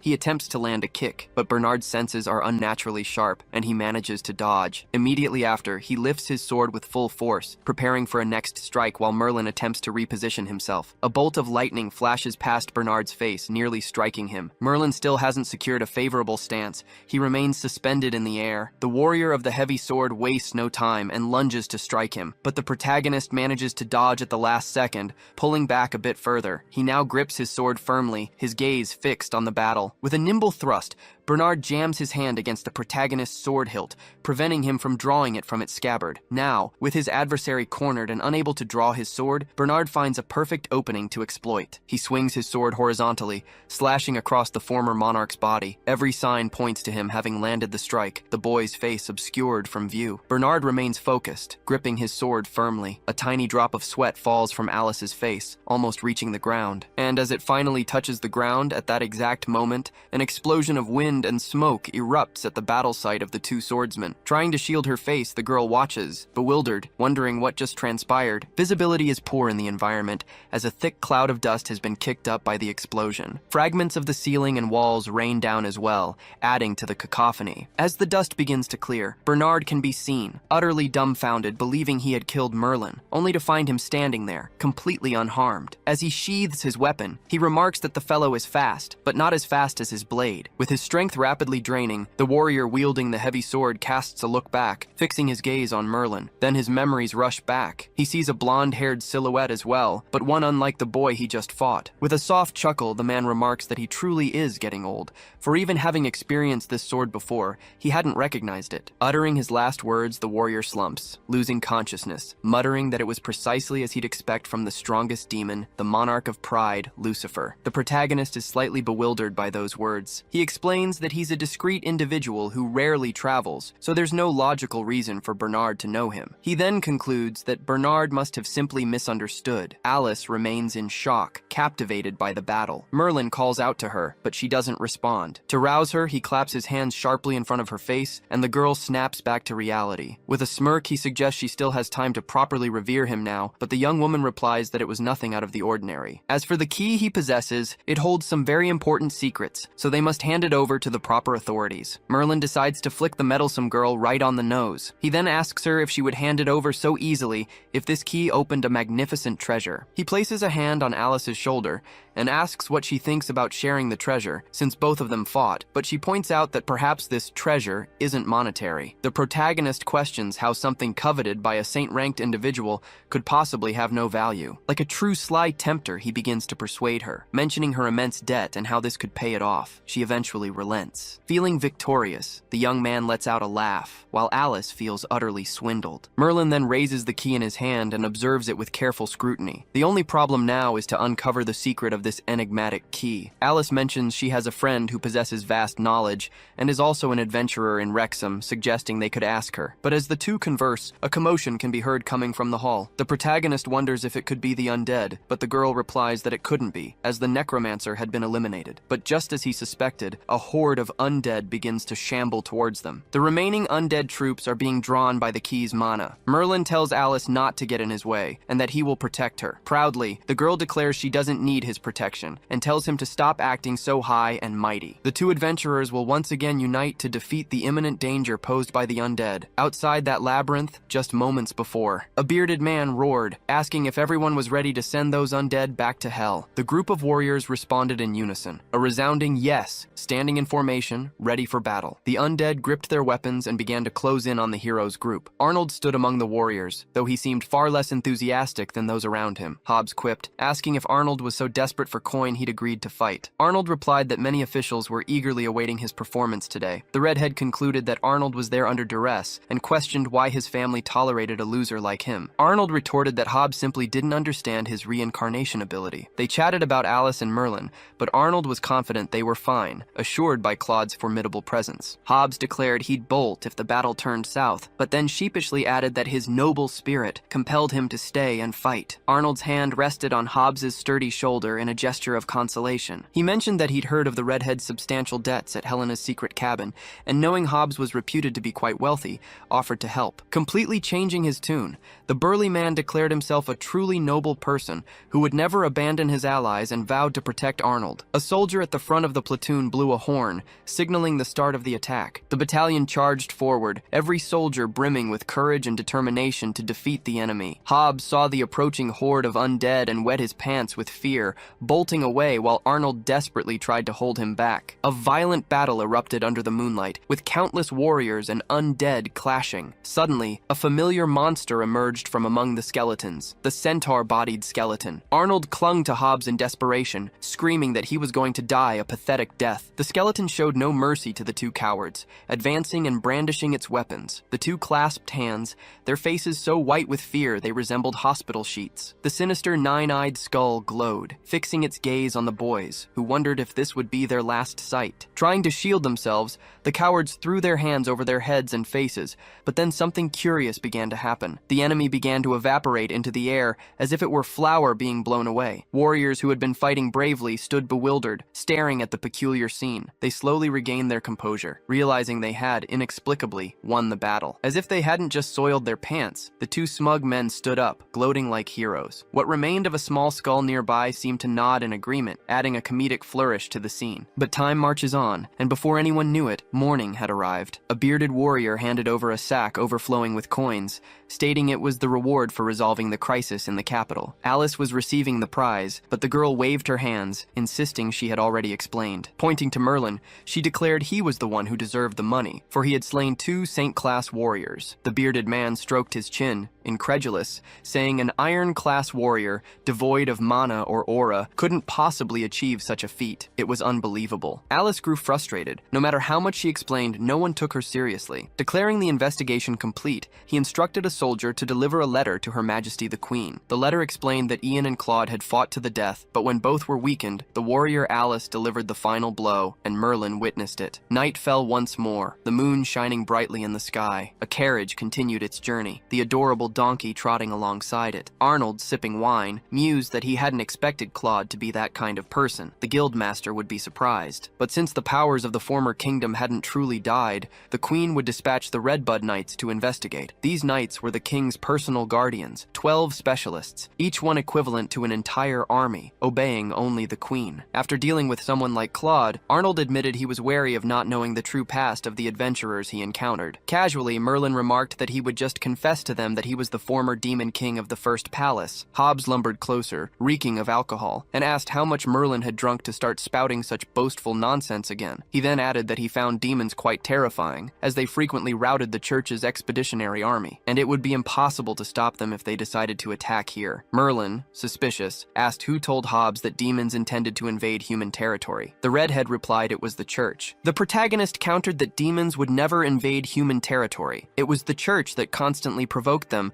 by organizing expeditions against them. On second thought, Hobbs realized that what the blonde had just said made a lot of sense. With a mischievous chuckle, Merlin asked Alice if this was why the church extremists only knew how to incite conflict, but the girl wasn't in the mood to talk. Curious, the redhead asked why humans didn't migrate south and align themselves with the kingdoms of other races. The eras of this world could be divided into 4 parts. When the age of humans was prospering, the elves united with everyone except humans. Only the demons rejected this alliance. Hobbs, wanting to know more, asked why. The protagonist explained that demons were an independent race that sought neither cooperation nor subservience, but the main reason was there were unspeakable secrets hidden beneath the 7 palaces of the demon kings, which prevented them from leaving. The burly man placed a hand on Merlin's shoulder, remarking that he was truly knowledgeable about demons, but Arnold interrupted them with a shout. He had just chugged a whole mug of alcohol, so they should prepare for his ramblings. Clenching his fist tightly, he declared it was obvious neither of them had emerged victorious in this battle for Lady Alice's affections, but he wouldn't give up. They would continue the battle, as it would be a best of 3. Merlin didn't object, saying it was fine as long as Arnold was happy. Alice gave the two of them an unamused, unfriendly look. The carriage began to shake, and a silhouette flew out of it. Someone had truly lost their temper. As he sipped some water, Merlin seemed to realize he had forgotten something important, but couldn't quite recall what it was. Meanwhile, deep inside the labyrinth, Cecilia still held Kyle in her arms, crying and wondering why Merlin still hadn't come to save them. On a towering mountain, a massive volcano erupts, spewing lava and thick smoke. Nearby, a formidable gate swings wide. A golden cane slams into the ground, leaving a crack in its wake. The man in the trench coat coughs, then roars in front of a door, furious that useless Bernard couldn't retrieve the key. The long-haired woman urges him to calm down,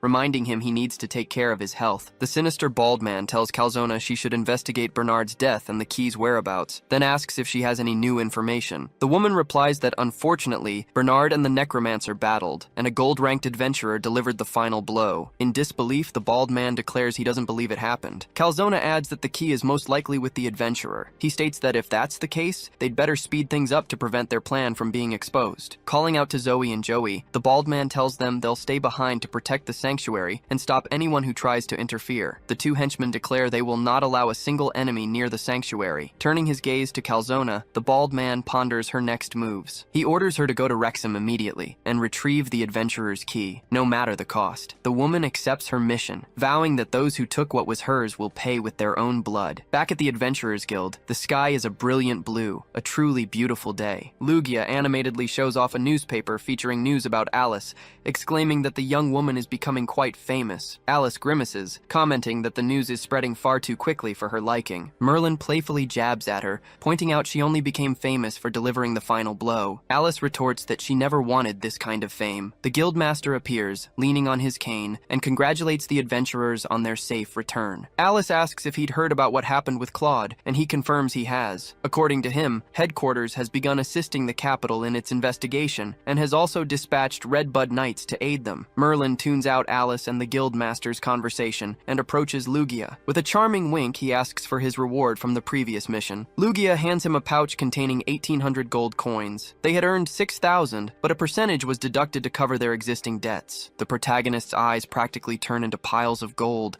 and he looks incredibly excited. But then he starts to reflect on what she just said. The money was being combined between him and Alice. Utterly indignant, both of them lean over Lugia's counter and demand to know what that means. She calmly asks what the problem is with a couple paying their debts together. After a full-blown shouting match and much bickering, the young adventurer's shouts could be heard even outside the building. Merlin looks utterly dejected, while Alice's eyes are wide with shock. Lugia tries to remain calm, explaining that according to the document her grandfather sent her, the 2 of them are officially married, meaning all their wealth will be combined. So the adventurer decides to confront the guildmaster, demanding an explanation explanation for this outrageous claim. The guildmaster explains that to register Merlin, who possesses neither mana nor aura, he had to exploit a loophole in the regulations and link him to Alice. This was because she herself had claimed responsibility for him and his recommendation to the guild. Suddenly, the conversation is interrupted by the sound of a grand, flamboyant bouquet falling to the floor. Arnold arrives, desperate and weeping, telling Alice he won't accept this and that he was her first. She sternly tells him not to cause any more trouble, and immediately afterwards, he's sprawled on the floor with a magnificent lump blooming on his head. Merlin and Alice speak at the same time, asking if it's truly impossible to change this relationship, as it's utterly disagreeable to them both. The smiling Lugia says it's possible if they show a divorce certificate, but they don't have one because, in truth, they aren't even married. They look at each other with utter disgust, each declaring they would never choose the other as a spouse. Lugia then produces a marriage certificate that headquarters sent them yesterday. Alice snatches the paper, a bead of sweat trickling down her face as she stares at the document. The document clearly states both their names, along with an alarming note that Alice, as a Wrexham adventurer, must provide her spouse with full support. In a moment of pure agony, the girl collapses to the floor, lamenting that she doesn't know what to do now that everyone will think she's married. Trying to be sympathetic, Lugia congratulates them, but Alice is practically spitting fire with rage, declaring this is terrible for her, and she even lost money. While she's absolutely fuming about the situation, Merlin merely lets out a small chuckle. He points out that her debt is much larger than his,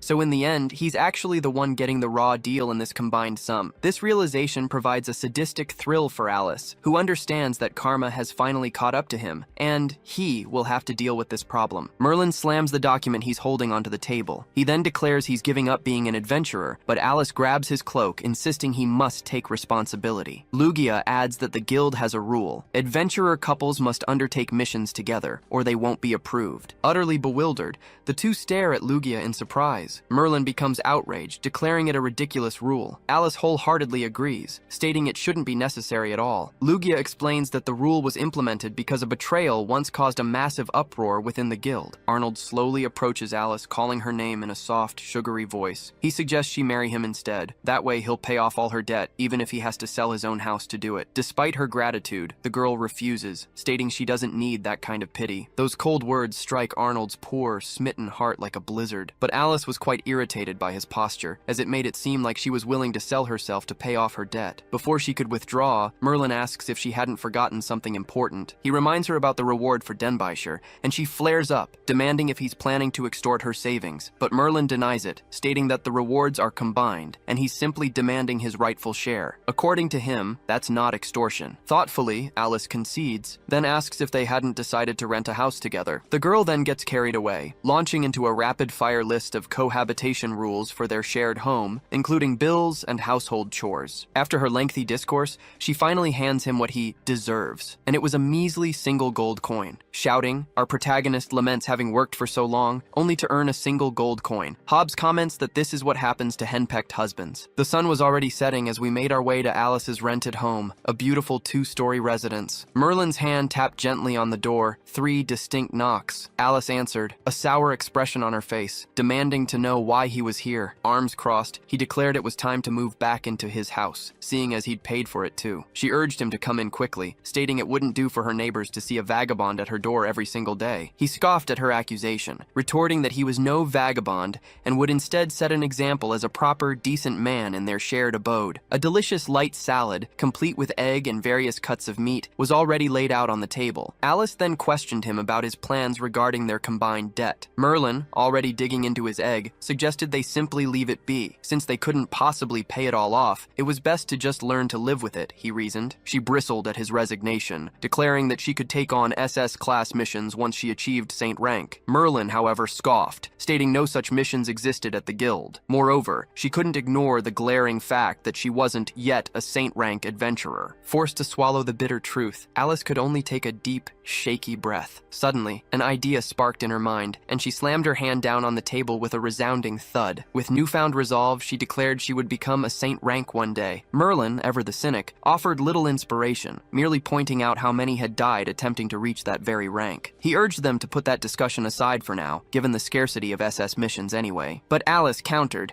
revealing that SSS-class missions, paying millions, also existed. Our protagonist, however, remained pessimistic. He hadn't seen a single single SS mission, let alone an SSS-1. With an assured look in her eyes, Alice explained that the guildmaster had told her the last SSS mission was a decade ago. Holding up 2 fingers, she indicated that was the reward. Merlin's eyes widened. "Does that mean 2 million gold coins?" he asked. His question, however, only elicited a wry, sarcastic smile from her. She then revealed the true amount: 20 million gold coins. With that kind of sum, their debt worries would vanish completely. Merlin was so utterly stunned by the astronomical sum that he promptly spat out the bread he'd been chewing. The young man knew he also had his curse to worry about. Defeating powerful monsters would not only bring in a fortune, but might also help with his own affliction. He mused aloud that if he put that money towards the racetrack, he could live 7 lifetimes without a single financial worry. Alice predictably did not look pleased. As they continued their meal, the two fell into a discussion of past exploits, mithril armor, mounting debts, and a myriad of other topics. Before long, their plates were clean and their bellies pleasantly full. Merlin inquired if an SSS mission was truly difficult. Alice explained that an average adventurer wouldn't even stand a chance,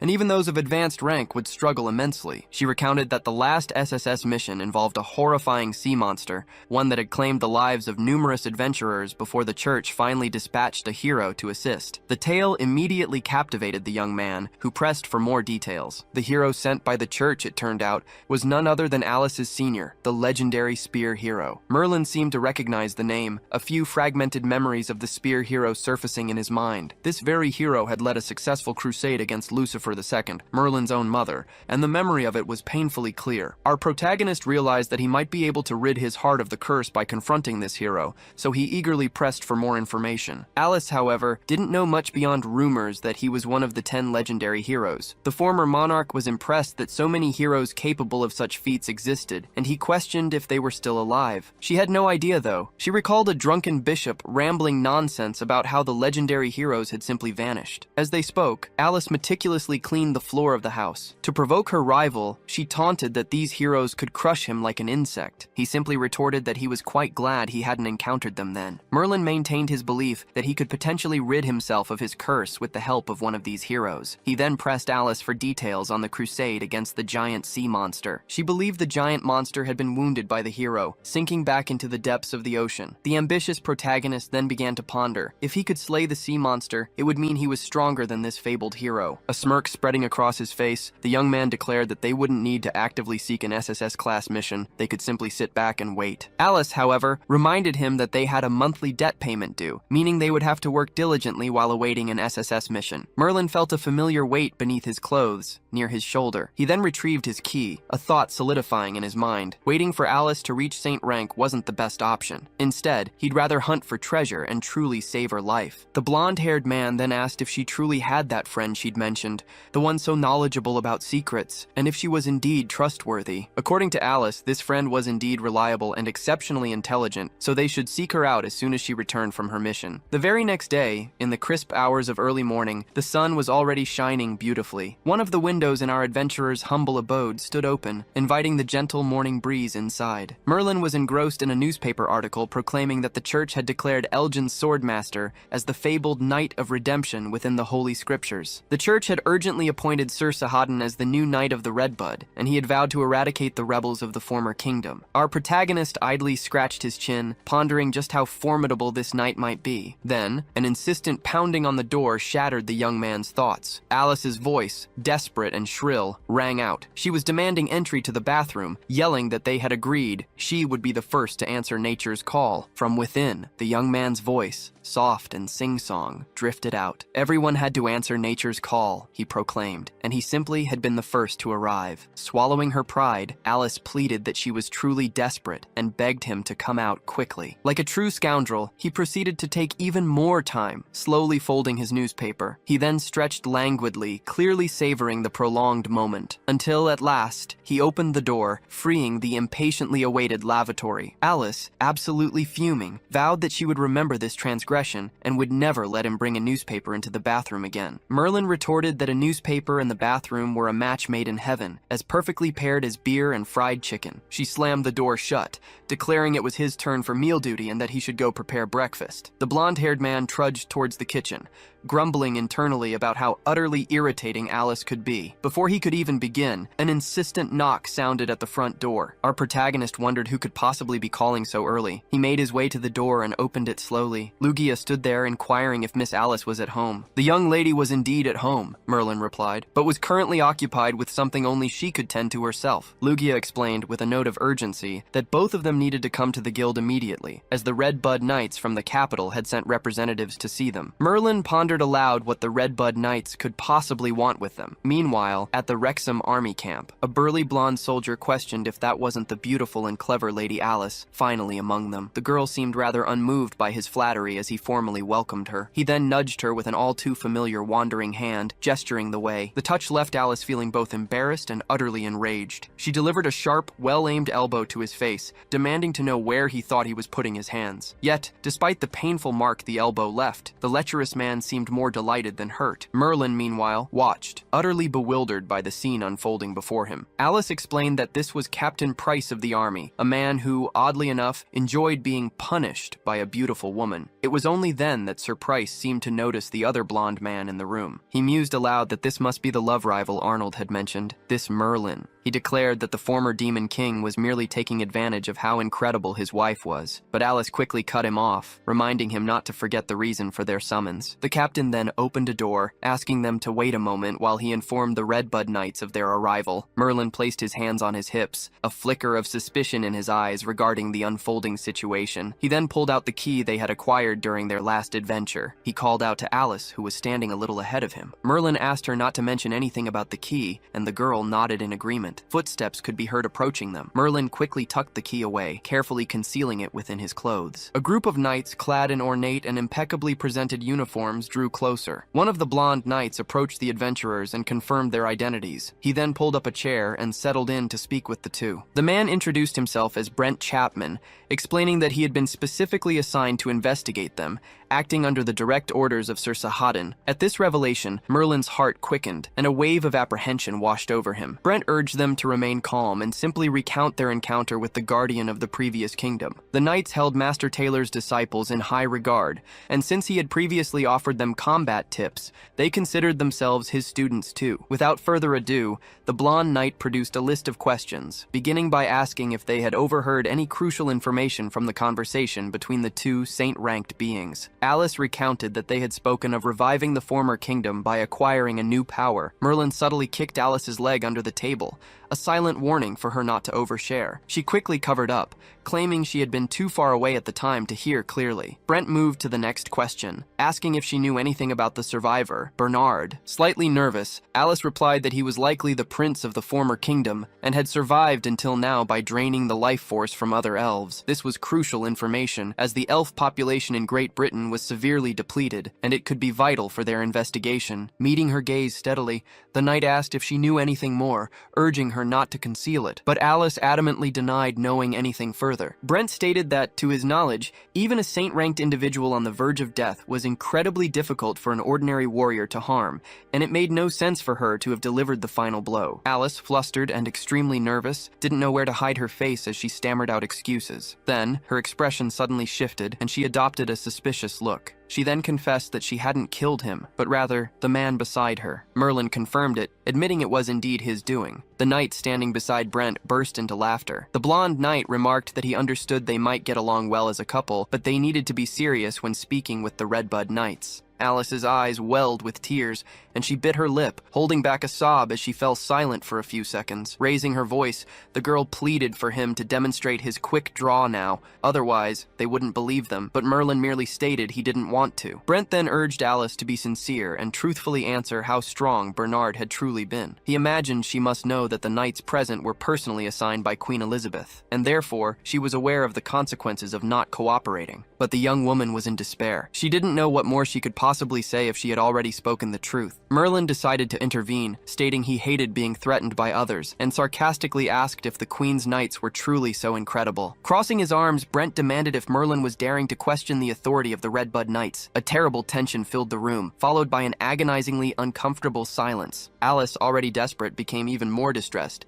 frantically trying to concoct an excuse to get Merlin out of trouble. She clapped her hand over Merlin's mouth and quickly declared that the necromancer and Bernard had only seemed strong, but weren't actually a big deal, merely high-ranked individuals. The Queen's Knight let out a dry, unamused chuckle. He said he had already suspected as much. It seemed the 4 heroes of the previous kingdom weren't so special after all. Merlin reinforced this, adding that the Storm Warrior had been a mere weakling. Brent commented that Alice's husband was far more honest than she was, leaving her utterly bewildered by the unprovoked insult. With a perfunctory bow, the Redbud Knights thanked them for their cooperation and bid them farewell. They slowly exited the room, and the heavy atmosphere instantly lightened. Alice clutched her head, demanding why he hadn't been able to demonstrate his strength. He merely explained that he wouldn't perform tricks just to prove a point. Meanwhile, in the village, people went about their daily lives as usual. The female knight accompanying Brent asked what their next move was. He replied that they would return to the capital and report what they had heard to Sir Sahadin. A young woman approached them, her steps nimble and light. Calzona passed by the Redbud Knights quite calmly as they discussed their work. But somehow, Brent sensed something strange about the woman. He shouted to his companions, declaring the person suspicious, but by this point, the girl had already vanished among the bustling villagers. The blonde knight began to reflect on why she resembled Calzona, the dragon tamer thief, one of the 4 heroes, and if they had indeed been revived, why would they come to Wrexham? The female knight asked what the problem was, but he dismissed it, saying it was nothing and he must have been mistaken. And so, the 3 left behind the cunning woman who had managed to perfectly hide herself from the Queen's Knights. A fierce waterfall cascaded down a beautiful mountain beneath a sky of brilliant blue. Alice was honing her sword skills at that very spot. The water droplets, soaring with the force of the cascade, began to transform into tiny ice crystals under the girl's immense power. She was channeling her energy into her blade, focusing with intense concentration. With her eyes fixed firmly on her target, she made her first move, and with a single swing of her sword, the entire waterfall was now completely frozen. Not only did the water solidify, but ice crystals began to sprout along its entire length. That mighty cascade simply halted, as if time itself had frozen. Alice was awestruck by her own strength, barely believing she had accomplished such a feat. But the ice layer was rather brittle and began to crack. In an instant, the waterfall's force shattered the ice that held it captive, and water began to gush through the widening cracks. With little time to react, Alice's eyes simply widened in shock. A tremendous force of water surged towards her, causing a sudden deluge. Now, besides the water, jagged pieces of ice floated menacingly. Completely drenched, our adventurer realized she was still quite a ways off from reaching the saint rank. A voice chimed in, remarking that a bit would be an understatement. The true distance was like that between heaven and earth. And who else could it be but Merlin, the one person in this world who most enjoyed getting under Alice's skin? The girl asked how he knew she was there. He explained that her habit of leaving early and returning late these past few days had simply piqued his curiosity.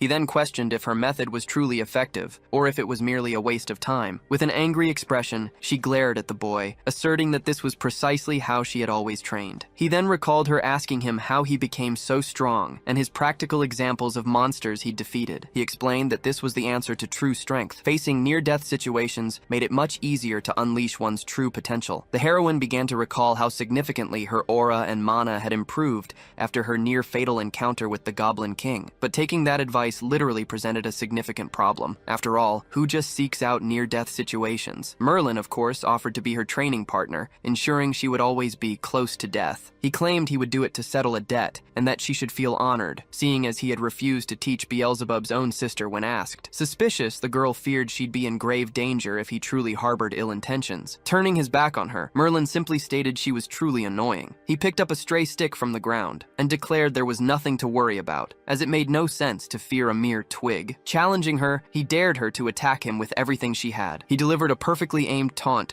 reminding her of their parting on the beach, and to truly seal it, called her flat-chested. A vein of pure hatred pulsed visibly on the heroine's forehead. She squeezed her eyes shut. Then, extending her arm, she unleashed a frozen strike. The frigid air rapidly closed in on Merlin, who faced the incoming attack without even flinching. With a sarcastic expression on his face, he questioned why she insisted on using magic when she knew perfectly well he was immune. And just as her strike neared, a transparent shield flared, protecting the protagonist from any damage. The girl used this as a distraction, closing in on him with her sword drawn. With extreme focus, she thrust her blade forcefully in his direction. But Merlin deftly parried her attack with a mere flick of his stick, declaring she was far too slow. She tried again, but the result was identical. And yet again, the same outcome. Her sword strike was easily blocked by his simple stick, until, without remorse, he gave her a sharp tap on the head with the stick, reiterating that she was far far too slow. Exhausted, breathless, and panting, Alice no longer knew what else to try. Meanwhile, Merlin remained completely composed, not a single bead of sweat on his skin, as he questioned if she truly had it in her. With her pride deeply wounded, Alice analyzed the situation with a cold, calculating gaze. Then, charging her energy, she roared for him not to look at her like that. Her fierce attitude surprised the protagonist, who widened his eyes in mild astonishment. The heroine charged towards him, her sword pointed, daring him to taste the essence of the great snow mountain. This was exactly what he wanted to see, determination and strength. He, too, advanced, holding his faithful stick. A mighty clang echoed, and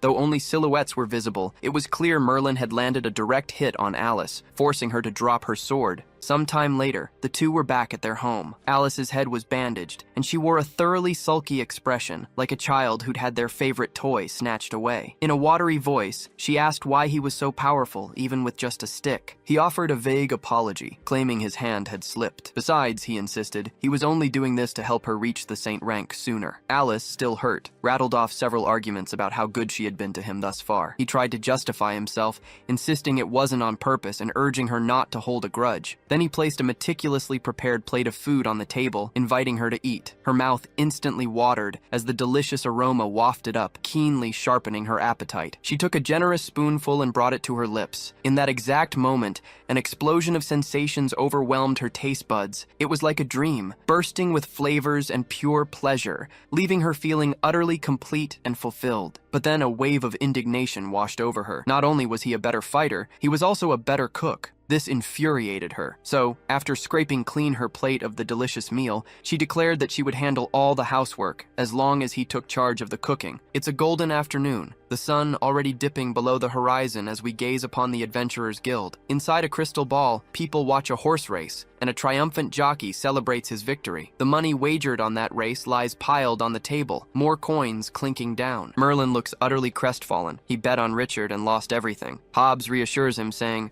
"These things happen." Winking at our protagonist, the redhead adds, "It's perfectly normal to lose once or twice. But the problem is our former king hasn't won a single gold coin, not even after betting on over 100 races." Hobbs declares this bizarre, noting that a normal person would win at least once. He wonders aloud if the goddess of bad luck truly smiles upon Merlin so often. The guildmaster, having overheard the boys' conversation, muses that this must be Merlin's unique training to hone his intuition and willpower. The redhead tries to encourage the protagonist to bet more, but Merlin replies that he doesn't have access to the household funds. Hobbs then recalls that the young man is part of the infamous Henpecked Husbands Club. Merlin adjusts a small cord hanging around his neck. He then remembers the key he keeps hidden, thinking that perhaps a treasure hunt would be a more reliable way to earn some coin. But as he holds the key, the protagonist feels an intense sense of being watched. He glances around to confirm, yet perceives nothing amiss. It was Calzona, lurking there in the guild. She had planned to inquire about Alice, but never imagined she'd stumble upon the very person who possessed the key. From what she'd overheard, he was Alice's husband, but she couldn't sense any mana or aura emanating from him. A sly smile plays on the woman's lips. She knows she can definitely reclaim the key from this mere peasant. Hobbs claps Merlin on the back, telling him to forget his troubles and come with him to Helena's secret den, a place brimming with women and spirits. With a hearty thumbs up and a wide grin, he declares it a place any man would adore. Merlin admits his curiosity,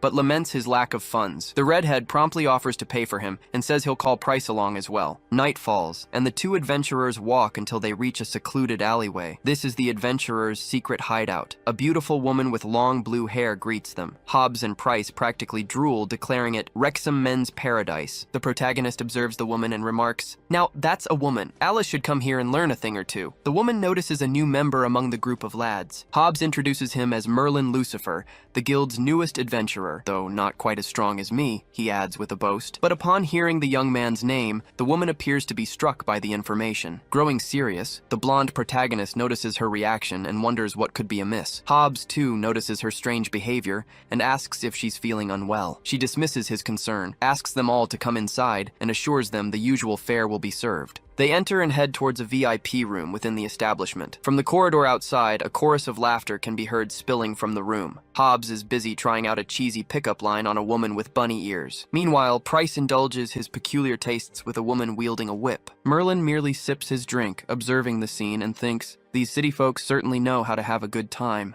Hobbs urges him not to just drink, but to request a girl. Merlin, however, says he wants to witness a rock being broken with a hammer on a beautiful woman's body. Faced with such an unusual request, the redhead scans the catalog for a dancer or act that might satisfy this peculiar madness. Just then, someone enters the room, their delicate, well-cared-for feet moving gracefully. The woman announces that she has arrived uncalled, but will offer them a Sogdian dance and hopes they enjoy it. The less-than-discerning Hobbs and Price are instantly mesmerized by the dancer, their eyes sparkling with delight. Calzona, disguised as the dancer, seethes with hatred for the two perverts beneath her elegant facade. But she knows her true objective here, and her gaze locks onto Merlin. She notices he remains remarkably calm, but she's confident he'll soon be captivated, making the key easy to acquire. As she begins her dance steps, she bids them not to miss a single move. The woman is an exquisite dancer, capable of enchanting anyone with her light and graceful movements. With all her charm and beauty, she prepares a seductive move, especially for her target. Then she blows a kiss into the air, gracefully sending it towards the men. Hobbs and Price go wild, reveling in the entire performance. She knows she's secured the hungry gazes of the two men, who eye her like wolves eyeing a lamb, but her primary target doesn't seem quite as impressed. She turns her full attention to him, intensifying her efforts to draw his gaze. Then the girl climbs onto the table, deciding to take a more direct approach. Now, intimately close to our protagonist, she locks her eyes with his. Merlin senses something strange in the air, feeling a slight queasiness from the sensation emanating from her. The woman decides to make her move, leaning in so close she's about to touch his face. The other two men excitedly root for her to kiss the blonde. Calzona's hand subtly drops to the spot where our protagonist has hidden the key. But before she can grasp anything, he shoves her away with unexpected force. With a grim expression, he declares, "This kind of thing is incredibly dull." Flustered, she asks if she isn't enchanting enough, but he counters, asking her age, to which she replies, "Only 20. The young man stands up, calling her a liar. "The perfume you're wearing," he states, "is not something a young woman would use." Then he pins her against the wall with his hand, staring intently into her eyes. "Normally," he says, "only older women, spinsters, or grandmas approach me." With a sly, almost cruel smile, he asks which of the three categories she falls into. His words visibly infuriate the woman. Just then, the woman from the reception appears, apologizing for interrupting their fun. "Someone is asking for Merlin," she explains, requesting that he please come outside. Hobbs turns pale with nerves, wondering if it could be Merlin's wife. Merlin, too, grows worried, as this is his very first time in a place like this. Merlin decided to accompany the young woman who had called him. Luckily, it wasn't Alice looking for him, because he definitely would have gotten an earful from that goody two-shoes. The young woman began to descend the stairs, and the boy realized they were heading underground, making him suspicious. So the protagonist decided to ask Helena where she was taking him, and if someone wanted to see him, where was this person? But with a calm gaze, the girl asked him to simply follow her, promising to explain everything once they arrived. Merlin placed his hands on his hips and continued descending, his suspicion only growing. They finally arrived at a grand door, torches flickering to illuminate the corridor. The protagonist seemed to recognize the place in some way, observing it with a look of surprise. The young woman curtsied deeply and remarked that it had been a long time, addressing him as Lucifer with an almost exaggerated politeness and respect. He understood that Helena was a demon and asked how she recognized him when so few had ever seen his face before. She explained that she had seen Lucifer before, at the meeting of the Seven Kings 3 years prior, having been there with her lord as part of his escort. Then, the girl formally introduced herself. "My name is Helena Fielding Fitzgeralds. I belong to the 4th palace of the Demon King and hold the rank of general." And her lord was a friend of Merlin's, the Lord of Lust, Asmodeus. The blonde was visibly impressed by this information, recognizing the name all too well. Helena then added a tidbit of trivia. To save his palace from economic depression, Asmodeus once dressed as a woman and put on numerous shows. While such performances were forbidden now, he remained the secret dream of many men. Helena decided to leave Merlin to his thoughts and memories. She closed the door, leaving the protagonist alone in the room. He then noticed a luxurious chair and a magical mirror embedded in the wall. As expected of Asmodeus, he always made things unnecessarily complicated. Now seated in the chair, Merlin stared at the mirror, resting his chin in his hand. The former Demon King then mused aloud, shouldn't he introduce himself now? Then, the magical mirror began to glow with reflected flames, revealing the silhouette of a beautiful woman. Suddenly, the full image of a beautiful young woman with long red hair materialized. Merlin Merlin smiled, remarking, "My friend Asmodeus is still the same, as full of charm as ever." Using a fan to conceal a smile, the beautiful woman in the mirror replied, "We never would have imagined meeting like this a year ago." Asmodeus then asked the protagonist why he was in his brothel, but Merlin retorted, telling him not to meddle and calling him a perverted drag queen. With a more serious expression, Asmodeus questioned, "Why did you call me perverted?" For I remembered quite well that someone had gazed at me with a mischievous gleam and even offered a secret gift when we first met. Pointing a finger at Asmodeus, Merlin retorted, justifying himself by saying he couldn't have possibly known he was a girl with a surprise, and that Asmodeus should stop exposing such details so casually. The redhead requested they drop the topic, and then asked if it was true he'd been impeached by the old parliamentarians for failing to perform his duties. Laughing, Merlin replied that it was only normal for a parasite and a good-for-nothing like him to be kicked out of such a position. He thought it best not to tell his friend the real reason he'd needed to leave the palace, to find a strong enemy and prolong his life due to the curse. To Asmodeus, it seemed Merlin had wanted to be expelled on purpose. He'd always been a great king, but suddenly he'd become negligent. Still, if he ever wished to return, all he had to do was write a letter. The protagonist thanked him for his kindness, but affirmed his preference for freedom, knowing in his heart that staying would have meant simply waiting for his death. But with a playful wink, the drag queen asked if becoming an adventurer, and one of the lowest rank at that, could truly be considered freedom. Merlin explained that Asmodeus wouldn't understand that the greatest hermit might seek refuge in the noisiest market, and that money certainly couldn't buy happiness. He also explained about the position of Monarch of Pride,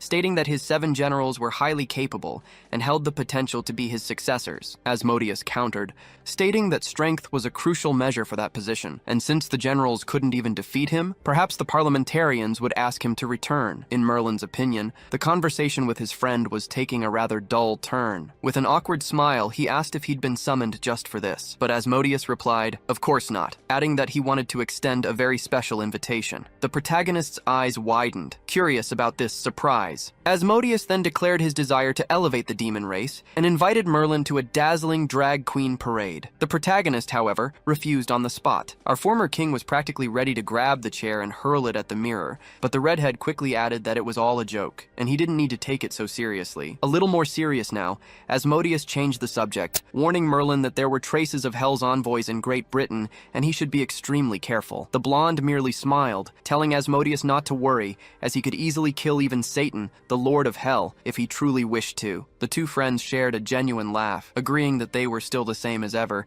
even after so much time apart. Merlin was now outside the room, and Helena addressed him as Lucifer, adding that she would call him if her lord wished to see him. The protagonist, however, asked her not to call him that, but the young woman refused, stating firmly that he would remain Lucifer until the Parliament elected a new monarch of pride. That status would not change. Muttering to himself that a status was useless without authority, the blonde simply told her she could do whatever she wanted then. Afraid of running into someone he knew, Merlin asked to go somewhere with fewer people. Helena then inquired if he wished to return to where Hobbs was, but he declined, instead asking if she had served Asmodeus for a long time. Helena recounted that she had served her lord as a maid before, tasked with managing his diet and daily life. This made Merlin recall his own former maid, who had a rather peculiar personality. She would even warm his bed for him, and she had a strange pleasure in tasting all his dishes beforehand, often leaving the spoon quite slobbery. The protagonist mused that if he could successfully remove the curse from his heart and return to the palace, he would absolutely love to have a maid like Helena in his life. They moved to a secluded corner, where the young woman asked if he was truly associating with humans